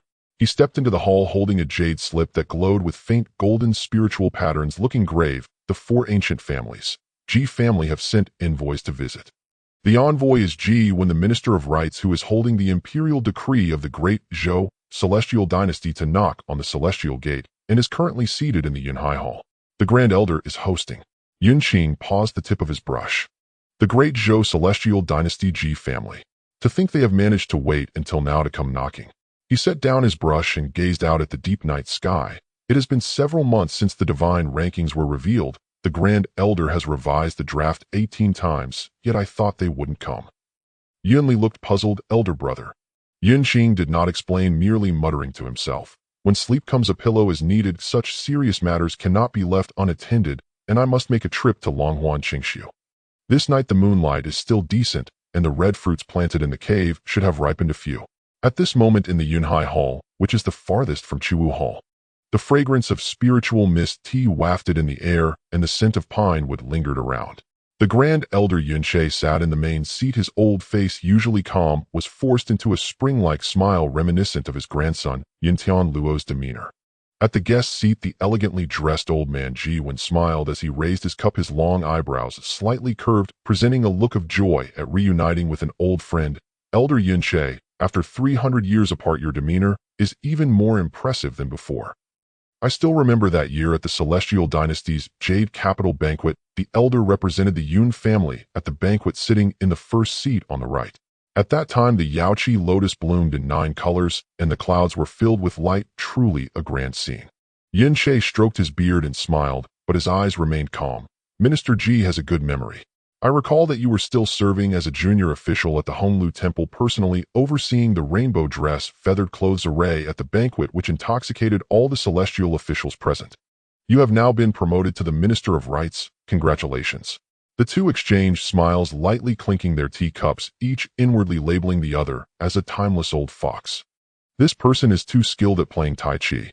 They were discussing everything from the songs and dances of the grand banquet 300 years ago to the numerous celestial couples that emerged from the marriage between the two families over 6,000 years, lamenting how the younger generations now are reluctant to marry, truly a decline in societal values.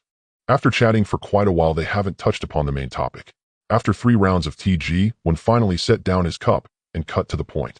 He took out a purple gold invitation from his sleeve. The invitation was woven from silk of 10,000 years and depicted the pattern of 9 phoenixes facing the sun. This time I come by the Emperor's decree specifically to deliver the invitation for this Jade Capital banquet. Jiwen presented it with both hands, his expression serious. The Grand Elder also received it with solemnity, placing the invitation gently on the table, and said warmly, His Majesty's kindness has been received by the Yun family. However, according to your dynasty's old customs, the next Jade Capital banquet should be held in 200 years. Why has His Majesty sent the invitation 200 years in advance? Damn, Ji Chongli, that old scoundrel. You don't even bother to find a reason. Your Jade Capital banquet is held once every 500 years, and it has just been 300 years since the last one. What sort of invitation is this? Jiwen's expression remained unchanged, his smile deepening. Elder, you may not know, but His Majesty wishes to change the location of this Jade Capital banquet to the old site of the Celestial Court, Falling Phoenix Terrace.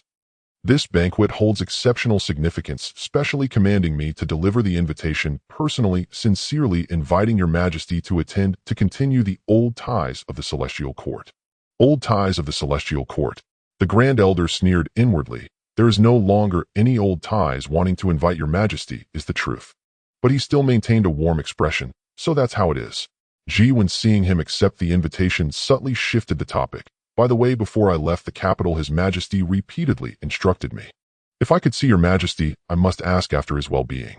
May I ask, how is your Majesty? Is he well? Here it comes. Yun Qing's hand stroking his beard paused slightly, then sighed with a smile. The young sovereign has been in closed-door meditation for several months, not seeing any outside guests. I can only send my regards through the barrier. I feel truly ashamed. He deliberately changed his address from Your Majesty to Young Sovereign. The light in Jiwen's eyes flickered slightly, but his expression revealed just the right amount of regret in that case. It is rather unfortunate. His Majesty has learned that your Majesty has reincarnated and is cultivating again and has been very concerned. Before leaving the capital, he earnestly instructed me that if I see your Majesty, I must pay my respects. Shifting the topic, he smiled and inquired, May I ask, when is your Majesty expected to emerge from this closed-door meditation? After I return to the court, I can also report back to His Majesty. Yun Qing picked up his teacup, took a shallow sip, and then leisurely said, The young sovereign's closed-door meditation has always been at his whim. Shortest is 3 to 5 years, but longest. Sigh. The last time he was in closed-door meditation, it lasted a full 80 springs and autumns. I, an old fool, really dare not rashly speculate on the will of heaven. The phrase, I dare not rashly speculate on the will of heaven, thoroughly blocked any further inquiry. Jiwen, speechless, could only push forward a gilded jade box, saying, These are all items your Majesty used to love. I brought them along this time, which may help your Majesty in nurturing his celestial body. Yun Qing opened the jade box and took a glance, clicking his tongue inwardly. Goodness, there were 18 items in the box, and each one was something that the old ancestor was accustomed to using back in the day. This is not a gift, it is clearly written on his face. This is my family's old ancestor. You all have no shame. He closed the box, his face smiling like a chrysanthemum. Your Majesty is currently in closed-door meditation and cannot receive guests. These generous gifts I shall accept on behalf of your majesty, and after he emerges, I will certainly present them to him." By this point, it was already a polite refusal. Yun realized that meeting the person today was hopeless and reluctantly said, "In that case, I can rest assured. Speaking of which, I heard that the Yun family is about to hold the ascension ceremony, selecting a new elder. For such a grand occasion, may I have the honor to stay and witness the ceremony?" Yun Qing stroked his beard in silence. Yun added, "The Yun family and Ji family have been in-laws for generations. We are one family. His Majesty often says that the Yun family's youths are outstanding, having surpassed the Ji family, ranking first among the 4 ancient families, truly a model of the celestial path. If I could see it with my own eyes and spread the word upon my return, it would also be a fortune for our family." Yun Qi's mouth twitched slightly. Although they had been in-laws for generations, half of the emperors and empresses from both families had fallen out, but this old fellow did not mention it at all. However, to refuse further would seem petty. The Grand Elder smiled and nodded, saying, "Minister Ji, you overestimate my worth.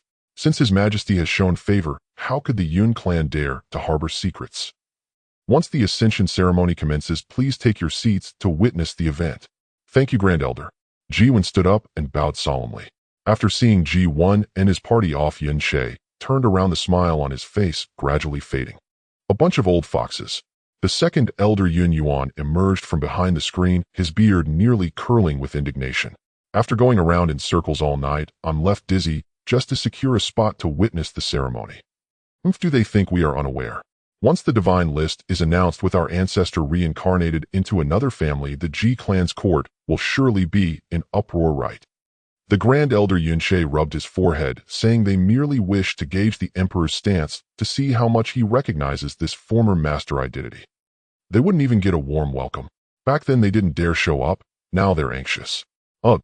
As the second elder spoke these coarse words, he was abruptly covered by the Grand Elder's hand. His forehead twitched with a vein and he groaned, "You're getting more muddled with age.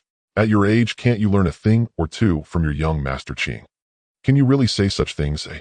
Are we the dogs, or is the young master the dong?" Cough, cough.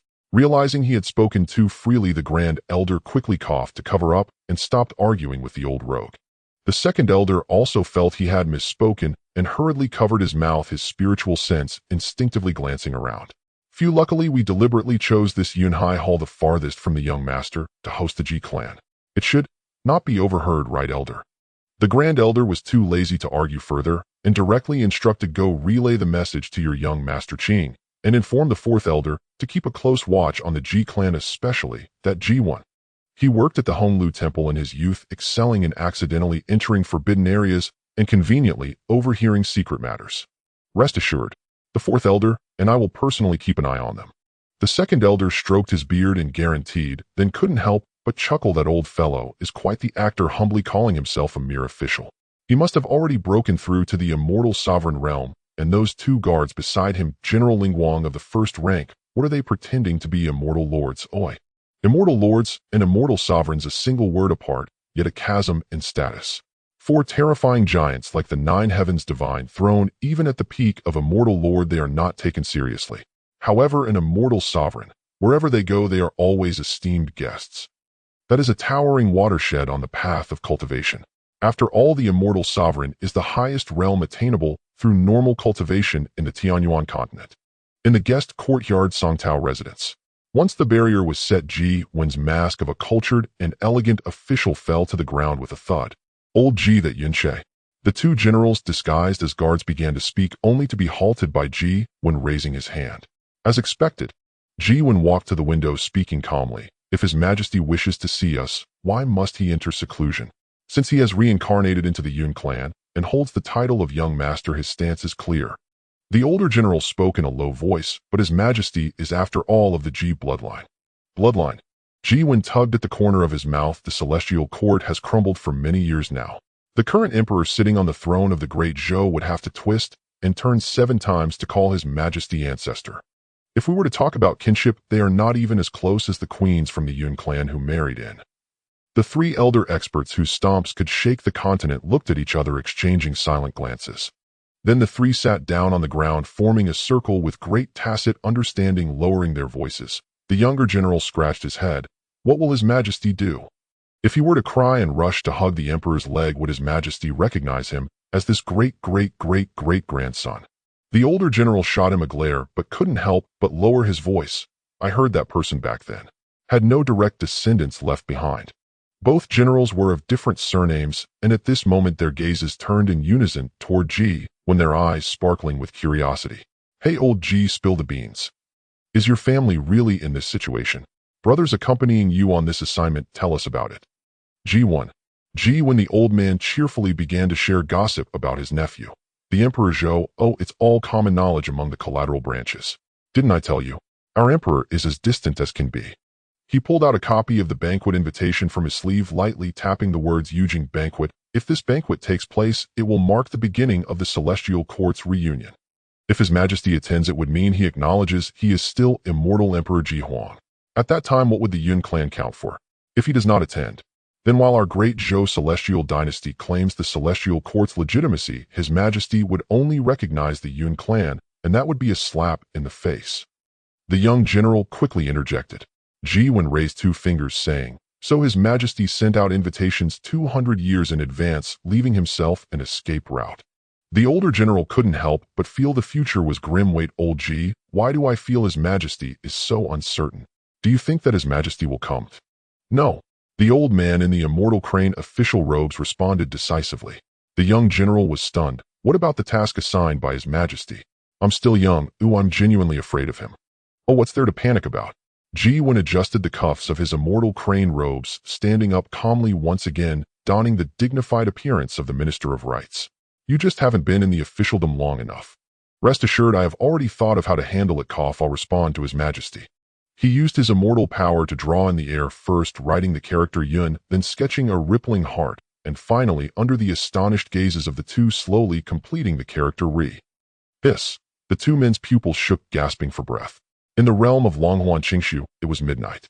Yun Qing stepped into the barrier with familiarity, the innate spiritual energy rushing toward him, carrying a faint fruit fragrance and a light sulfur smell from the hot spring. He walked straight to the zhu fruit tree, looking up to examine it. The branches were laden with fruit, red and ripe, with a few fully ripe ones even glimmering with a faint golden glow, rich in spiritual energy and enticing. The timing is just right. Yun Qing chuckled lightly, casually removing his outer robe and draping it over a large rock by the pool. The moonlight poured down, outlining the young man's tall figure. With broad shoulders and a narrow waist, his firm abdomen tapered at the waist, the muscle definition on his back gleaming under the moonlight, neither overly ostentatious nor too slender. That was a physique forged through years of cultivation and countless life-and-death battles. He stepped into the hot spring pool with his upper body bare. The warm water enveloped him to the waist, soothing enough to make him squint his eyes. He casually picked a zhu fruit from the edge of the pool, biting into it with a crisp sound. The sweet juice, wrapped in pure spiritual energy, slid down his throat, leaving him feeling entirely at ease. Huang, brother, the Ji clan has arrived. Leaning against the pool wall, Yun Qing looked up at the tightly closed stone door of the cave, his tone as relaxed, as if discussing the pleasant moonlight tonight. The stone door remained silent. Yun Qing was not in a hurry, taking another bite of the zhu fruit and comfortably sighing. Minister of Rights Ji-Wen has sent an invitation for the Yun Qing banquet. It is said to be reopened at the former site of the Celestial Court, inviting you to attend the banquet 200 years later.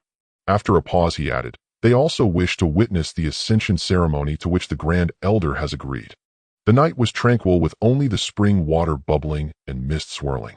Yun Qing leaned against the edge of the pool, his dual-colored eyes half closed, yet his peripheral vision was locked onto the tightly closed stone door of the cave. After about 3 breaths, the array symbols on the stone door quivered slightly.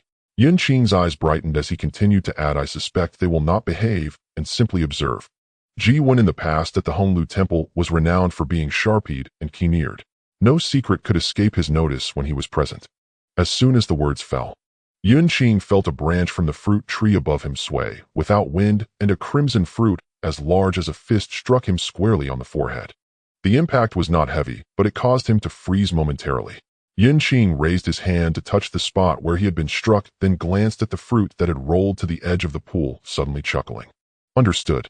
He picked up the crimson fruit, running his fingertip over the natural patterns on its skin, and added, whoever is unruly shall receive a sharp wake-up call, and then fall into the mud. No more sound came from within the cave. Yet the fruit tree quietly extended a branch, offering 2 new fruits. Yun Qing caught them, his smile growing deeper. This was indeed the style of Huang Di. There was no need for many words. A fruit thrown conveyed all intent. Yun Qing rose from the pool, water droplets sliding down his skin. He dried himself, donned his dark robe again, and tucked the 3 crimson fruits into his arms. Weighing the fruits in his hand, he thought, well, for tomorrow's ascension ceremony, if anyone causes trouble, these will serve perfectly as projectiles. As he reached the edge of the barrier, Yun Qing paused to look back. The moonlight flowed like water, coating the stone door and creating a faint halo. Huang Di, he suddenly spoke again, his voice particularly clear in the night. Are you going to the Jade Capital Feast 200 years from now at the Falling Phoenix platform? Silence reigned within the door. 3 breaths of stillness passed, and just when he thought he would receive no reply, bang! A crimson fruit shot out, aiming straight for his face. Yun Qing raised his hand to catch it, noticing a sharp carved into the fruit's skin with someone's fingertip. The strokes were like a blade, exuding impatience, as if to say, ask such nonsense again, and it'll hit you. Yun Qing couldn't help but burst into laughter, cupping his hands in salute. It is I who am dull. Huang Di, take a rest. After the ascension ceremony, I will guard the gate for you. Having said that, he turned and stepped out of the barrier. The 4 crimson fruits in his arms radiated warmth, and he walked steadily, his dark robe billowing in the night breeze. Ji Clan. The Jade Capital Feast. After tomorrow they would come to understand.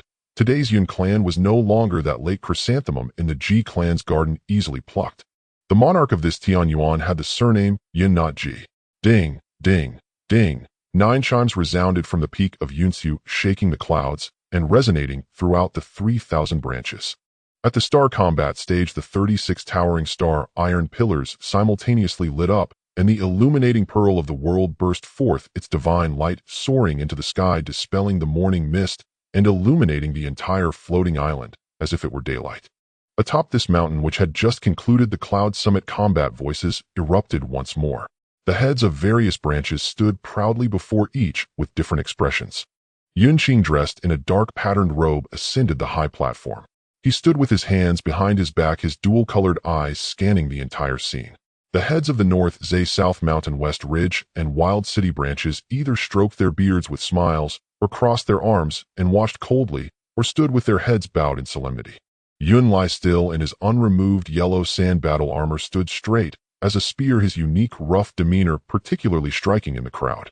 Behind him followed the 12th son, Yun Pashao, who had fully recovered from his injuries and was filled with fighting spirit after a page had been added to the family tree, along with his excited father Yun Shao, whose face was flushed. The disciples below surged like a tide, the noise overwhelming. Many gazes involuntarily glanced toward the guest area of the observation seats. There, an elder clad in a ceremonial robe woven with cranes, surrounded by 8 heavily armored guards, ascended to the viewing platform.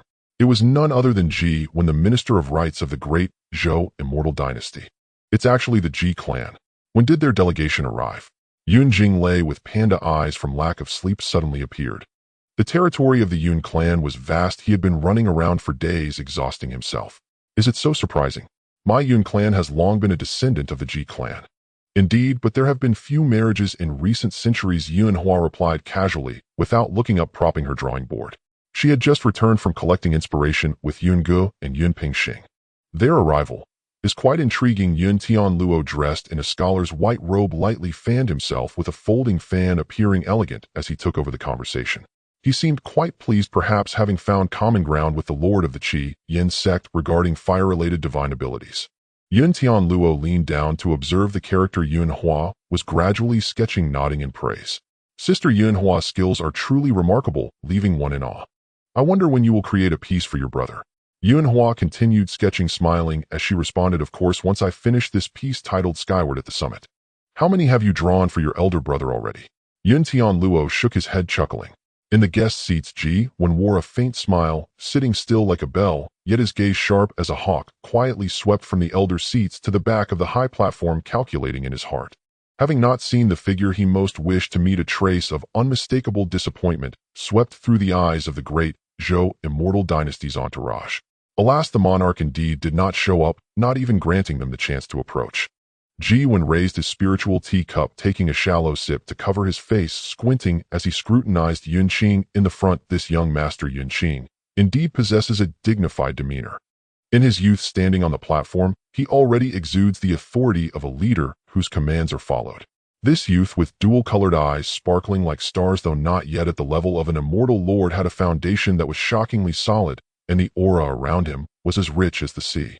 What was even rarer was the calm and mature demeanor that seemed inconsistent with his age. I heard, he has garnered the monarch's favor. If true, Ji Wen's thoughts raced, and he already began to plot. Ding! The final chime fell, and the entire venue fell silent. Yun Qing stepped forward, his voice clear as jade chimes resonating, penetrating the myriad of noise, distinctly reaching everyone's ears. The ascension ceremony begins. First, test the battle monument. As soon as the words were spoken, the ground in the center of the combat stage trembled violently. 100-foot black monument erupted from the ground, its surface smooth as a mirror with runes swirling upon it, as if alive. The ancient battle intent roared faintly from within the monument, causing the surrounding air to hum. 13 beams of golden light fell from the top of the monument, instantly pulling the 13-branch family heads into the monument's unique battle space. Boom! The audience erupted in cheers, and the disciples of each branch shouted for their family heads. If they won, they would bring their entire clan to leap over the Dragon Gate. Ji Wen remained impassive, taking in all the reactions of the Yun clan elders and disciples. These Yun clan disciples truly were extraordinary. Among the younger generation, there were numerous who had reached the integration and great ascension stages, and many had successfully transcended to become immortals. There were also the 12 sons. Ji Wen's gaze swept over the seats where Yun Tianluo and others sat, inevitably comparing them to the princes and princesses of the immortal court. The core strength of the Yun clan was indeed impressive, with all 13 branch heads at the peak of the immortal lord realm, and several among them even subtly touching the threshold of immortal sovereignty. What was even more remarkable was the confidence and sharpness exuding from them, a quality that many ancient families had gradually worn down over the long years. Ji Wen inwardly sighed. No wonder the monarch could not sit still. At this momentum, if the monarch continued to sit in power and the Yun clan remained stable for several hundred more years, they would likely leave the Ji clan's immortal dynasty far behind. Finally finished typing my treasures. Enjoy a midnight snack. The author can no longer hold on, rolling off to rest. On the high platform, Yun Qing stood with his hands behind his back, his dark robe billowing without wind. He clearly sensed the probing from the Ji family like a gentle breeze. Yet he merely brushed his fingers over the few smooth red fruits in his sleeve, a slight smile playing at the corners of his lips. Probe. Observe. The Yun family's gate will ultimately strive for supremacy in Tianyuan. Minister Ji has traveled from afar to witness our Yun family's ascension ritual. I wonder what insights you might share. The elder Yun Che, standing beside him, stroked his beard and asked with a smile. Ji Wen set down the teacup, responding with a smile. The disciples of the Yun family are outstanding, their momentum like a rainbow. Indeed, the first family of the Tianyuan Continent. This journey has truly opened my eyes. After exchanging pleasantries, Ji Wen suddenly shifted the topic, speaking of which, my visit also concerns a beautiful matter that I wish to discuss with the elder. Several Yun elders quietly perked up their ears. Ji Wen said earnestly, the Yun family and the Ji family are both ancient families, having maintained a good relationship with intermarriages for generations. His Majesty, recalling old ties, intends to renew the bond of marriage. I wonder how the Yun family feels about this. A marriage alliance. In front, Yun Qing's brow lifted slightly, almost imperceptibly. The elder's heart was as clear as a mirror, yet his smile grew warmer. His Majesty has such good intentions, the Yun family could not ask for more. He stroked his beard with a smile and said generously, which talented young lady of the Yun family does your court have in mind? There are indeed several exceptionally talented women in this generation, quite suitable to be a match for the crown prince. He then counted on his fingers for Ji Wen, the eldest daughter of the Nanshan Yun family, who entered the transformation stage at 17, wields her sword like a celestial being. The third daughter of the Shiling Yun family, a genius in alchemy, refined a 7th-grade elixir at 18. And the youngest daughter of the Bi's Yun family, with a natural affinity for the water spirit Tao. The elder spoke at length, listing 7 or 8, each one more extraordinary than the last. Ji Wen's smile stiffened slightly. Entering the transformation stage at 17 was indeed impressive. If he couldn't tell that Yun Che was just brushing him off, he'd be a fool. He cleared his throat and said, Elder misunderstood. This visit is not for the crown prince, but for our great princess. Oh, the elder feigned surprise. Princess Lingri. Precisely, Ji Wen replied with a smile. The princess at the age of 20 is gentle and charming, a jewel of the immortal court. However, she has long admired the talents of your house. His Majesty truly has no way to deal with this, which is why he sent me to inquire." The two generals behind him, for reasons unknown, simultaneously shrank their necks. A warning bell rang in the elder's heart. Could Yun truly be so bold as to seek a match with the young lord? The thought of offering the precious granddaughter for marriage to the ancestor. How could they even think of such a thing? The elder maintained a calm facade, continuing to stroke his beard with a smile, his tone as generous as before. "Which young man of the Yun family does the princess have her eye on?" In this generation, there are indeed several exceptionally talented individuals quite suitable for the great princess. The eldest son of the Nanshan Yun family. The same old rhetoric, not a word changed. As the elder appeared ready to begin counting out the talents again, Yun hurriedly interrupted him, fixing his gaze on the figure standing with his hands behind his back, and said rapidly, "It is indeed your esteemed elder son, Yun Qing." The elder's hand paused as he stroked his beard. Unexpected, yet reasonable. The ruler's attitude towards the Ji family had always been cold. The Ji family could not present anything to capture the ruler's heart.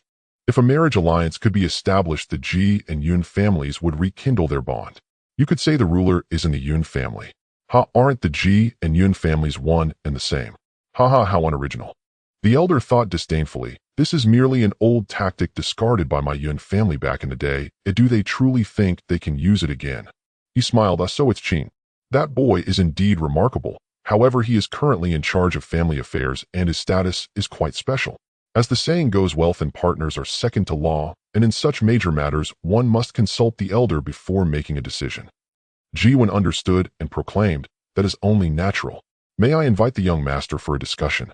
Yun Qing turned his dual-colored pupils calm, cupping his fist in salute. "Minister Yun restated his purpose, concluding, "Our great princess has admired your grace, and His Majesty also holds you in high regard.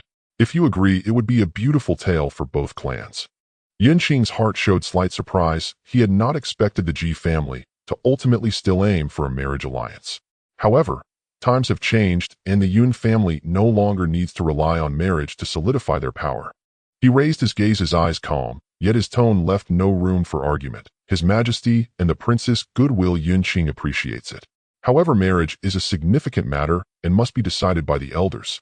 Yun felt something was off, but couldn't pinpoint it right away, so he readily replied, "That should be the case. I heard the young master was raised and taught by the second elder. Today all the elders of the Yun family are present, and we can discuss this matter together." The second elder sitting nearby felt a stir in his heart. With his understanding of Qing, he always felt the latter had something up his sleeve. Sure enough, they heard Yun Qing sincerely say, "The second elder treats me as both a teacher and a father.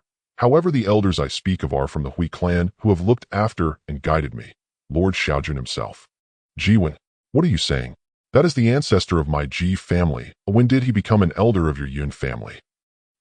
Shameless. As Yun looked as if he was about to explode, Yun Qing gave him no chance to react, quickly adding, "However, Lord Xiaojun is currently in seclusion, and it is likely he will be in seclusion for 80 years. After he emerges, if the princess' intentions remain unchanged, I will certainly report and discuss it. How does that sound?" "That should be the case." The elder hurriedly chimed in, stroking his beard and laughing heartily. "It was my oversight. By then, if Lord Xiaojun officiates the marriage, Qing and the great princess will be a couple, as if blessed by the heavens, envied by all." "Damn, an old fox leading a young fox." Yun cursed inwardly, yet finding no fault to pick, he could only force a smile. "Then it shall wait until the ruler emerges before we discuss this matter."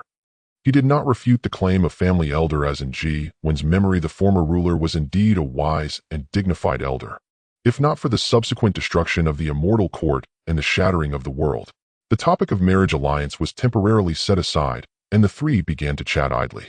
The elder and the young man exchanged pleasantries with Yun about the wonders of the immortal court and the beauty of Yun Mountain, conversing back and forth. Suddenly, buzz.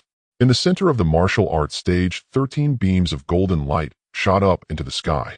The battle monument trial was about to reveal its results. The crowd turned their gaze towards the center of the martial arts stage. There the figures of the 13 lineage leaders gradually appeared. In the first beam of golden light, the master of the desolate city, Yun Lai, stepped out first. His old armor was dust-covered, and the array-breaking blade in his hand buzzed incessantly, its blade intent vast like the lonely smoke of the desert.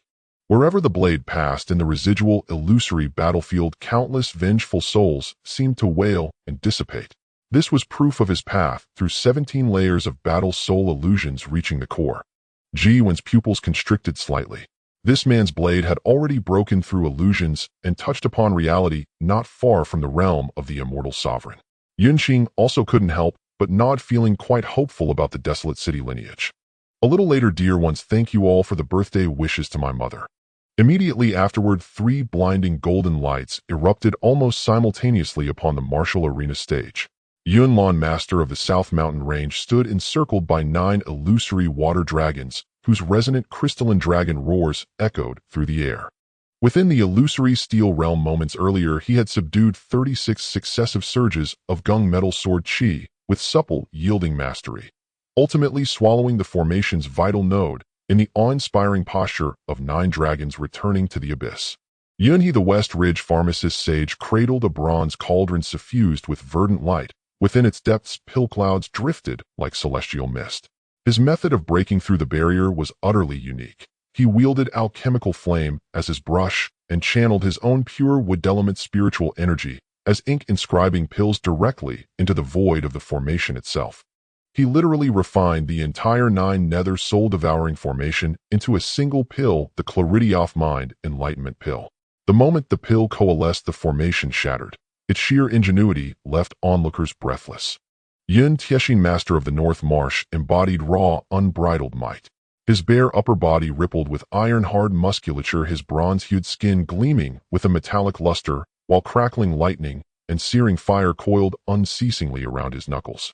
All present clearly saw the golden phantasm behind him, a visceral, thunderous vision of his bare fists shattering 9 layers of profound iron wall into dust.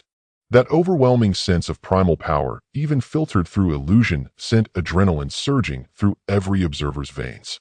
Then golden light flared again and again as each of the 13 branch masters unveiled their sovereign arts, a sword Dao grandmaster cleaving yin and yang with a single frost-sharp stroke, a formation Dao master stepping through arcane geometries to dismantle formation with formation, a beast-taming lineage unleashing 10,000 phantom beasts that stampeded across the barrier, trampling it into oblivion.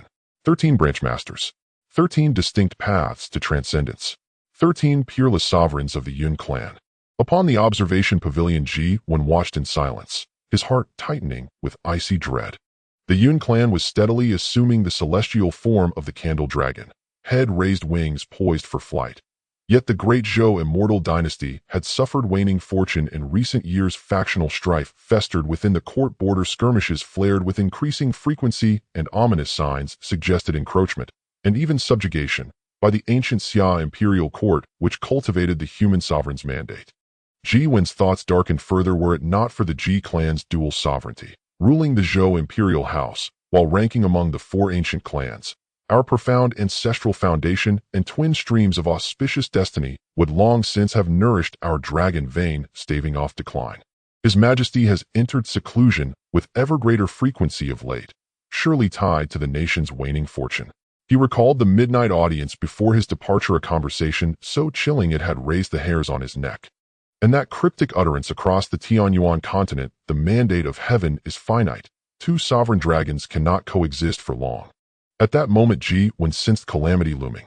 He feared that after the next 1,000-year destiny seizure, Grand Assembly, the celestial Tao itself, might decree only one of these twin dragons be permitted to endure, unless the Tianyuan Continent could. If the Yun clan continued to refuse, His Majesty's temperament would likely compel him toward the most unwelcome contingency. May it never come to pass. The golden radiance of the martial steel gradually dimmed. The first trial, the steel test, had concluded. All 13 branch masters had successfully advanced. Yun Qing stepped once more onto the arena floor, his black robes billowing like ink and wind, his voice clear and resonant across the vast expanse. The first trial, the steel test, is complete. The sovereign arts displayed by our esteemed elders command profound reverence. Now begins the second trial, the Tao Inquiry platform. With a sweep of his sleeve, the ground at the arena's center shimmered. Ancient formation runes rekindled, and 13 austere azure stone platforms rose in concentric harmony, wreathed in drifting clouds and humming with innate Tao resonance. This trial spans 3 days, not a test of martial prowess, but of Tao exposition. Yun Qing's gaze swept over the eager disciples below, then settled upon the 13 branch masters. Esteemed elders, please ascend the Tao inquiry platforms and expound upon a Tao of your mastery, be it alchemy, artifact, forging, sword arts, formation arts, or the 5 elemental arts, to enlighten our clan's disciples.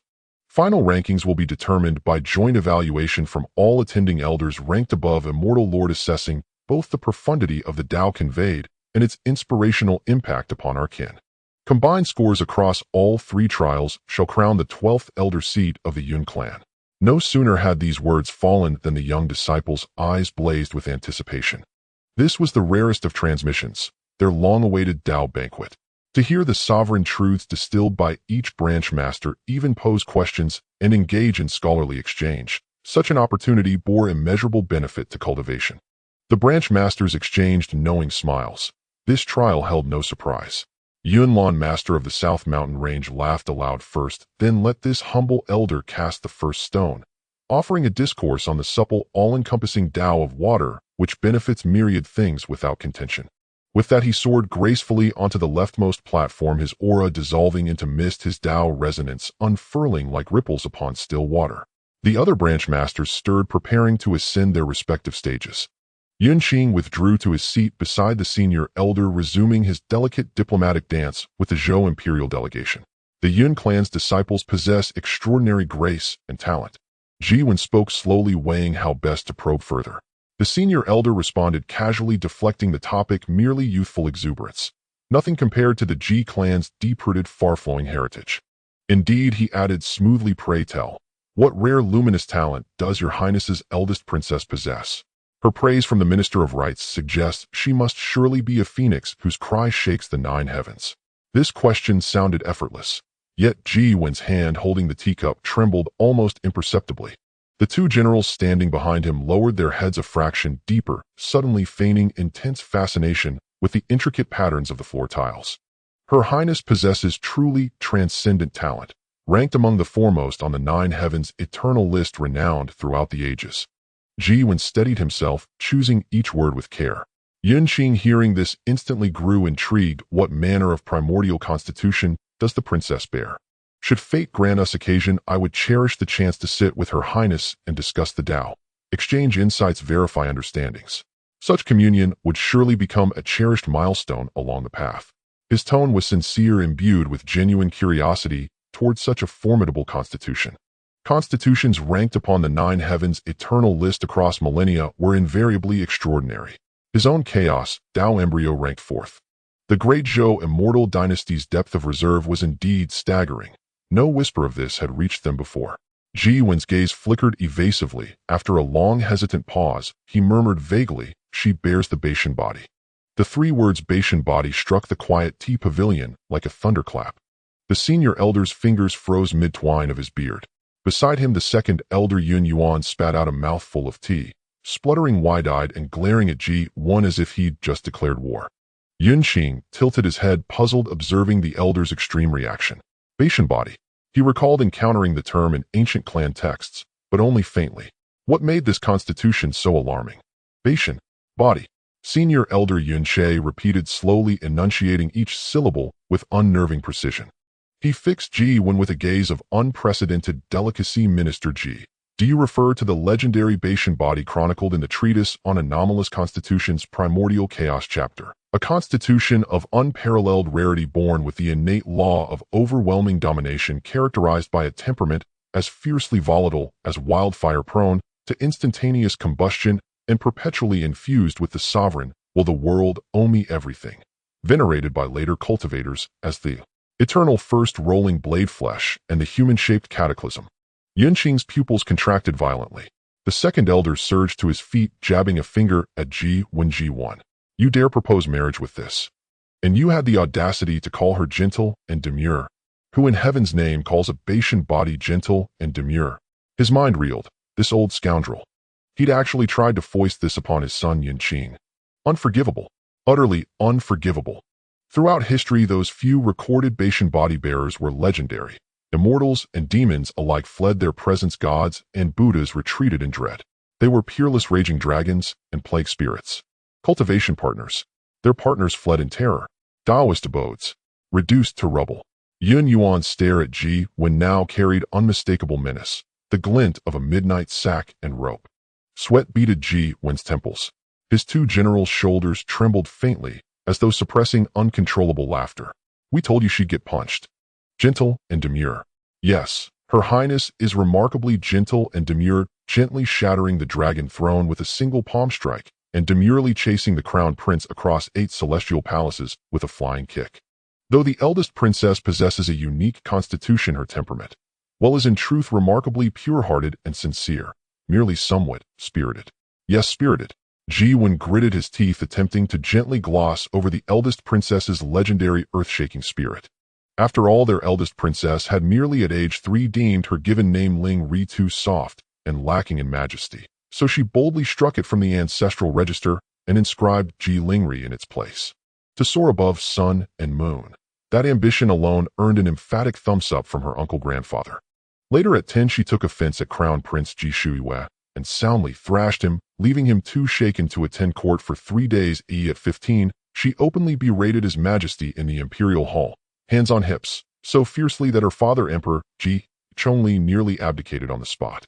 She was simply a touch hot-tempered, possessed prodigious strength, and engaged in physical altercations with slightly elevated frequency, nothing more.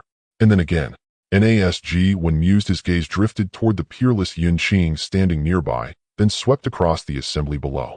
Upon the Tao Inquiry platform, ethereal Tao resonances and luminous spiritual energy wove together into a breathtaking tapestry.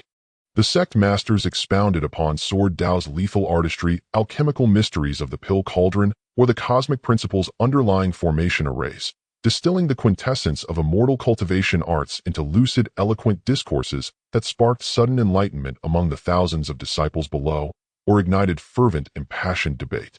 The atmosphere was both solemn and vibrant, a true embodiment of discoursing Tao to ascend the profound. Each disciple radiated robust chi and piercing intent, unmistakably battle-hardened warriors forged for combat and endurance. Could such a martially resplendent lineage be any more perfectly matched with their own goddess of war, who could shatter immortal mountains with a single fist? Should this formidable deity truly be wed into their clan, and Yun clan finally experience firsthand what spirited charm truly meant, Ji Wen was certain His Majesty would gladly offer 666 spirit mines as dowry, followed by 3,000 celestial thundercrackers detonated overnight in jubilant celebration. Alas, and how deeply regrettable. In judging by Yun clan's reaction, it seemed utterly hopeless. Ji Wen sighed, inwardly lifted his teacup, and swallowed both his bitter disappointment and the now-cold spirit-infused tea in one quiet draught. The eldest princess is indeed a paragon of heroic virtue. Yet fate has granted us affinity, without union a profound source of sorrow, said Yun Qing, his smile unwavering, yet his tone carrying unmistakable detachment. Below, the Tao lectures surged forward with undiminished fervor, Tao resonances manifested as shimmering light bathing the disciples' rapt faces in gentle radiance. Among them, several sect masters stood out, unofficially securing top positions in this round of discourse. Yun, he of the Western Ridge, the medicine sovereign, used the refinement of a 9-fold transformation life-reviving pill as his entry point, masterfully dissecting the hierarchical relationships among medicinal ingredients, the subtle interplay of gentle and fierce fire control, and the precise condensation and containment of pill resonance, rendering even arcane pharmacology vivid and captivating. He even ignited his furnace on the spot, demonstrating the light-splitting, shadow-catching flame control technique and the scent-divining nature perception herb identification method, elegant in theory, potent in practice, and widely lauded. Yun Lai, patriarch of the wasteland city, eschewed esoteric Tao techniques altogether.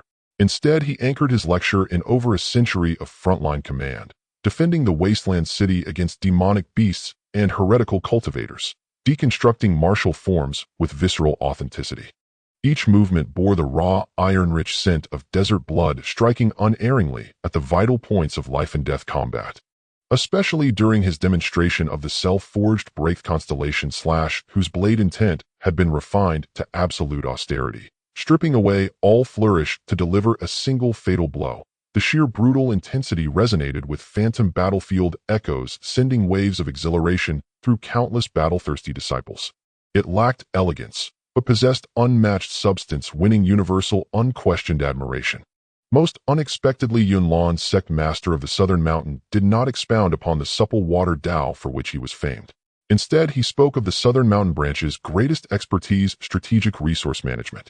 His exposition of dragon vein geomancy and metal-landstone animating arts captivated many disciples. Though not supreme Tao, these methods brimmed with ingenious insight and tangible utility, startlingly fresh and highly ranked. This discourse will surely fortify the foundations our Yun clan disciples need to stride confidently across the realms. Yun Qing exchanged a silent nod with the elders. With the 9 heavens azure cloud list approaching, the clan's finest talents would soon enter the arena, making this discourse impeccably timed. Only when night descended once more did the third day's lectures conclude, met with sighs of lingering regret from the assembled disciples. Nianshu Peak blazed with brilliant lantern light like a fallen river of stars scattered across the wilds.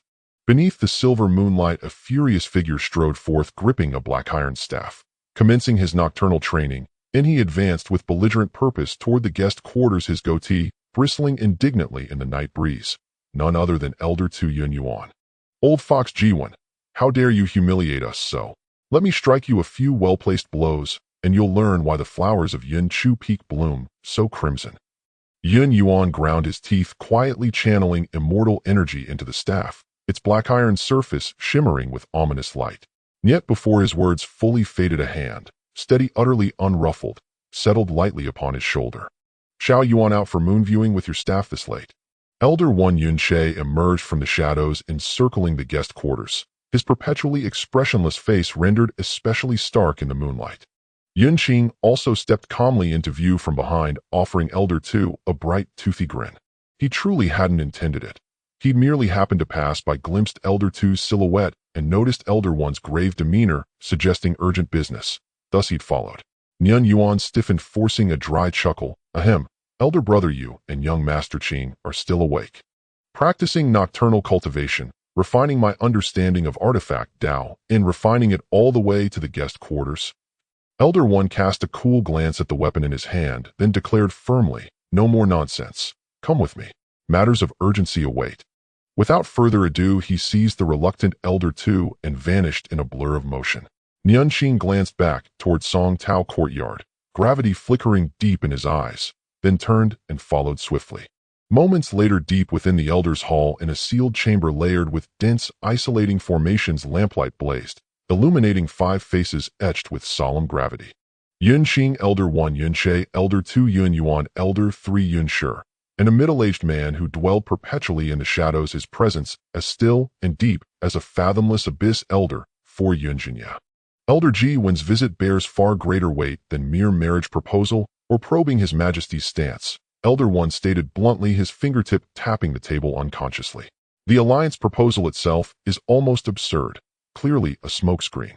Indeed, the Zhou dynasty has deliberately exposed the long-concealed overlord body, a move they would never make without immense, far-reaching objectives. Precisely, Elder Tu's countenance was now grim and austere, stripped of earlier levity.